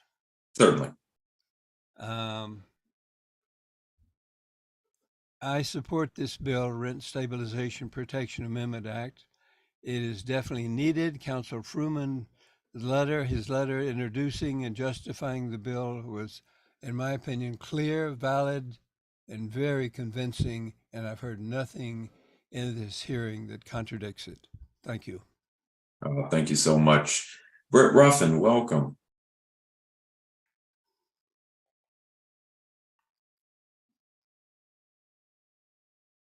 Good afternoon, council member. I'm Britt Ruffin, Director of Policy and Advocacy at the Washington Legal Clinic for the Homeless.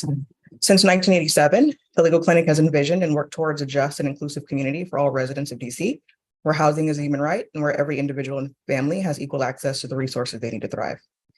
Perhaps a silver lining of the devastating global pandemic that forced people to isolate and stay inside of their homes was the urgent focus and attention to the fact that, unfortunately, having a safe place to call home is not a reality for millions of people nationwide and thousands of people in DC.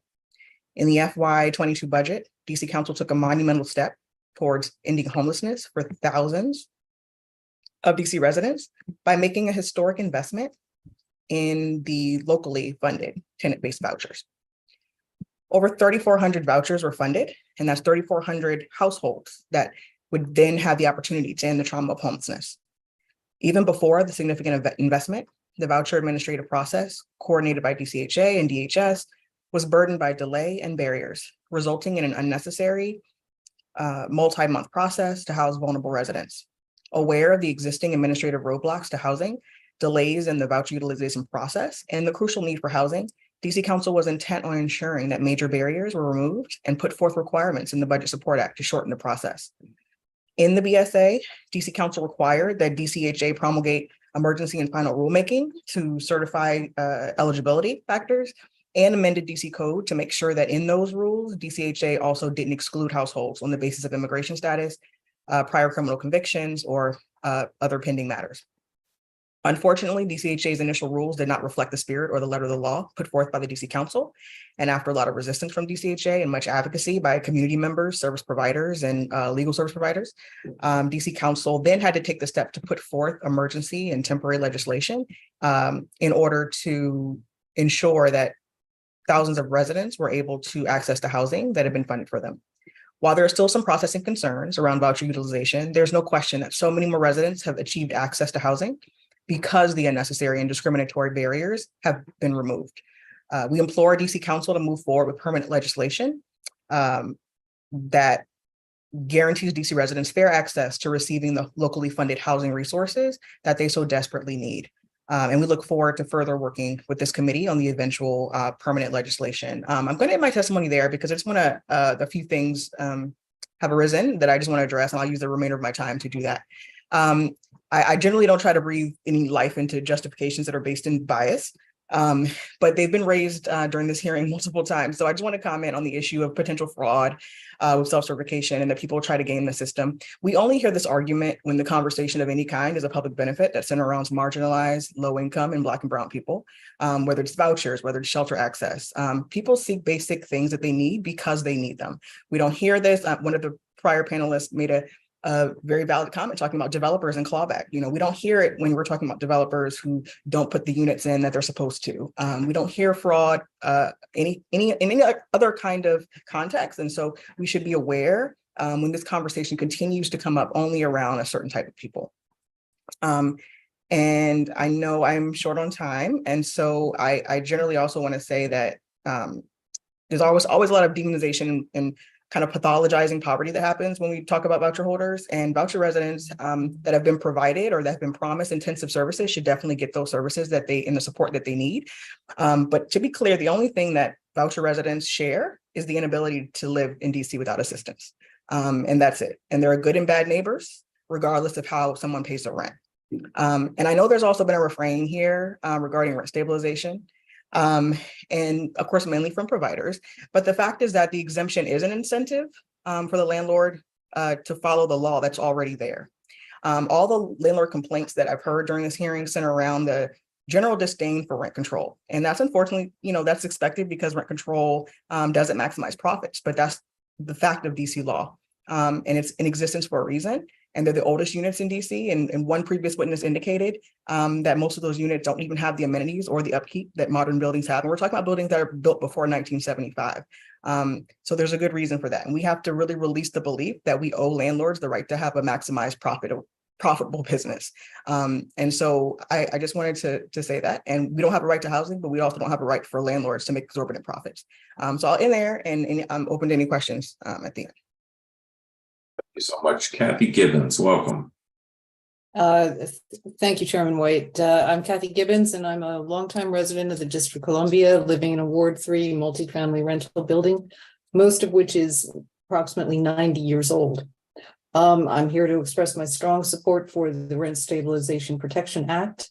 My tenants association has been working for over a year with other tenants associations to bring attention to issues related to what's being discussed here today.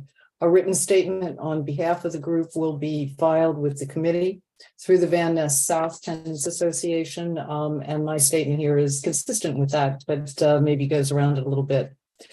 The rent stabilization program is under assault, and we've heard some of that today.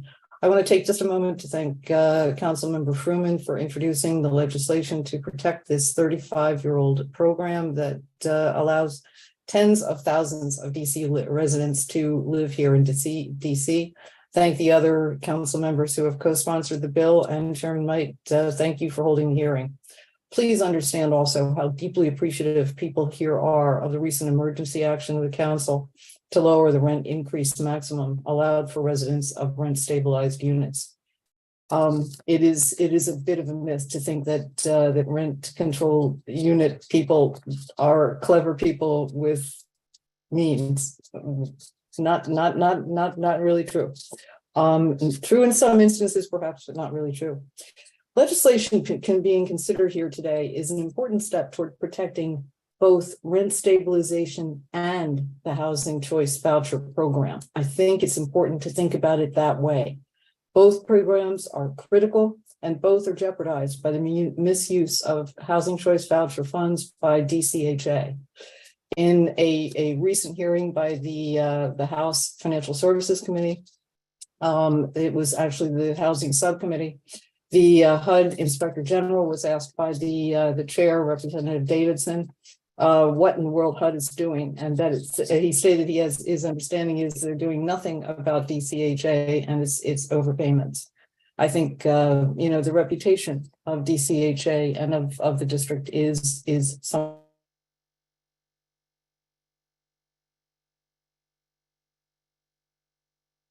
voucher tenants in particular buildings. I'm aware of ads for units at the highest allowable rents. I'm aware of landlords reconfiguring units and creating apartments, like one recently advertised at 225 square feet. That is about 15 by 15 for an entire unit. I would add to that in my own experience, I've seen that the legal system is unable to handle unfortunate but necessary evictions where tenants are violent or are in a position to cause dangerous housing situations. We're at a disadvantage today in addressing the DCHA overpayments because we don't have the response of DCHA to the HUD 2022 audit.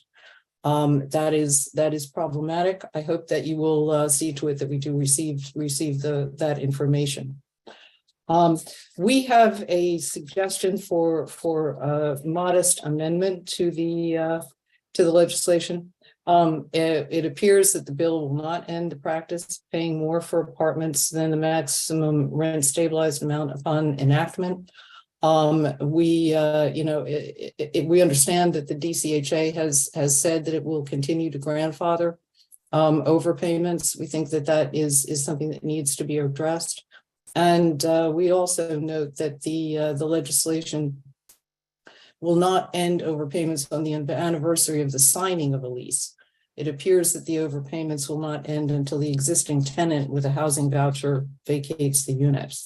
So we hope that those will be addressed. Otherwise, in the opinion of myself and the group of people with whom I have been talking, the legislation proposed and under consideration today is an excellent first step to eliminating the problem that we have seen with overpayments of rents, not trivial amounts, millions of dollars, and jeopardizing programs for tens of thousands of DC residents. Thank you very much for the opportunity. Thanks so much. Barry Madani, you're next. Welcome. Thank you very much, Council Member White. Thank you for the opportunity. I had a whole thing prepared to talk to, but I'm going to sort of wing it a little bit today because I don't know where I've placed it, but also I've been listening to testimonies and it's raised a lot of interesting points, which I want to sort of address. One being the conversation around exorbitant profits for landlords, that somehow landlords are making these absolute fortunes in the district using these business models. And I wish that was true, but it's far from the truth. Speaking to Mr. Thomas's, testimony, about the constant changing landscape, has put and does put an enormous amount of strain on the businesses, of these landlords. And the landlords we're talking about are not these large institutional operators that are nationally based, but they are small to medium-sized landlords that own, anything from 5 to 100 units in the district and do a really good job of providing very good quality housing to voucher tenants throughout the city. If we look at the data of how many rent control units are in the city, it's somewhere between 90 to 100,000. You can add to that the number of which are non-means tested units. You can add to that the inclusionary zone units that are added on an annual basis to that number that are means tested units for income, to the tune of a couple of thousand a year. Add to that project-based housing projects, that also add to that. We're looking, and also LIHTC deals and all those kinds of affordable programs that bring units to the market. We've got about 18,000 housing choice voucher tenants. We could argue that maybe half of those are in rent controlled units. So we're talking about maybe 9 to 10% of that housing stock, which has been going to voucher tenants. The question I have for the council members, if this law is enacted in the way that it's written today, where are those voucher tenants going to go? As Mr. Thomas pointed out, a lot of these landlords, including ourselves, have properties that have been sort of predicated on the idea of, voucher rents going back, over a decade. And if those rents drop, by 50%, it's a simple case of handing the keys over to the financing institutions, declaring bankruptcy, and then watching those properties go through some sort of bankruptcy proceeding, which, by the way, leaves very little protections for the landlords or the property or anyone for that matter. Rent control as a policy is an interesting and well-intentioned policy that was raised many years ago, but when you're looking at cities that do have strong rent control policies, they also happen to be the cities that are the most unaffordable. And the reality is we artificially suppress the rents of a large portion of the housing stock in a market. And what that does is like a balloon effect. We squeeze those, we squeeze that extra cost over into the other units, the market rate units, which is why you end up with a very large unaffordability factor when it comes to regular market rate buildings. Rent control buildings are older buildings. They have very high operational expenses. They have low rents. I think a witness was, giving testimony to the fact that, they wouldn't put in access control. Access control for a small building is about $15,000. I'd imagine there isn't money for that. And if this bill passes, there are hundreds of buildings that would basically go into financial default almost instantly based on these rules.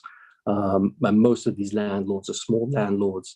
Most of them will likely go bankrupt because I'm guessing that these smaller loans are all personally guaranteed to some level and they're not non-recursive. And the future of those buildings and those tenants is going to be up in the air as they go through bankruptcy proceedings. And I'm not sure if rent control standards can be even kept into place as they go through the disposition. A lot of the concerns about market rate, rents and DCHA's overpayment to landlords. Firstly, I don't think there's a lot of evidence that they're overpaying. It may be a couple of sub-markets where you see that. Compared to rent-controlled units, you could argue, yes, that is the case. But in the majority of the market, that hasn't been the case. And actually, the rent reasonableness tool that they're now unveiling is going to go into effect, I think, tomorrow or the day after, actually, does reduce rents in some of those sub-markets by, 20 to 30% in some cases.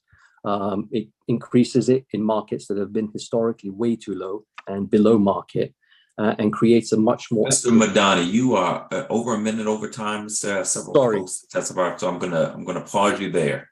No problems. Thanks so much, Roger Williams. Welcome.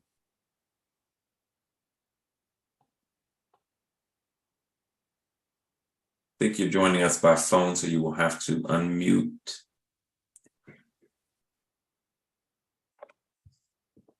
Hello, can you hear me? I can. If you talk a little louder, it'd be easier, but I can hear you. Okie dokie. Thank Councilman Robert White and Councilman Matt Fruman and all the rest of the council for having this hearing.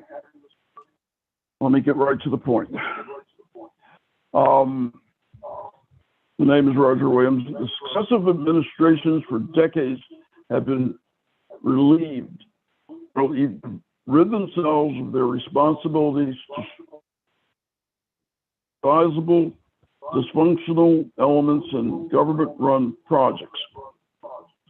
Without due diligence, the Bowser administration greatly extended the geographic area of the city for those who have no interest in assimilating themselves into their new surroundings have been sent.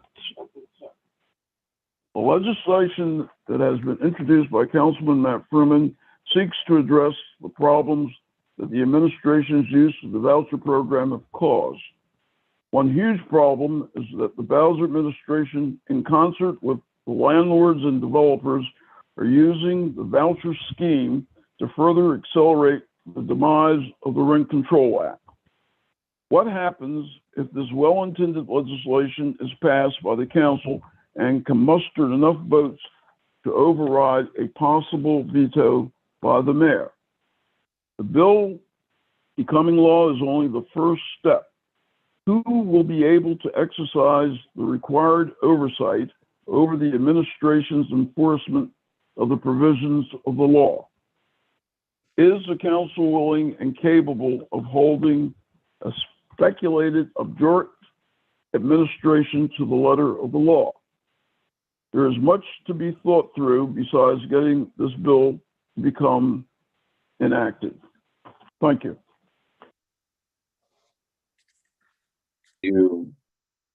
Next public witness is Angela Termott. And you will have to accept promotion. So if you see the button that says accept promotion, please click that.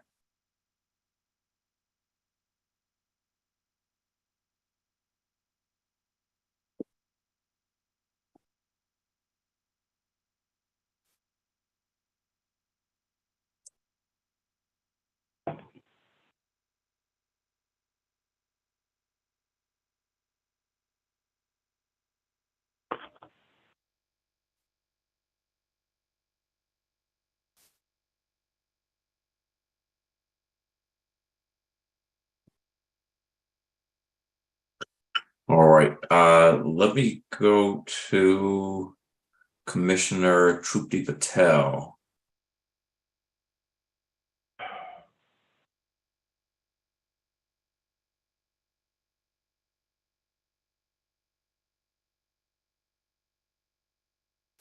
Commissioner Patel.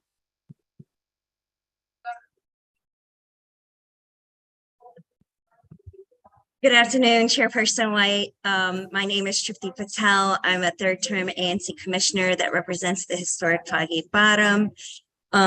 And I am here before you testifying today in support for both bills that are before you today. I apologize, I couldn't send my written comments ahead of time. I actually was a part of the special meeting last night that actually approved, sent a resolution of support that will be forwarded to the council for Ashton Place to become the first non-congregate shelter in the District of Columbia to serve 3 different populations. So you're going to be seeing a lot more of me around housing issues. But in response to the first bill, which is the LRSP bill, I'm supporting it on the grounds is that it increases the eligibility pool and it removes roadblocks for 3 very vulnerable populations, people who have their citizenship status in limbo. People who are green card holders or on the way to becoming citizens will now be eligible for this program, as well as people will no longer be asked about their immigration status. As you know, I spent a lot of time lobbying you around excluded workers and funding for them.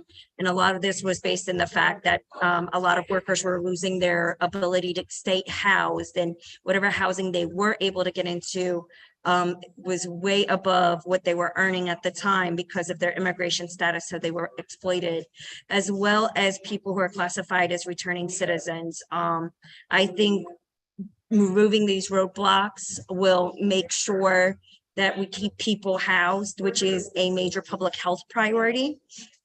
And also, this allows for people to be rehoused instantly. We won't have individuals and people staying out on streets unnecessarily longer than they have to be.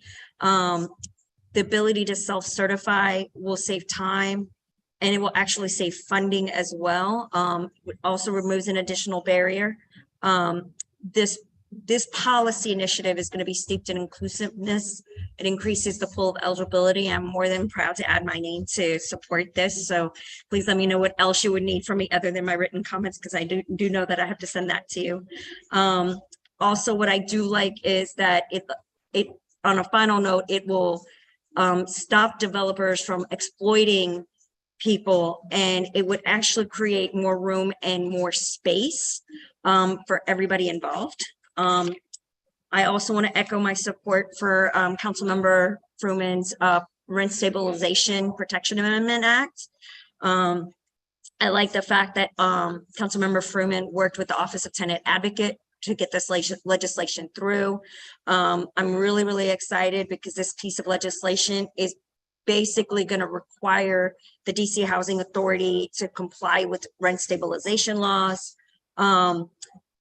The vouchers are a critical tool to end homelessness. And the vouchers are supposed to enable residents to be able to live anywhere that they so choose. I live in a high opportunity neighborhood. I don't know why other people should not have the same ability to enjoy the resources and the quality of life that I do. I think if you have a voucher, that shouldn't exclude you from having the benefits that I enjoy.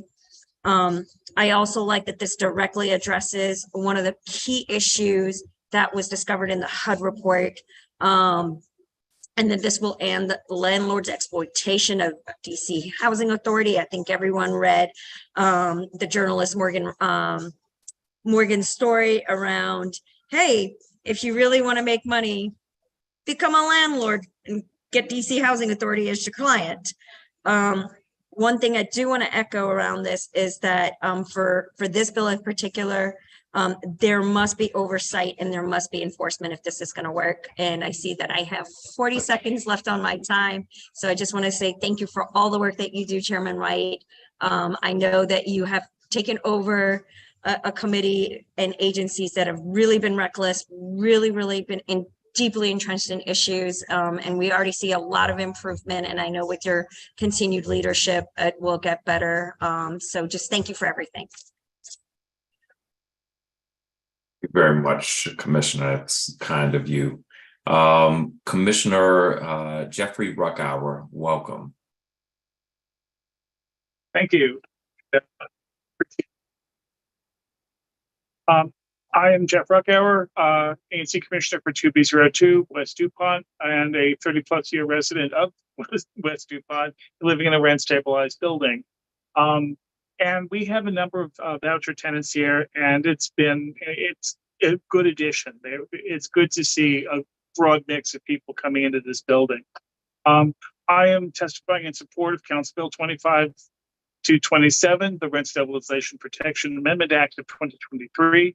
The Housing Voucher Subsidy Program is an essential component in the district's toolbox. Vouchers help residents experiencing homelessness or displaced by redevelopment of legacy housing and providing handout while building new independent lives. Vouchers are also vital to residents who are disabled or seniors and not otherwise able to draw an income sufficient to afford remaining in the district. However, an element of the voucher program as it exists poses an existential danger to the rent stabilization program. Where rent stabilization sets limits on rent increases, helping maintain affordability for tenants in stabilized buildings, rent stabilized apartments let to tenants with vouchers are temporarily removed from rent stabilization. those rents are increased to the market rate of the unit, which is considerably greater. This creates the potential for significant, if not devastating, harm to district residents. As I've testified on previous occasions, suspending rent stabilization for voucher units plus paying market rate for them is like playing with fire.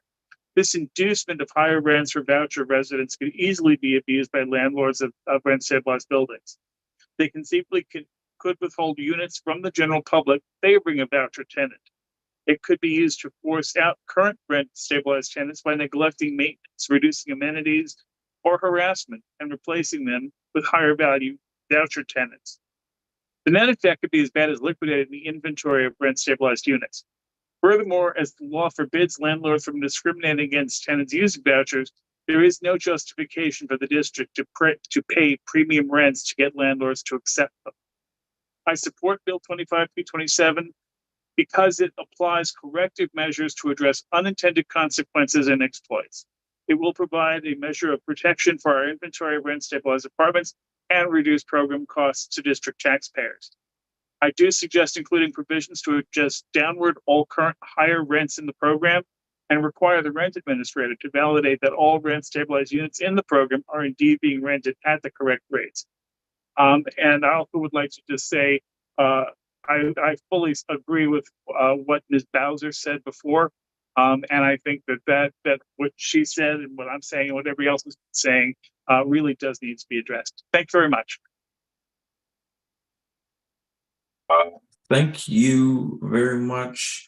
Not a lot of questions for this panel. Just a couple for Tom Gregory. There was a concern raised, particularly in the first panel, about Chairperson White, was Peter Gosselin going to have the opportunity to testify, or is he the next panel? Did I? I'm so sorry, Commissioner Gosselin. Yes, thank you, Councilmember Fruitt. You are correct, Commissioner. My apologies. I'm glad you're still with us, and you can testify now.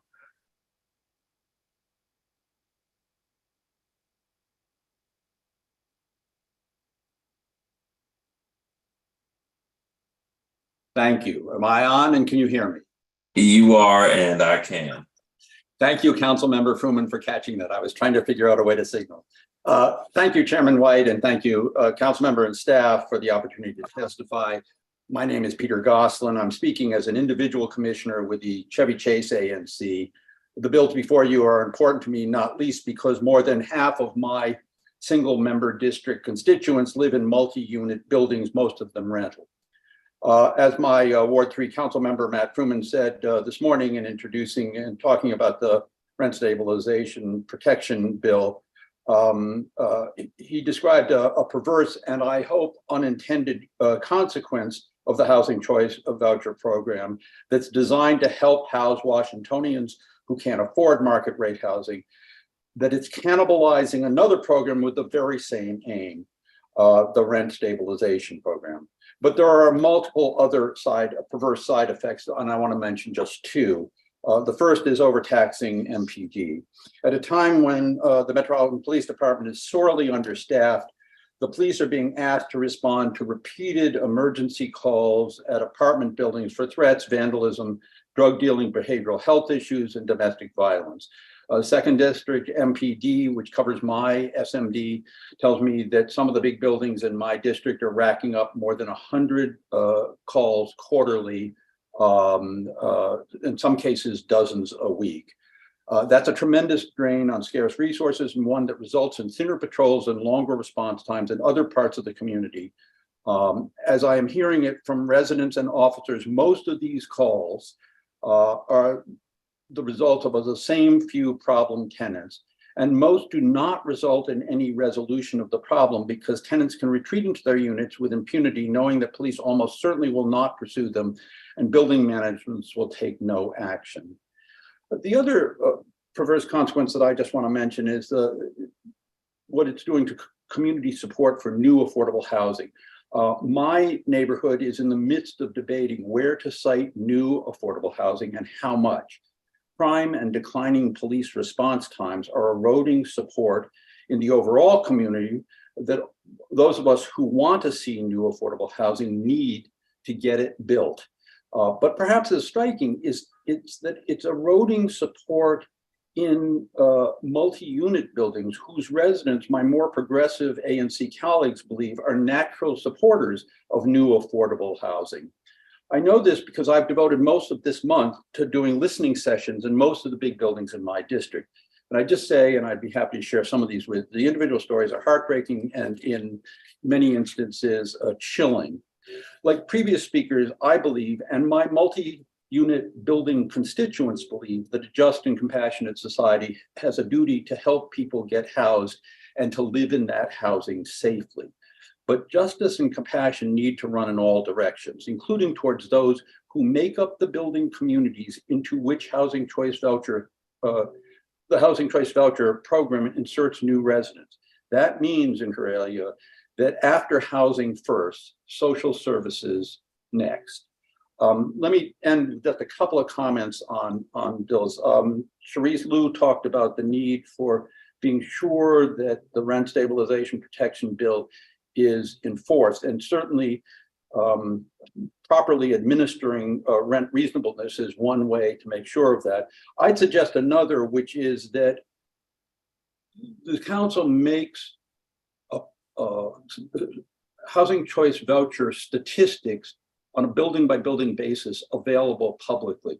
This would not violate any privacy issues for individual recipients of choice vouchers, but it would help to ensure that there is not a concentration of poverty in buildings by, and it would give tenants associations and condo associations the ability to speak more clearly to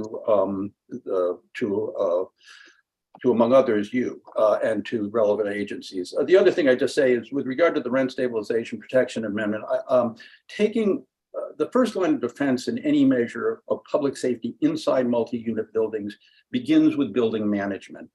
And to the extent that you limit or remove what are with any other tenant, what are responsibilities of management with regard to any other tenant from management, you absolve those building managements of the responsibility, and therefore shunt over to police and ultimately to taxpayers the enforcement. Thank you. Thank you so much. Not a ton of questions I mentioned for this panel. Let me start with you, Commissioner Gosling. I'm trying to make the connection. How does crime erode support for affordable housing? Well, inside these buildings, people are scared about allowing any new change in the neighborhood. I tell you, I asked to speak in one of the big buildings in my neighborhood, and I sent over a flyer that said I was prepared to give members an update on efforts to build new affordable housing at our renovated community center and library site. And I was told I would not be allowed to speak in the building if I didn't change my flyer. The only issue they wanted to hear about was what am I going to do about safety in their building. Okay, but I'm still failing to make the connection between affordable housing and crime. Crime is a concern of mine, most of the people in the city. Housing is also a concern. I don't immediately make the connection between affordable housing and crime. Chairman, can I just say, I do not know the statistics. I would say that people in the building believe there is a connection, and it makes it harder for those of us who are trying to get affordable housing in the new affordable housing in the neighborhood to make the case for it.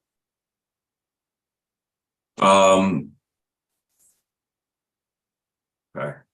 One of the other things I would just want to flesh out, because it came up in another testimony with the term assimilation, not in yours, but a previous testimony caught me off guard. In your testimony, you mentioned existing residents as a community, and it suggests that people who move into a building are not part of the community. And I think we've got to be careful about that, because we may be intentionally or not intentionally exacerbating, an idea of, what people with who people with vouchers are, or people with lower incomes, and I think that's not accurate. But it also may sort of raise the temperature on an issue and add fuel to opposition for affordable housing, because there are things that are not logically connected, but sometimes we talk about them as if they are, or changes in a community, or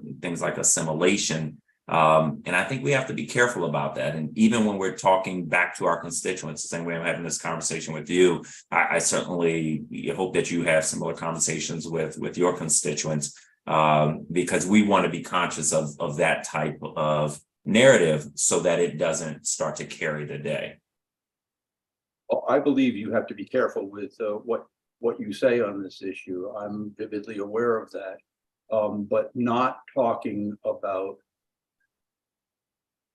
public safety in buildings, and not talking about the importance of keeping building communities intact, even as we make room for change, is also something we need to talk with residents about, and not shy away from. No, I agree, but talking about sort of combining affordable housing and public safety as if they are the same thing, I think is not good for either issue. Go back and forth on it more, but I don't.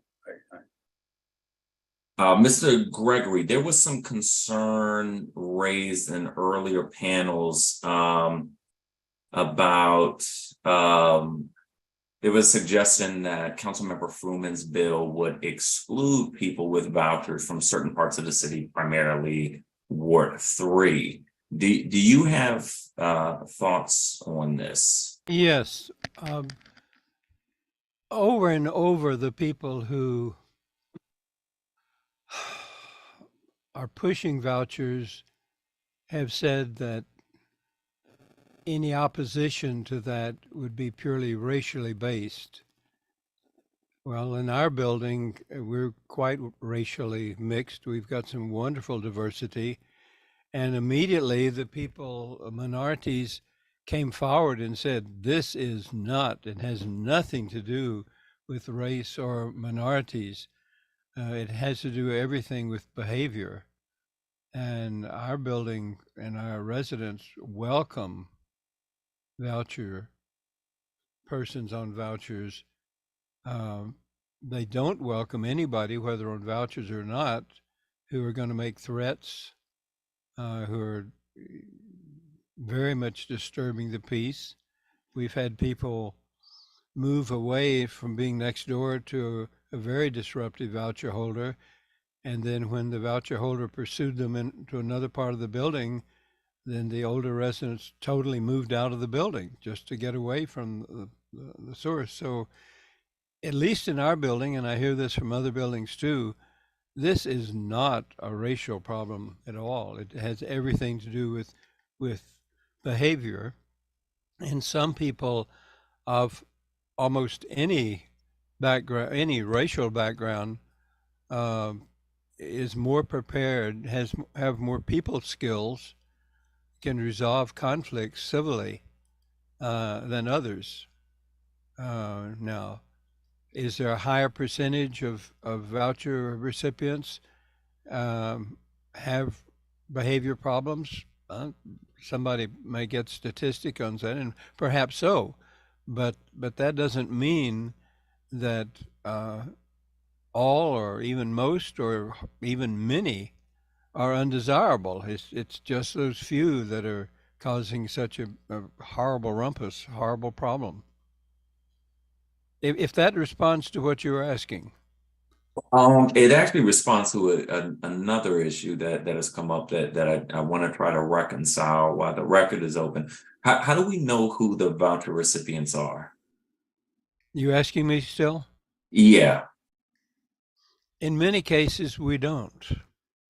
The manager of this building, my building, where I live, says that she's not allowed to distinguish. Many of the voucher holders will say so. So in some cases you know, and a lot of cases you don't. Yeah. Because I have concern about people who are disturbing the quiet enjoyment of another person's residence or creating safety issues. Those people could have vouchers or not, and sometimes we don't know, or we may assume, and so I want to make sure we are isolating the appropriate problems so that we're solving the problems, but not not sort of switching labels again in a way that can exacerbate some issues of concern or discrimination. And I just want to make sure we are appropriately isolating behavior issues, criminal issues, housing issues. Let me turn to Councilmember Fruman. Thank you very much, Chairman White. I guess I'm going to just make a couple of comments and then actually respond to some of the things that you've been raising, Chairman White. Ms. Higgins, I won't do it now. I was intrigued by your ideas about suggestions for the bill. We're taking a lot on board today from lots of different sources, including yourself, and would be delighted to have a conversation in the next weeks, month, to get a sense of the kinds of things that you're suggesting. I think it was Mr. Poitvin who talked about, well, how will it work going forward if rent stabilized rents were to apply? Does that mean that when rent increases under the rent stabilization rules were imposed, that those rent increases would be authorized? We need to take a step back and look at that. But my intention had been that, yes, that would be the case. That the idea would be to put every tenant on the same footing. And so there wouldn't be an advantage or a disadvantage to having one category of tenant filling a slot. And so the same rent increase issues would apply. I have heard here today and at other times that in some cases voucher rents, the city has declined to increase the rent paid for voucher tenants. And so landlords can end up having somebody who, maybe entered a rental 10 years ago and we're paying a certain level, and then that's not been increased. And so that tenant then, the city is getting a bargain on that tenant. And that can have an impact on the economics of the whole building, because that can make it necessary for the landlord to raise rents on other people in order to cover costs. So I do think we want to get to a place where we're in a setting of equal footing and we're being fair to tenants, potential voucher residents, and landlords. And I think we can do it. I think we're on the path, but there's a lot of learning going on today from people who have testified. To Chairman White, to some of the comments he was just making, this is the trickiest of territory. And I actually was at a building where I met with the Tenants Association, led by an African-American woman in her 70s, and another African-American man in his 70s, a veteran and also a voucher tenant, young, charismatic African-American man and a young white woman. And while we were meeting, a white resident was on a balcony essentially above us and began to harangue us in the most outrageous and offensive of terms, and suggesting, I'll just leave it at that. And Chairman White, because of his behavior, and I had assumed he was a voucher tenant, but he actually is not a voucher tenant. He's somebody who's being put up. He was white, and making very racially charged to all kinds of things. Apparently, he is being put up by his family, and who shows no oversight over him, and so that was behavior that could have been attributed to a voucher tenant that's not a voucher tenant. And the whole thing is, and this goes to what some of the landlords were talking about before, where you have behavior that is really outside of the pale, it doesn't matter how the tenant's rent is being paid. You need to be able to deal with that situation. And as it happens, there have been a lot of issues in buildings around the city.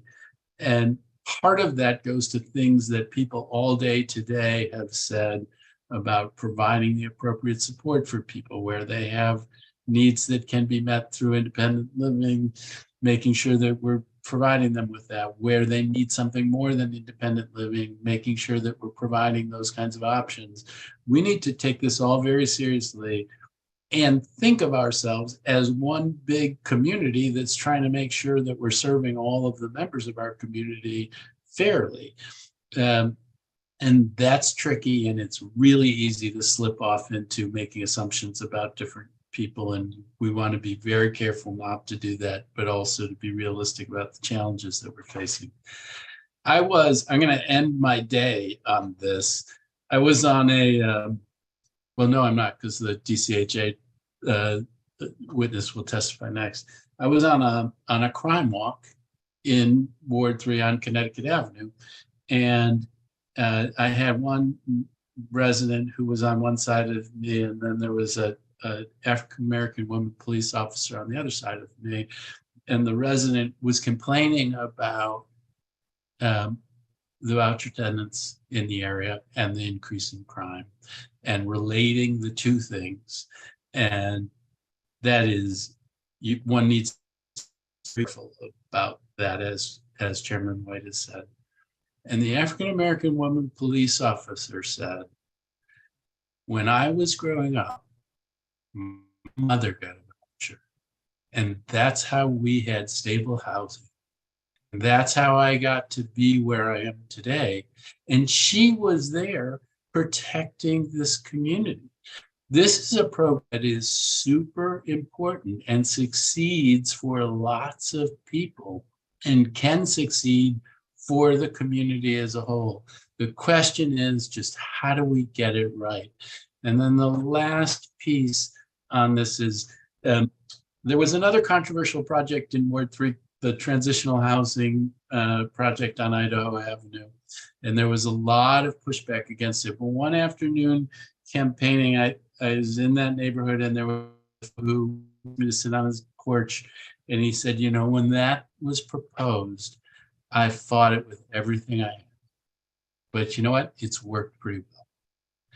And I thought, how often does somebody pull you aside to tell you they were wrong? But he went out of his way to say that this had worked and was helping people and helping our community. And I went 2 doors down, and another guy did the exact same thing.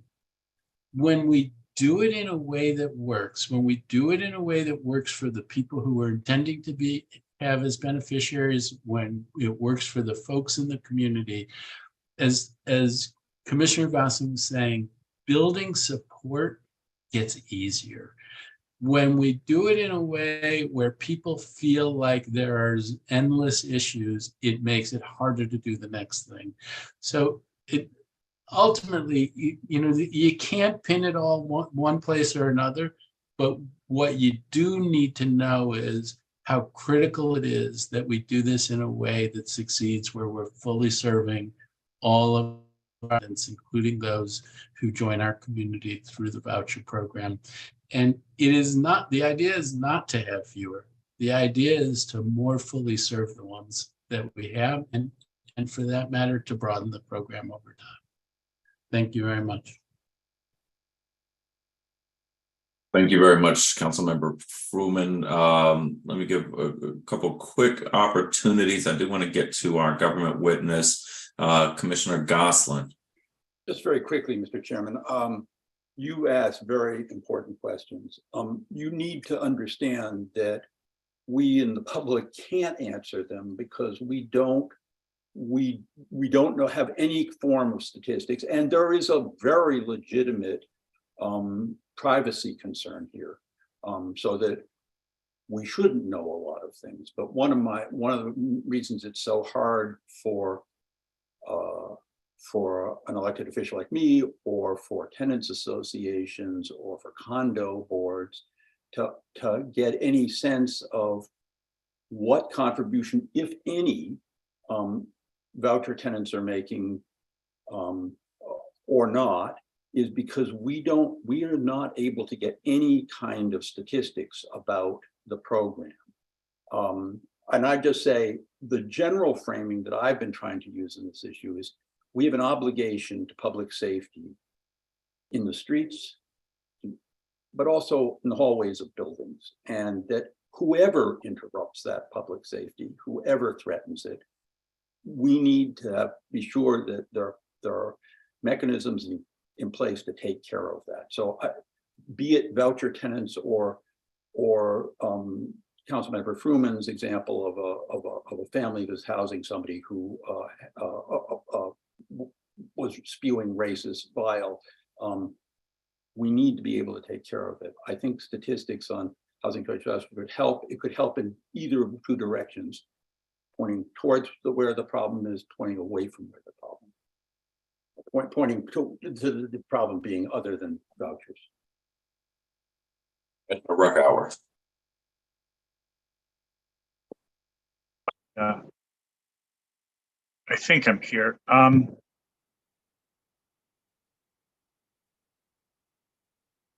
Thing just went berserk here. Sorry, bear with me a second. So I just wanted to say that part of the problem with disruptive tenants coming that some people might be on vouchers is that we need better case management for people who are coming from from homelessness, that they should be that their case manager should make sure that if they're not ready for independent living, to give them better resources or find some other way of some other living arrangements where they can transition into an independent situation, which I think is one of the things I'd read about up in Cathedral Heights, where were having trouble with some people who were just not ready to be on their own, suddenly being forced into a communal situation without sufficient support.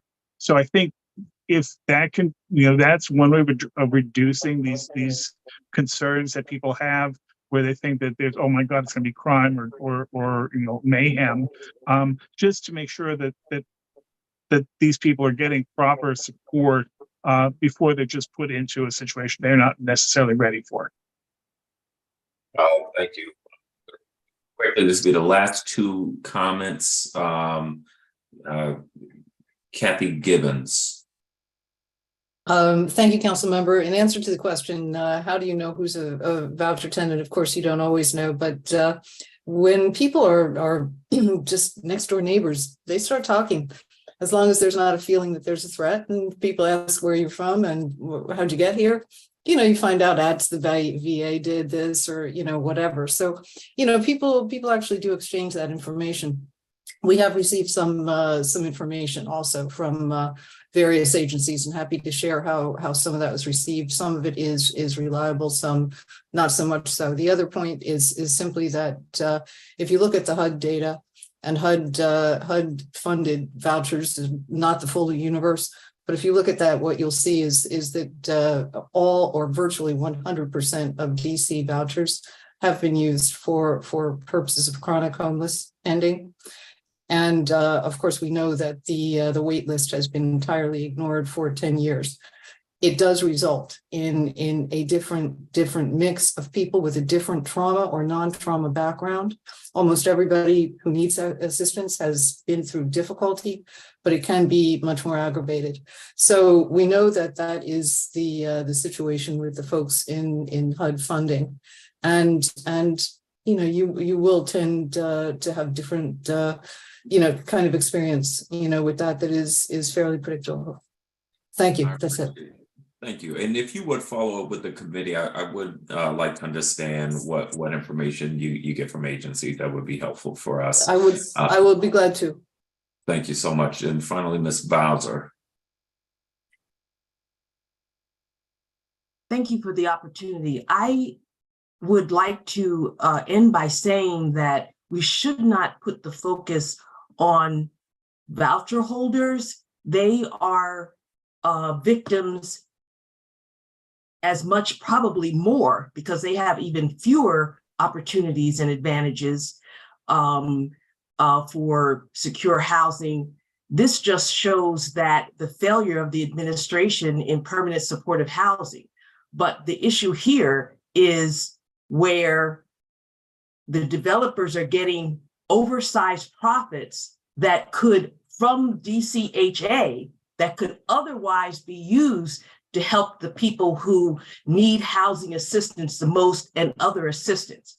It's still robbing the city coffers to advantage developers. So the problem here are not voucher holders. I want to make sure my position is totally distinct from the people that have, as I know as a Black person of 74 years old, have overt biases and maybe unconscious biasness against Black people, because I've experienced it. So I'm not, you know, yes, there may be someone that's not a good tenant. I've been around since fourth grade, mostly white people in school, and they're bad actors. Most of them, since they were mostly white schools, were white people. So I don't want to put this as pitting against voucher holders. We're talking about people that are pretty low income. In my ANC, when I was ANC commissioner for 14 years, in rent controlled buildings, who were very low income, working class people, immigrants, some documented, Black, etc. And those are the people that are being put out in Ward 4 of rent controlled buildings. And then they're being rented to voucher holders. They don't have that much opportunity to go elsewhere, the people from the rent control buildings in Ward 4 here. So the problem is you're hurting rent control tenants, you're hurting prospective voucher tenants, when if the government weren't paying oversized money for a developer who's making a 2-bedroom apartment now into a 3 or 4-bedroom apartment and charging sky-high rents, you could use that to help people's conditions. That's what we need to drive for, not to put oversize of what someone's afraid of. Because I know police officers who've been standing on the corner, people have reported them because they saw 2 Black men standing on the corner. So we cannot buy in to people's biases. And I really resent it, to say the least. Thank you. Our government witness, but since I ended up taking a whole other round, let me ask Councilmember Fruman if you have further questions. No, this has been good, and thank you very much, Ms. Bowser, for your comments at the end there. The focus of this bill is about getting the market right, and getting the market right for lots of different reasons. And thanks for bringing it back to that. Thank you, Councilmember Fruman. Thanks to this panel and to all of our panels for being with us today, for your contributions to this hearing. We're going to turn to our final panel, which is our government witness. So I want to welcome Hamara Gabrias, the interim senior vice president for Housing Choice Voucher Program at the District of Columbia Housing Authority. And we will give Ms. Gabrias a moment to get teed up.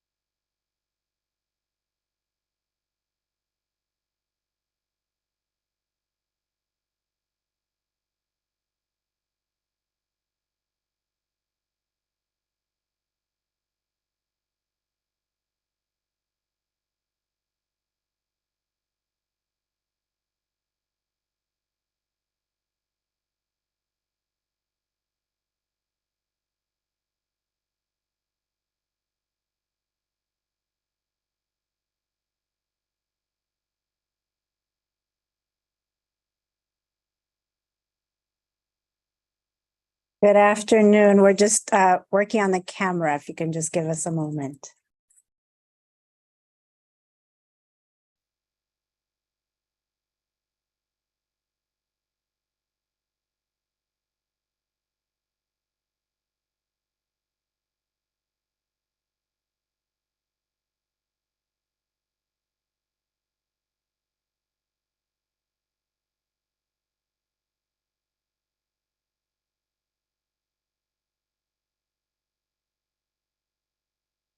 Good afternoon.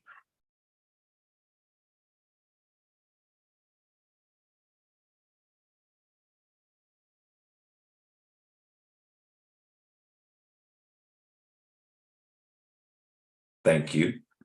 Good afternoon, Ms. Cabrera. And welcome. As you probably know, it's the practice of this committee to put our government witnesses and agency witnesses under oath. So I would ask that you raise your right hand. Do you swear or affirm under penalty of perjury that the testimony you are about to provide to the Committee on Housing is the truth, the whole truth, and nothing but the truth? I do. Thank you so much. You can begin your testimony.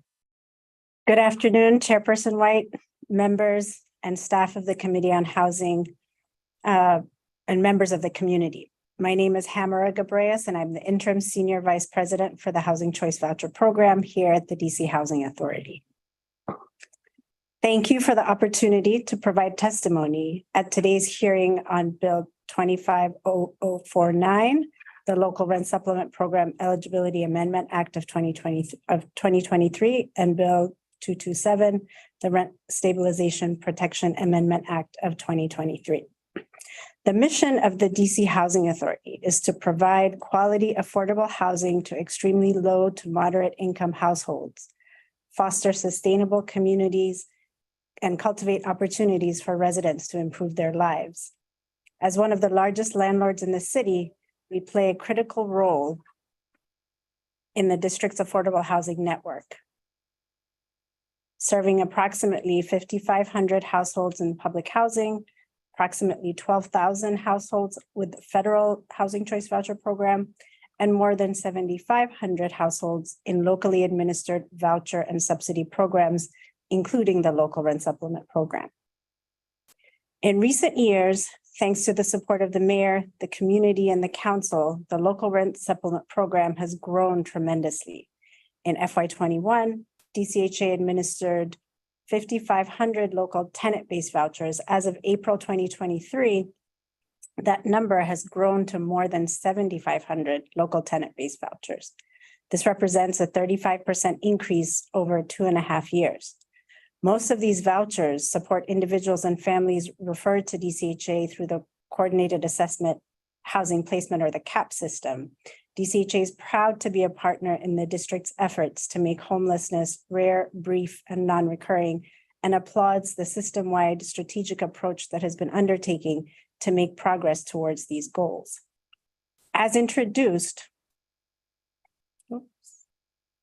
sorry, I lost my spot here.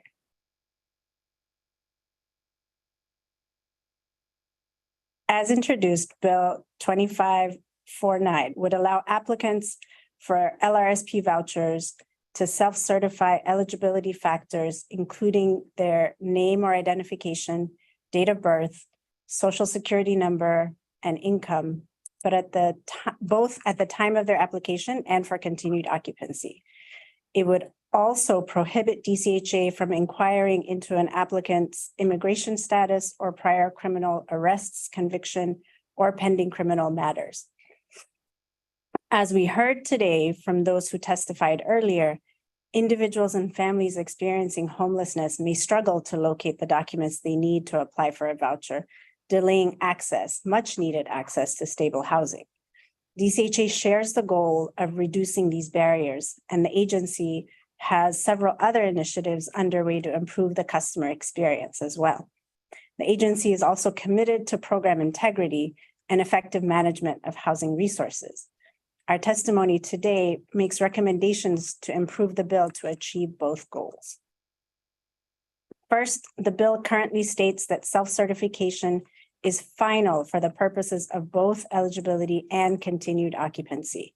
DCHA agrees that self-certification should be an option when documentation is not readily available at the time of application, but it should be subject to verification and not the highest or final form of evidence when conflicting information may be readily available. For example, if an individual elects to self-certify their income, but the agency's review of third-party verification systems like the DC Access System or DCAS, the agency sees that the application does in fact have income, the agency should have the authority or the ability to verify that income with the applicant. This helps the agency ensure the information that we have for the applicant is complete and accurate, so we can determine eligibility accordingly. Second, DCHA believes documentation should be required at the time of recertification to affirm the household's continued eligibility for continued occupancy. As a reminder, recertifications happen 2 years after eligibility or after move-in, a timeline for which for most participants, aided in many case by case management, will be achievable for gathering documentation. In addition to being on a regular schedule, recertification notifications are also mailed to customers 120 days before the due date, giving ample time to prepare. We know there are some cases, and for good cause, where that may not be possible, and we agree that those cases should be exceptions where self-certification can also happen there. DCHA strives to be good stewards of taxpayer dollars and ensure these resources reach those who need them most. Allowing DCHA to verify eligibility factors and to require participants to submit documentation at recertification helps DCHA to achieve these goals. Now I turn my attention to the Rent Stabilization Protection Amendment Act of 2023. As introduced, the bill requires that DCHA follow the rent determination process already in law and regulation. It also changes a provision in the law which currently exempts federally and locally subsidized units from rent stabilization. DCHA has concerns about the bill and its potential impact on DCHA programs. As the council is aware, DCHA is positioned to begin implementation of a new rent reasonableness process effective July 1. The agency has procured a tool from affordablehousing.com, which is used by nearly 1,000 public housing authorities across the country that streamlines the way rent reasonableness determinations are completed. Last week, DCHA held 3 stakeholder engagement sessions to educate landlords and other partners on the unit-by-unit analysis required by HUD and how DCHA will effectuate this locally. DCHA has also briefed partner agencies for whom we administer the LRSP program on the impact these changes may have on our shared customers. Despite the significant preparations the agency has taken, DCHA recognizes that change is sometimes hard, and DCHA will continue to be available to provide support and assistance in navigating this transition. The initial rent stabilization exemption in the Rental Housing Act of 1985 for locally and federally funded units was created with the good intention of expanding the available rental market to voucher participants. This bill seeks to correct for the unintended consequence of its initial exemption by subjecting locally and federally funded units to rent stabilization. Under the new rent reasonable process, DCHA will pay landlords market rent for their units as determined through the unit-by-unit analysis. The bill before you would permit DCHA to pay only the lesser of the rent stabilized rate and market rate, which is consistent with the HUD program guidebook. DCHA agrees with the intent of the bill to be good stewards of limited resources and to reduce housing assistance payments in rent stabilized buildings so that the district may serve additional customers. However, DCHA is concerned that this change will have implications for landlords and their willingness to rent to voucher participants, thus potentially once again constricting access to housing for our participants.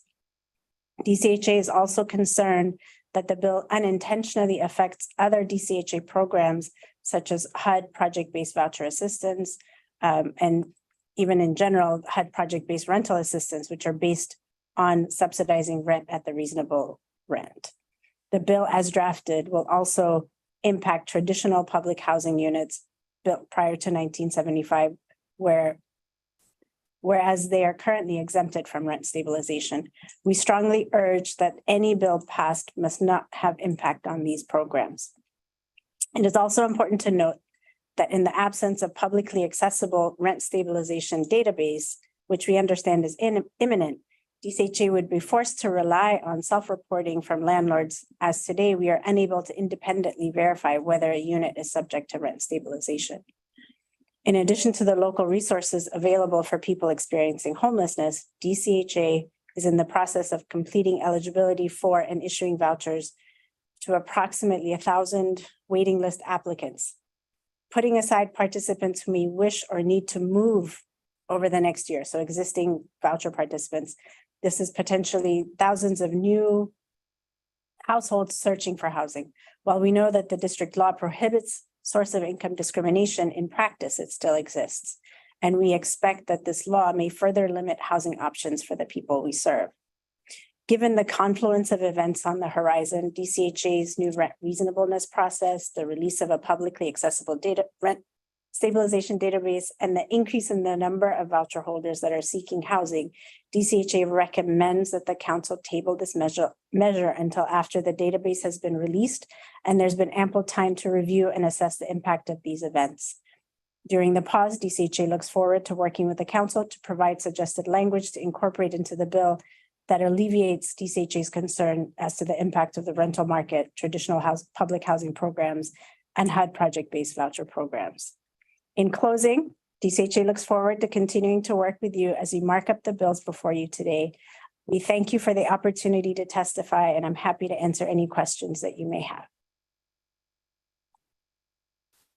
Thank you so much. Let me start with Bill 25-49, the Local Rent Supplement Program Eligibility Amendment Act of 2023. So a version of this exact legislation has been in effect on an emergency and temporary basis since July of last year. So about a year now.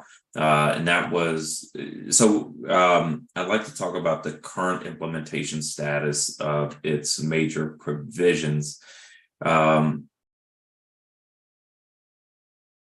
you have any estimate on the number of households you've been able to assist with LRSP who wouldn't be eligible for a housing choice voucher assistance due to their criminal history or immigration status? Not any specific data right now, but what I will say is that one of the major differences between the local and the federal is also the income threshold. So with the local rent supplement program, it's also targeting the threshold is at 30% of the area median income versus 50% for the federal. As far as immigration status, because we don't ask on the local side, it's hard to know whether they have it and just didn't report it or they don't. Yeah. Okay. I didn't think we would have an answer, but wanted to ask just in case. Are there any locally funded programs that you're aware of where the district still excludes applicants based on criminal history or immigration status? For criminal history, it's actually, there's mitigating factors that people can produce if there is a criminal history. What HUD requires is there's 2 lifetime bans in terms of criminal history, and that's the production of methamphetamine and being a registered Class A sex offender. So those are and so when we created the local program, we modeled it very much after the federal, but then I think as Marty from Jubilee mentioned, that for the sponsor base, so with the local rent supplement program, you have tenant-based, project-based, and sponsor-based. And even back in 2009, we had actually, to alleviate barriers for folks who are chronically homeless, and mainly the sponsor-based side was where that population was being housed, we had actually already reduced barriers. So immigration status was not a consideration. and there are more mitigating factors that people could present. So if they were connected to a service provider or case management, that would also be a factor in considering their application. But what we did have was an uneven, so on the tenant-based side and project-based side, it still followed the federal, which had the slightly higher restrictions. Okay, and I'm sorry, that was until when? So the changes in the eligibility factors for sponsor-based actually happened in 2009. Okay. So LRSP was created, I want to say 2006 or 2007. In 2009 is when the sponsor-based changes occurred. And now it's actually harmonizing. So across the board, all of LRSP follows the same eligibility criteria, which I think, coupled with the increase in the funding, the way that our homeless services system, the system-wide changes that have been led by the work of the ICH and the district, I think makes sense. Have you been keeping track of how often applicants use the option to self-certify various eligibility criteria? We are, it would be a very manual process to see how many people actually self-certify, because it could be for social security number or ID. So we don't, we're including that, when our staff, because it was passed as emergency, we went ahead. And so we've been implementing it and processing applications as they come. But as far as data on how many and which factors that they may have submitted, I think would be a little harder to quantify at this moment. Do you have any sense, I guess, clearly there's not data, but is self-certification happening often, rarely? Are there categories where you see a lot more self-certification than others? It is happening regularly. And I think where we're seeing is there have been some cases where they might fill out self-certification, put some information, but then there might be other documentation that they provide as well that conflicts with what they put into the self-certification. And so what we are hoping to be able to do is balance the two. So we absolutely understand that, especially with the population that's being served, that having access to all the documentation may be difficult at the time of initial or submitting their application for initial eligibility. But that there's time once they're housed that they'd be able to get those records. So in your testimony, you suggested that self-certification should be subject to verification.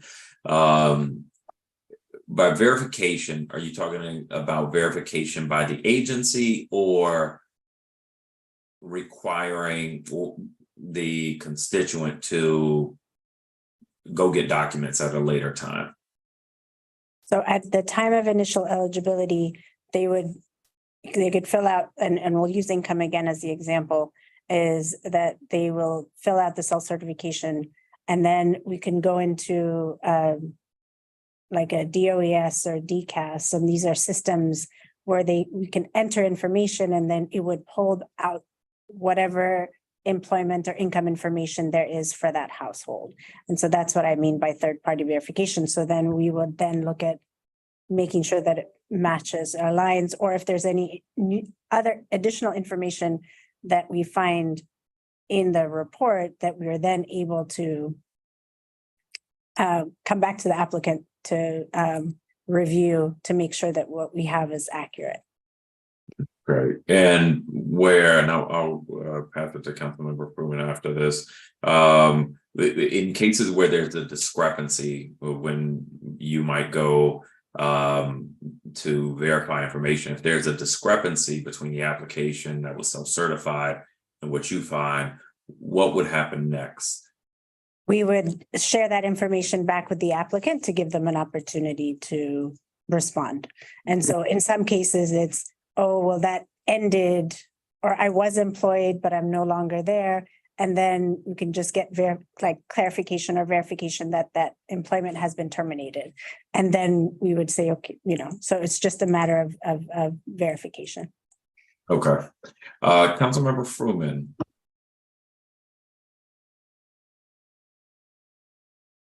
Thank you much. And thank you, Ms. Cabreras. Is that the right pronunciation? Thank you.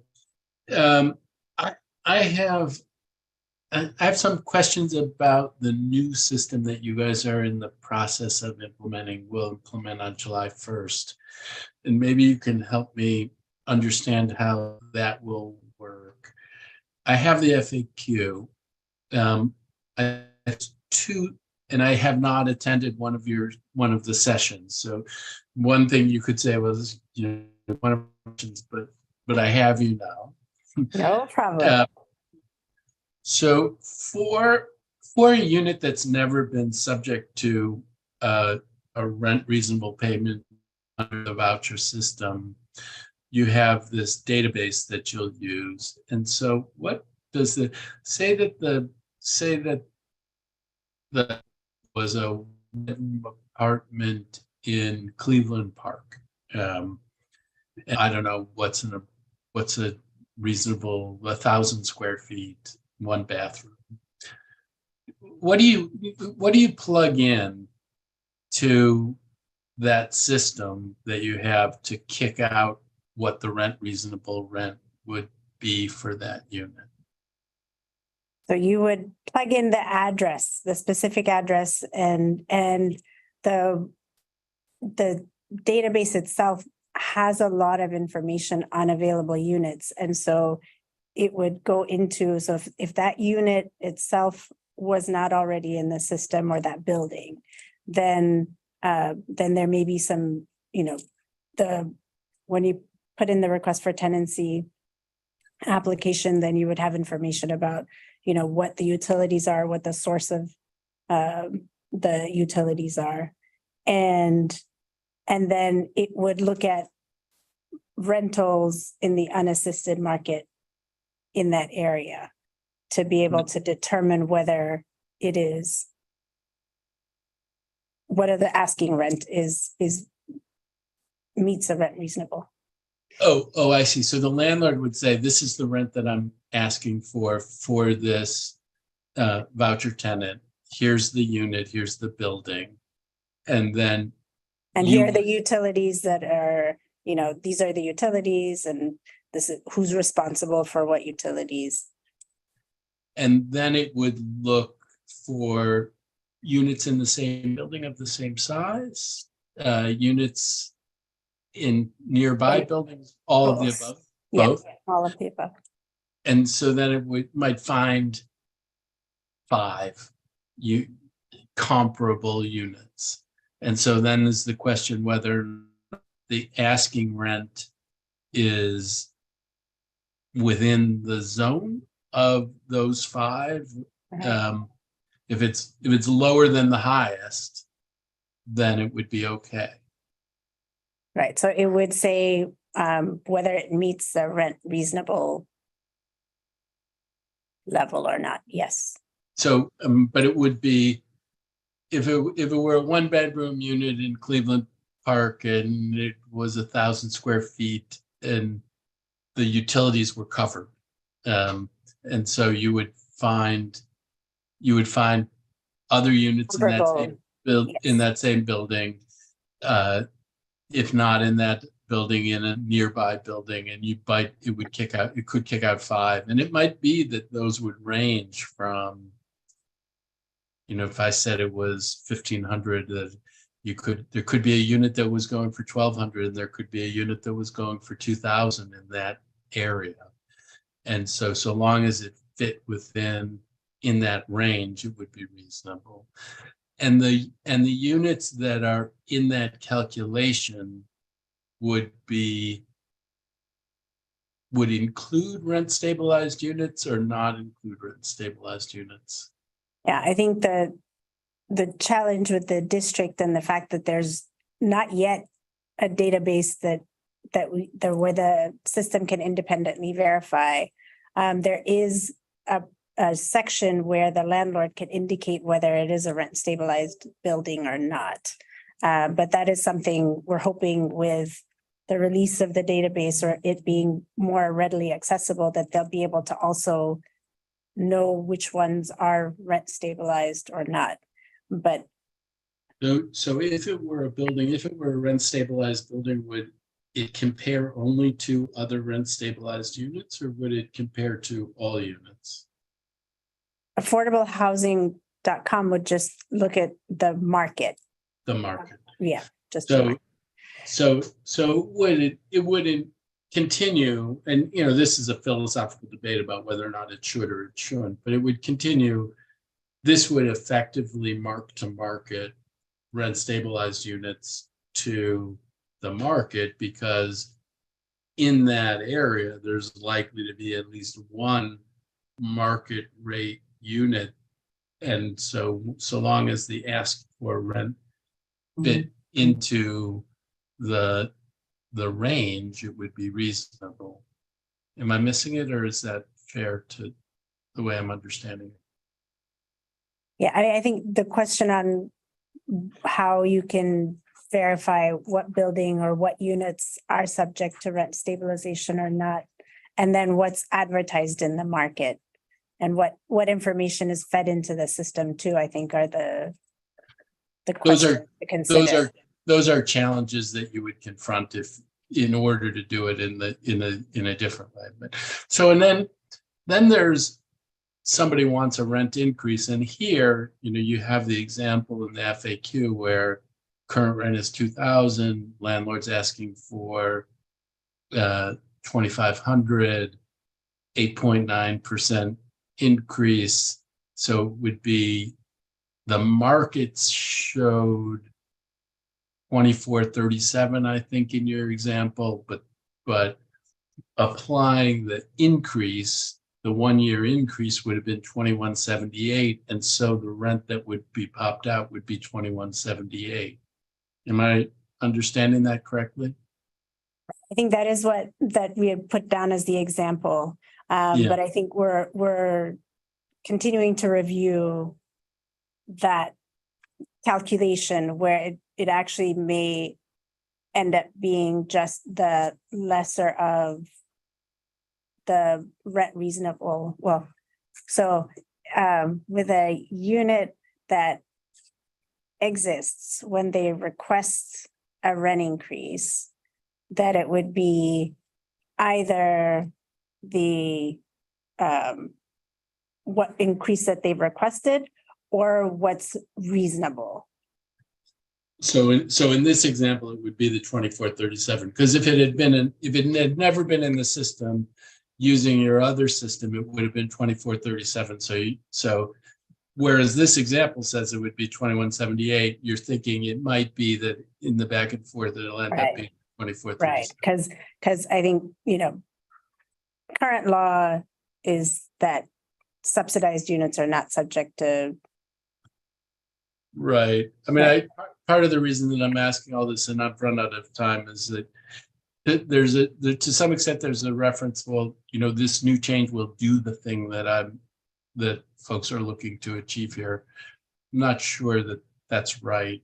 It doesn't preserve the rent stabilized quality of units in rent stabilized buildings. But I'm a minute and a half over, so I will come back for another round.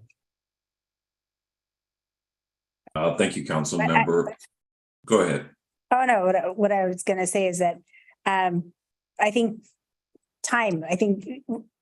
given all of the changes that are happening, this new process that's kicking in, the database that's also going to become available, that it's hard to answer the question whether it will or won't or does or doesn't. And so I think maybe over time we'd be able to answer that in a better way and with data.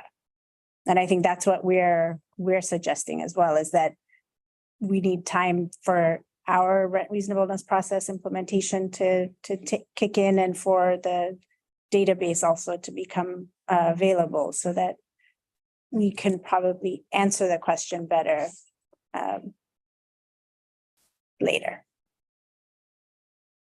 Okay. So let me move back to the previous bill.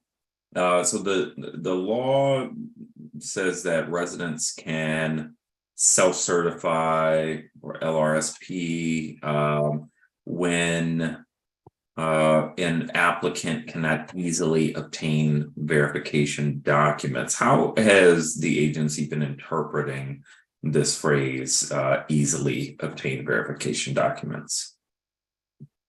I mean, that it's really up to the applicant to say, you know, there's no, we're really relying on the applicant to say, I don't have my birth certificate, but here's this is what my date of birth is, or we're able to, you know, sometimes a social security statement or the ID also has your date of birth on it. And so that's sufficient to verify. But it's really more, if the applicant is submitting the self-certification saying they're not able to provide it, we're accepting that. Okay. How are applicants made applications? I'm sorry, I'm having trouble hearing. Sorry, how are applicants made aware that self-certification is an option now? When that emergency measure came into effect, we created a form. We provided that information to, and you know, I think we reached out to our partners. It's part of the application packet. And we've had we've attended different meetings either with the providers as well. So for those who are actually working with the clients to be able to put the application together, we've tried to make sure that it's kind of a train the trainer. So we created the forms, made it available, and have provided information and also provided and answer any questions that folks have if we're the ones actually putting the applications together as well. Okay.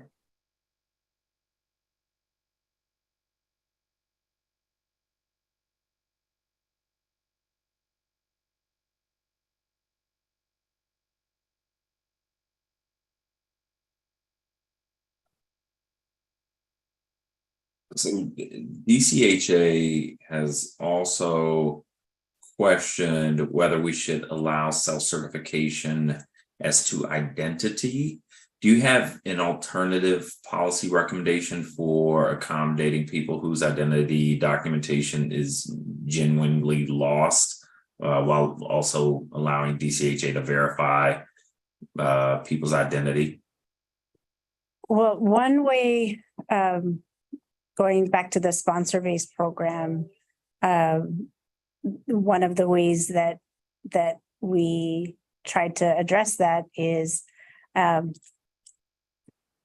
a subset if for whatever reason they just have no identification, but typically they're connected to a service provider. So they're somebody who can say that, you know, I know this person because they've been coming and receiving services here, and I know them to be this, you know, give the name, that that organization is able to provide kind of a, here, I can verify or I can vouch for who this person is, and that becomes part of their identity, that part of their packet. But then also, I know with Department of Human Services and with the case management that they also work with them to help them get those kinds of vital records, because it's not just, you know, it's one thing to get your application through for housing assistance, but when you're applying to property, you're applying for services, those are you're going to need, most properties will require an ID. So I think for the initial eligibility, that's one way that we've been able to address it, is by having the organization that's working with them to verify or to say, this person is known to us and this is who they are. And so I think, again, for reducing barriers for initial eligibility, but then over the course of the 2 years before recertification, that some assistance and some measure, there's time to be able to get those things. Okay. Before I move to the rent stabilization bill, is there anything else you'd like to cover that we haven't covered on this LRSP self-certification policy? I think it's also with the identity, another way that we've been trying to think through it is if again, either the person, the organization vouches for them, but then also having just a photo of who, this is the person who applied, because when we come back, if we don't have an ID, if we don't have any photo, that how do we know who the person is that's completing the recertification 2 years from now? So I think making sure that there's some way to just identify who's applying, because identities happens, and so we just want to make sure that we have some checks and balances in place. And then I think also it's just that a true appreciation for the district and the advocacy community and all the homeless services system for trying to find different ways to reduce barriers for people to connect to housing, because I think that is a very critical need and a stabilizing force. And so I think we are very much proud to be part of the solution and want to help think through innovative ways of getting people connected to housing. And we just want to make sure too that we mitigate or minimize any unintended consequences. Let me turn to Councilmember Fruman for a second round. Thank you very much, Councilmember White. I'm going to go back again to this calculation of reasonable rent, and I want to make sure I understand it. So are the rents that you look at, like you look at the unit? Well, if the unit is already in the system, it's one thing, but if the unit's not in the system, then you're looking at units in the same building or nearby buildings, similar neighborhood. And are you looking at rents paid or rents asked? I believe the affordablehousing.com looks at a variety of sources. And so if I don't have the copy of the presentation in front of me, but I'll be happy to get you some of that information of kind of all of what are the different sources of information that the site looks at to be able to make their assessment of what's comparable and how they make that determination. Yeah, I mean, maybe a way to shortcut this is for you to provide me with that information, because other questions that I would ask, I mean, if it were the rents asked, then a natural way to push up approvable numbers is just to ask for exorbitant rents. And if it is that the rent needs to be in the range of the rents paid, and I believe it is the rents paid, not just asked. Not just asked, but then if it has to be within the range of the rents paid, and is it that it has to be the average of the rents paid or just within the range, in which case the reasonable rent would be the highest rent paid for a comparable unit and in the nearby neighborhood. So, and maybe the materials will answer those questions for me if you send it to me, or sure. the materials and a follow. Yes, and we can certainly have a follow-up. Absolutely. Okay, well, and let's do that. And then on the other example that you were using, one of the things that we've been hearing today is there are landlords who believe that, they got a voucher contract 5 years ago and the rent has not increased for the last 5 years. And now you're building in a system where that would address that. If somebody asked for it, and you use the 8.9% example because that's this year.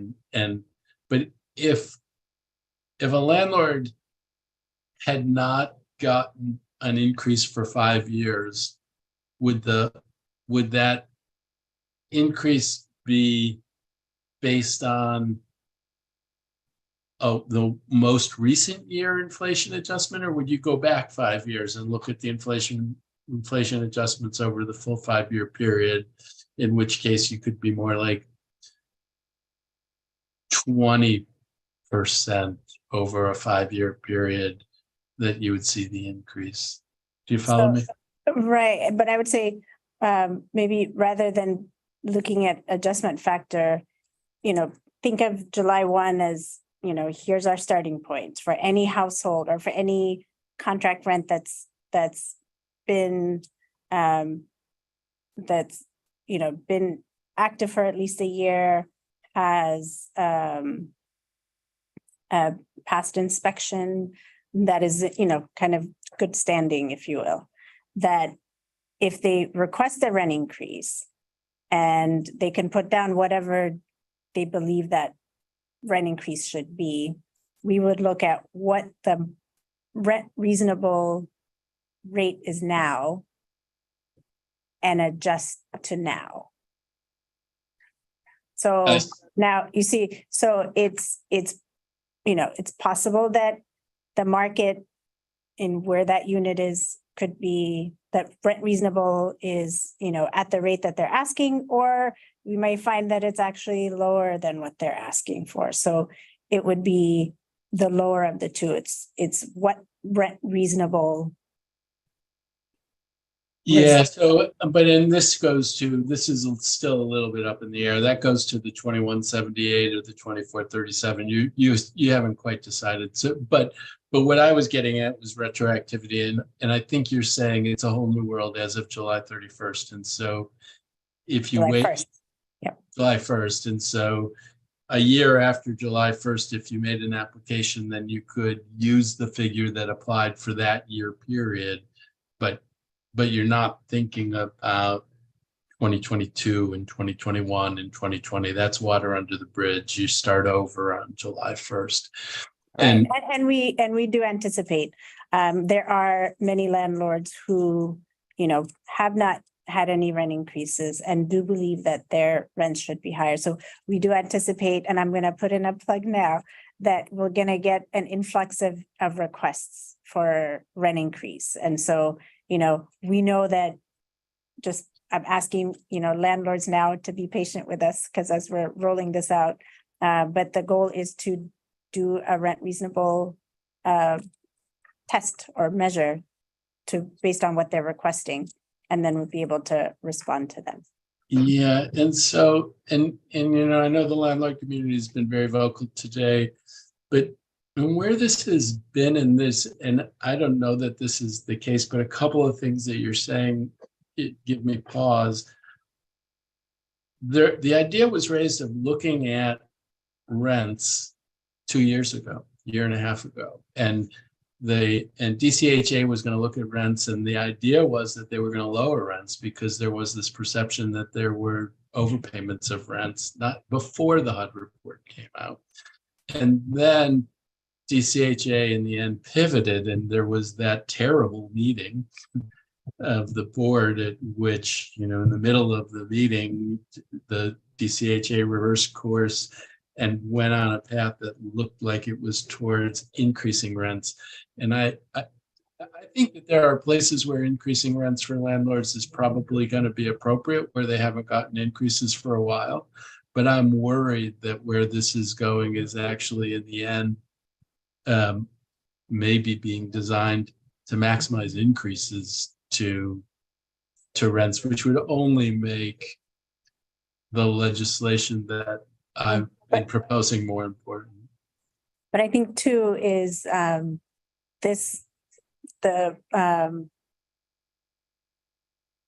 this process or this change is also in response to the feedback that we received from HUD. So what we were doing in previous years was doing based on submarkets, having approved rents by submarket. So we have the fair market rent, which is what HUD states.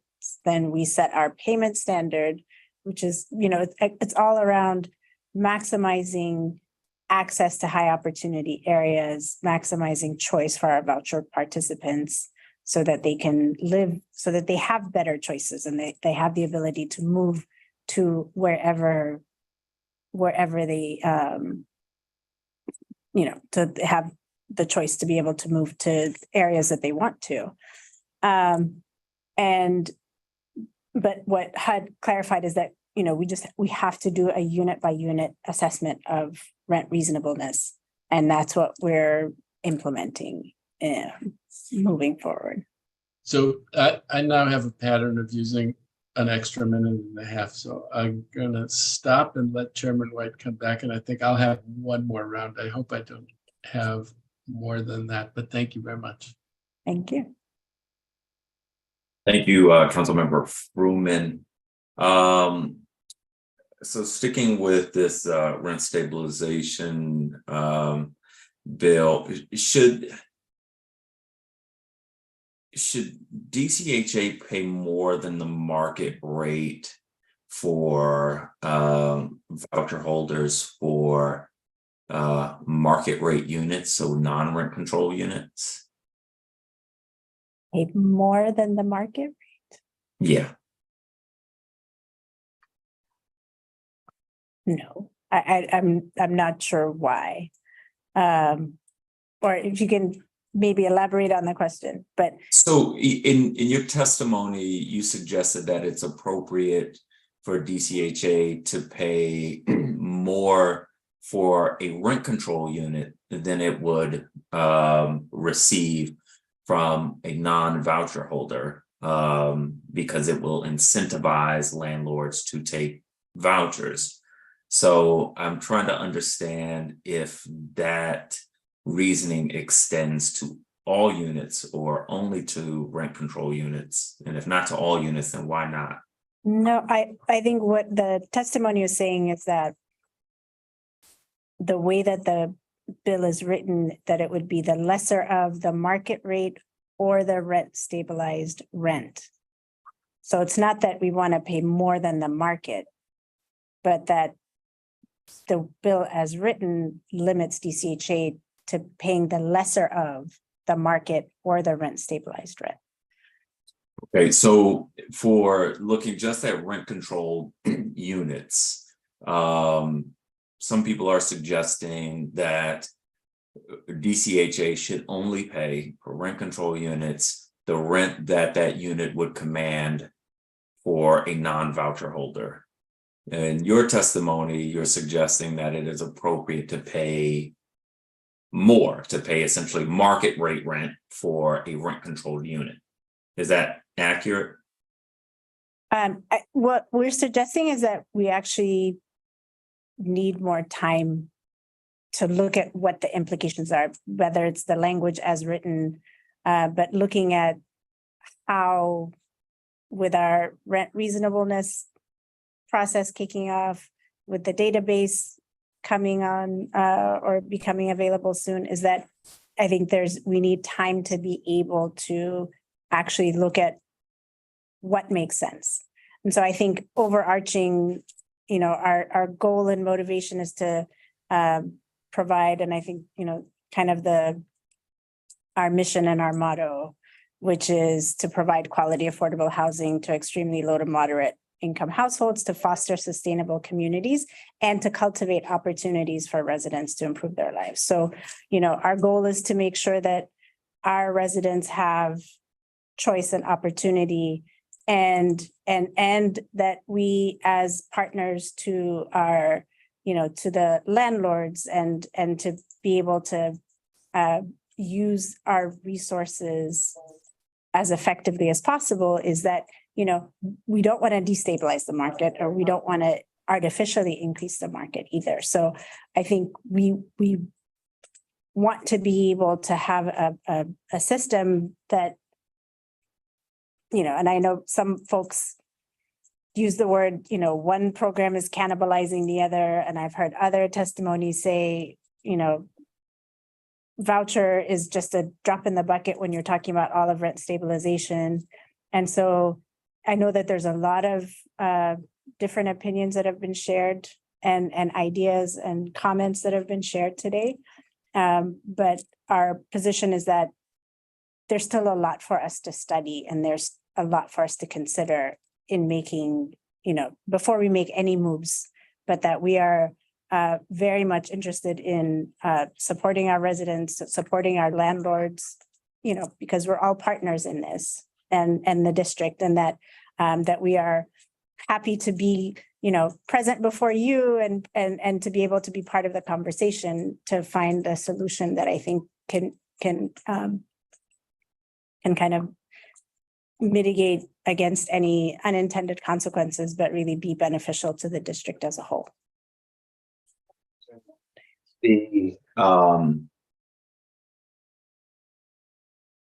Right now, if a landlord owns rent control units, they can only charge the maximum allowed under rent control unless they have a tenant with a voucher, in which case DCHA can pay substantially more than the rent control amount.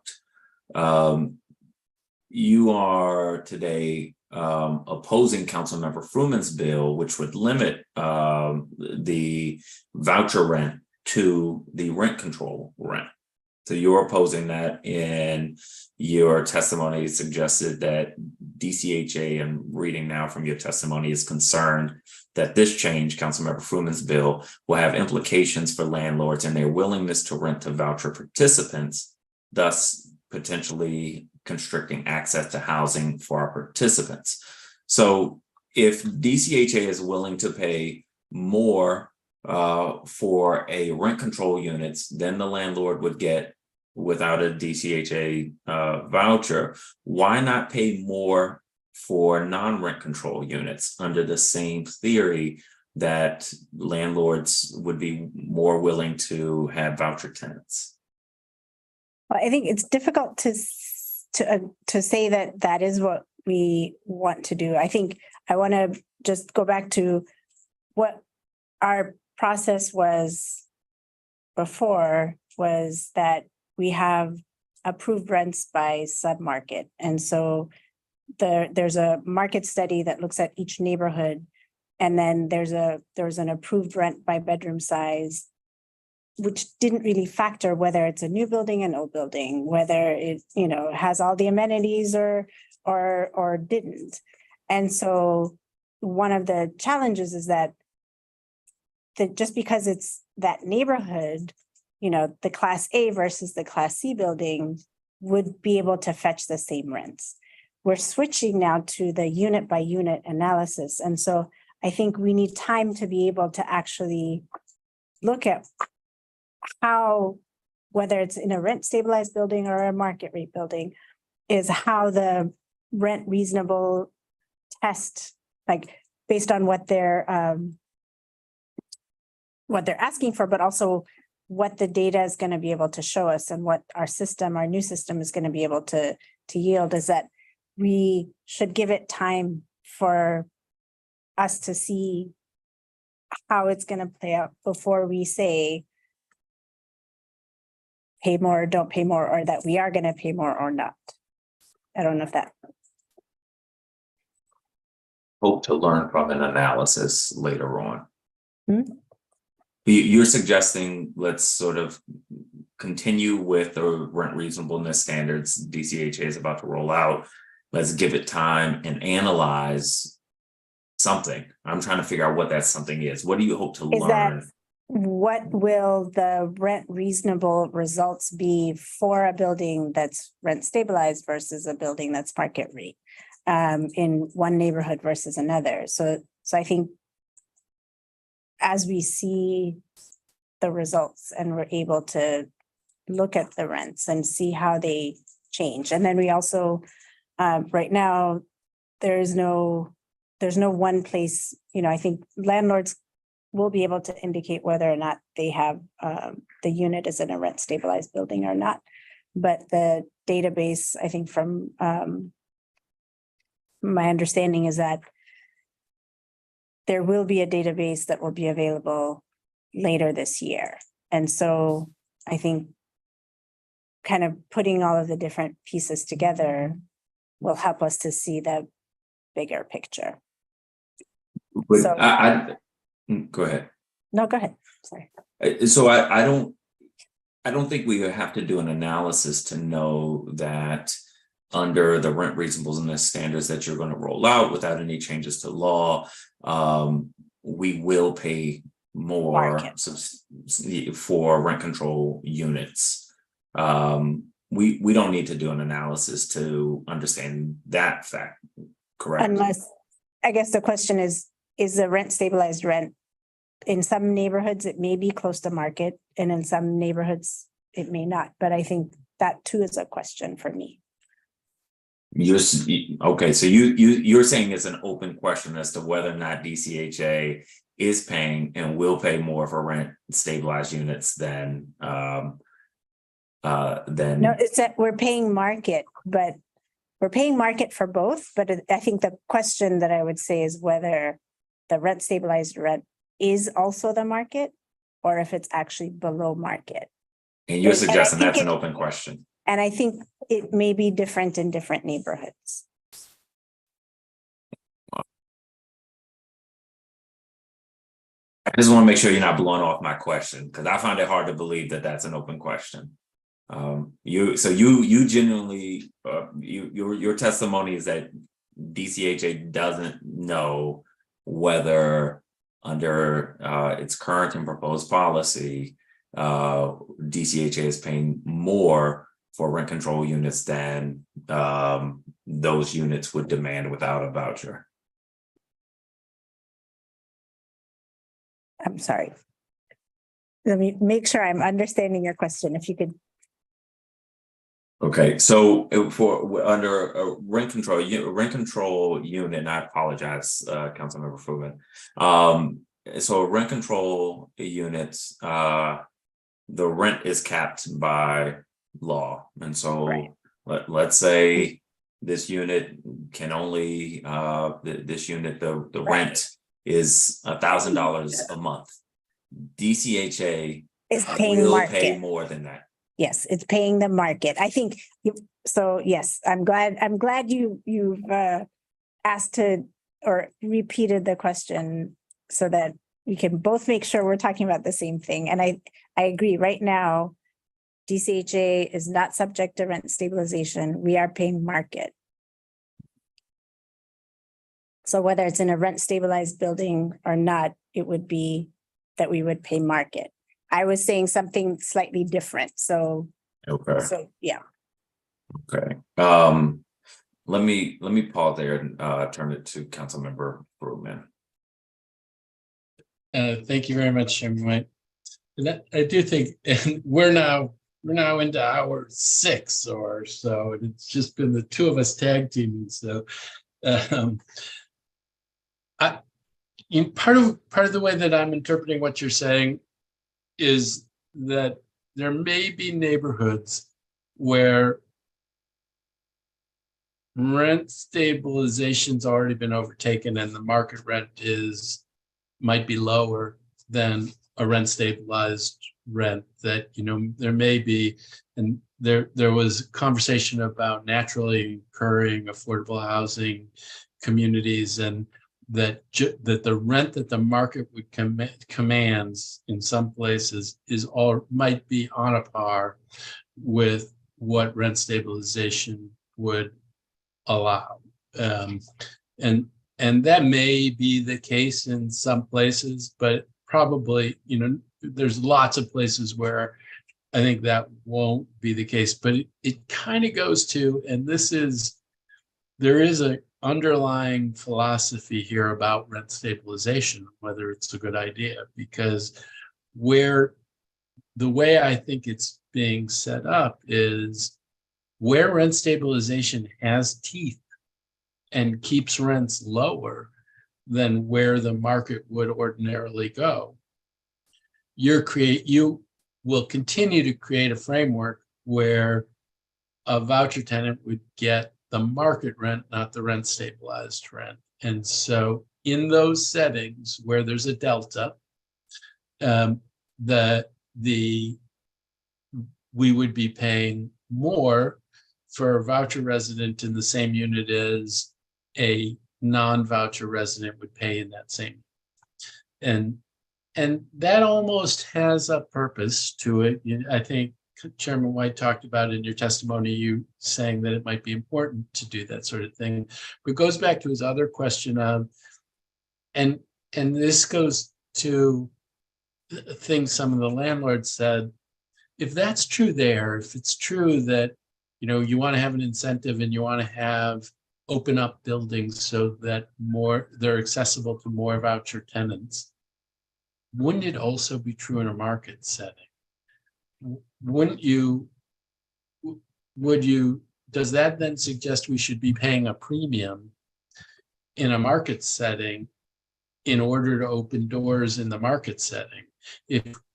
Or are we, so do you understand it? Do you see what I think the two of us are getting at? There are two settings and they're being treated differently. One, an incentive appears to be created in order to open doors, and another one, there isn't an incentive created to open doors. Do you think there should be an incentive in both, or do you think there shouldn't be an incentive in either? How do you see the two things fitting together? I think that is a very big question, and there's been much debate on that, and I don't know that I have a definitive answer for you on that front. But I think, just going back to, we want to be able to support our families, the participants that we serve, to be able to access as many neighborhoods and, to have choice.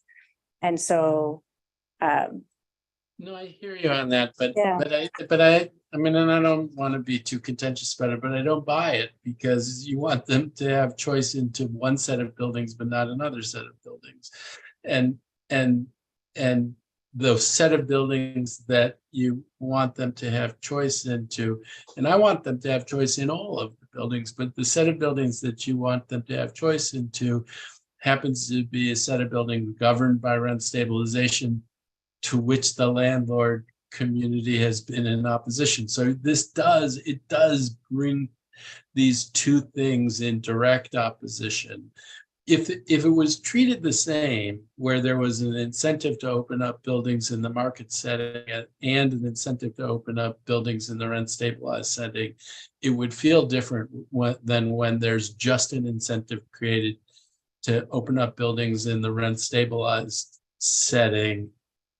How could we see that other than as a challenge to the viability of that approach? And the thing that you were saying about, there are places where it might be that it's a rent stabilized building, but the market rent is already lower than that, could go to the numbers that got thrown around about how many rent stabilized units, how many buildings older than 1975 there are. How many of those are really seeing the impact from our rent stabilization laws today, and how many of them might be in the category that you were talking about of having almost been overtaken by market rents falling below what rent stabilized rents are? That's a rhetorical question. We're going to have to get together and around a conference table and talk more. I agree. I don't want to cheat too much, but there are three programs where you have said you're really worried that the proposed law would have an impact. Maybe in DCHA public housing, that I think was one of them. How is it that you see this law potentially having an impact on what DCHA is doing in public housing? Or if public housing isn't one of the three categories that you referenced in your testimony, pick one in your testimony and explain to me what your fear is.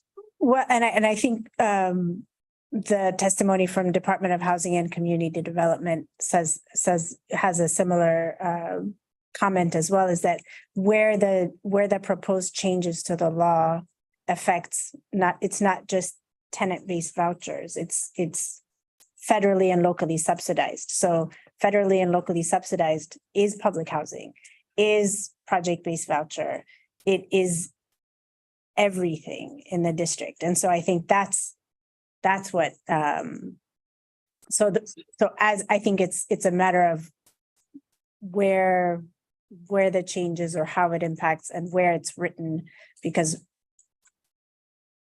that's our view, is that the way it's currently drafted, that it's all locally and federally subsidized housing, not just tenant-based voucher holders that are moving into one place or another. Okay, so I'm gonna be less than 1.5 minutes over, closer to 1 minute over, but let's put a pin in that. Please do send me the materials about the way in which the new system is going to work, and I will take a look at those, and then let's set up a time to meet to talk through this and to talk through your fears in these other contexts, so that to make sure that I fully understand those things. And in the interim, I would come in under 60 seconds and thank you very much for your testimony. And I'm going to listen to Chairman White, but otherwise call it a day. Thank you. Thanks. Thank you for articulating the question. I was trying to suss out better than I was. I know it was difficult to explain. So will, for the rent reasonableness tool that DCHA is rolling out, when looking at comparable units, will that take rent control units into account? So if you're looking at comparable units for a market rate unit and you're looking at other comparable units, will some of those comparable units be rent control units? I think to the extent that the data is known. So the tool will look at lots of different sources of information, but I think until there's a definitive database that says these are all rent controlled, we can only rely on what data is publicly available. Right. So that could actually decrease the amount of rent we would have. Well, no, because we're not averaging it. It just has to be in the range. I think that was a conversation you were having with Councilmember Fruman earlier. So it has to be in the range. Is that right? Not sort of an average? Yes. Okay. Some landlord advocates told my office last week that, well, actually, let me skip to a different question. So the premise of Councilmember Fruman's bill, as I understand it at least, is that we should avoid creating an incentive for landlords to effectively decommission existing rent stabilized units by offering them a much higher rent when they can get a voucher holder as a tenant. Do you see this as an issue we need to work on? No, I think we agree that there's lots for us to talk through. But we're not the rent administrator, that's DHCD. So I think we need more people, like different parties, to kind of talk it through to see, I think the rent stabilization laws were created at a certain point in time. We have to look at the situation now and looking at the future to see what makes sense. And I think we, very happy to be part of the conversation. There have been recent articles in the press and testimony before this committee that suggests that some companies make an entire business model out of buying up rent stabilized buildings and then seeking out voucher supported tenants in order to increase the revenues associated with that building. Is DCHA currently pursuing any strategies to counteract this pattern? I mean, how people are difficult for me to comment one way or the other, because it's folks are making those kinds of decisions. I'm not sure. All right, that worries me a bit, because if we operate in strict silos, then I think we're not going to do our best or most comprehensive work. And if this is something that's happening, it does have a very substantial impact on naturally occurring affordable housing in the district at a time where we are trying to, as rapidly as possible, increase the amount of housing. And I would say too, council member, that that the, with the affordable housing preservation and creation goals of the district and the work that DHCD is doing, I mean, DCHA has been a strong partner in, along with Housing Finance Agency and Department of Human Services and DBH for the creation of PSH and the use of housing production trust funds and balancing, for the capital that's needed and for the ongoing operating subsidy that's also needed, that it's local rent supplement program that's the tool for the ongoing rental assistance. And so I think there are lots of conversations going on around how we can create and preserve. And so DHCD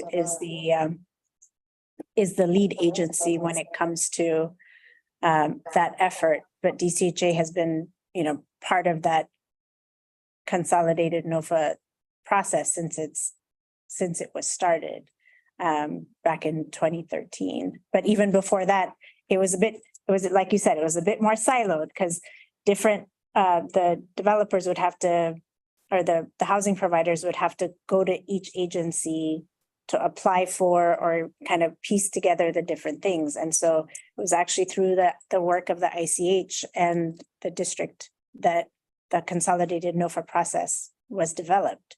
And that was a way of bringing in all the different resources and to be able to preserve or create affordable housing. So I think there are definitely places where those conversations are happening and the work is going. But as far as like private investors who are just deciding on what to invest in for, a building that they might buy, or they're looking at what rental incomes would look like. And so I think as far as the preservation and creation work that's going on, we certainly are part of the conversation, the overarching conversation. I take that point. I guess the concern is that my impression today is that the agency is at best agnostic about the idea that we may be incentivizing a business model for buying up rent stabilized buildings and seeking out voucher supported tenants in order to increase revenues. And if we lose a rent stabilized building, it seems nobody bats an eye.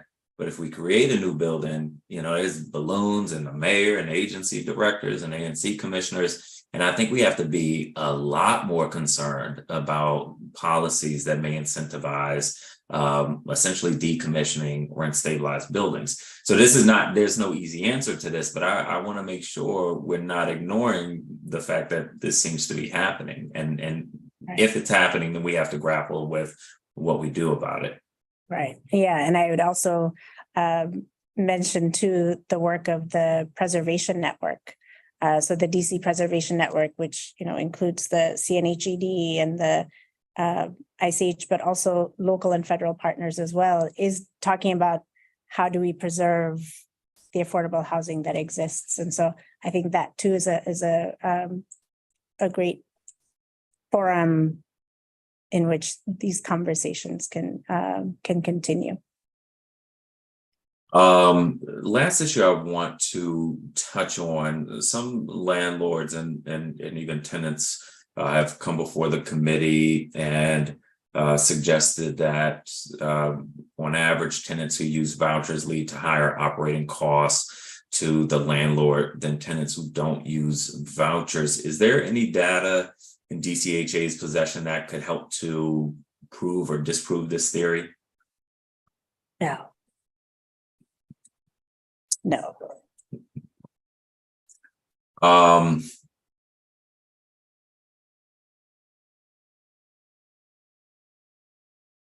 And finally, somewhat related, this is a concern that has come up that I think is legitimate. I think we need to be conscious of how we talk about it and the assumptions we made. But a lot of people who have vouchers are coming out of long periods of homelessness and struggling with other things that require supports in order to stabilize. There's been concern that the city is providing people with housing, but not the wraparound services they need. Do you know of anything else or have thoughts about anything else that we as a government should be doing, or DCHA as an agency should be doing differently to make sure residents who have vouchers also have the supports they need to succeed? Yeah, I mean, I think the district was a early adopter of the housing first model.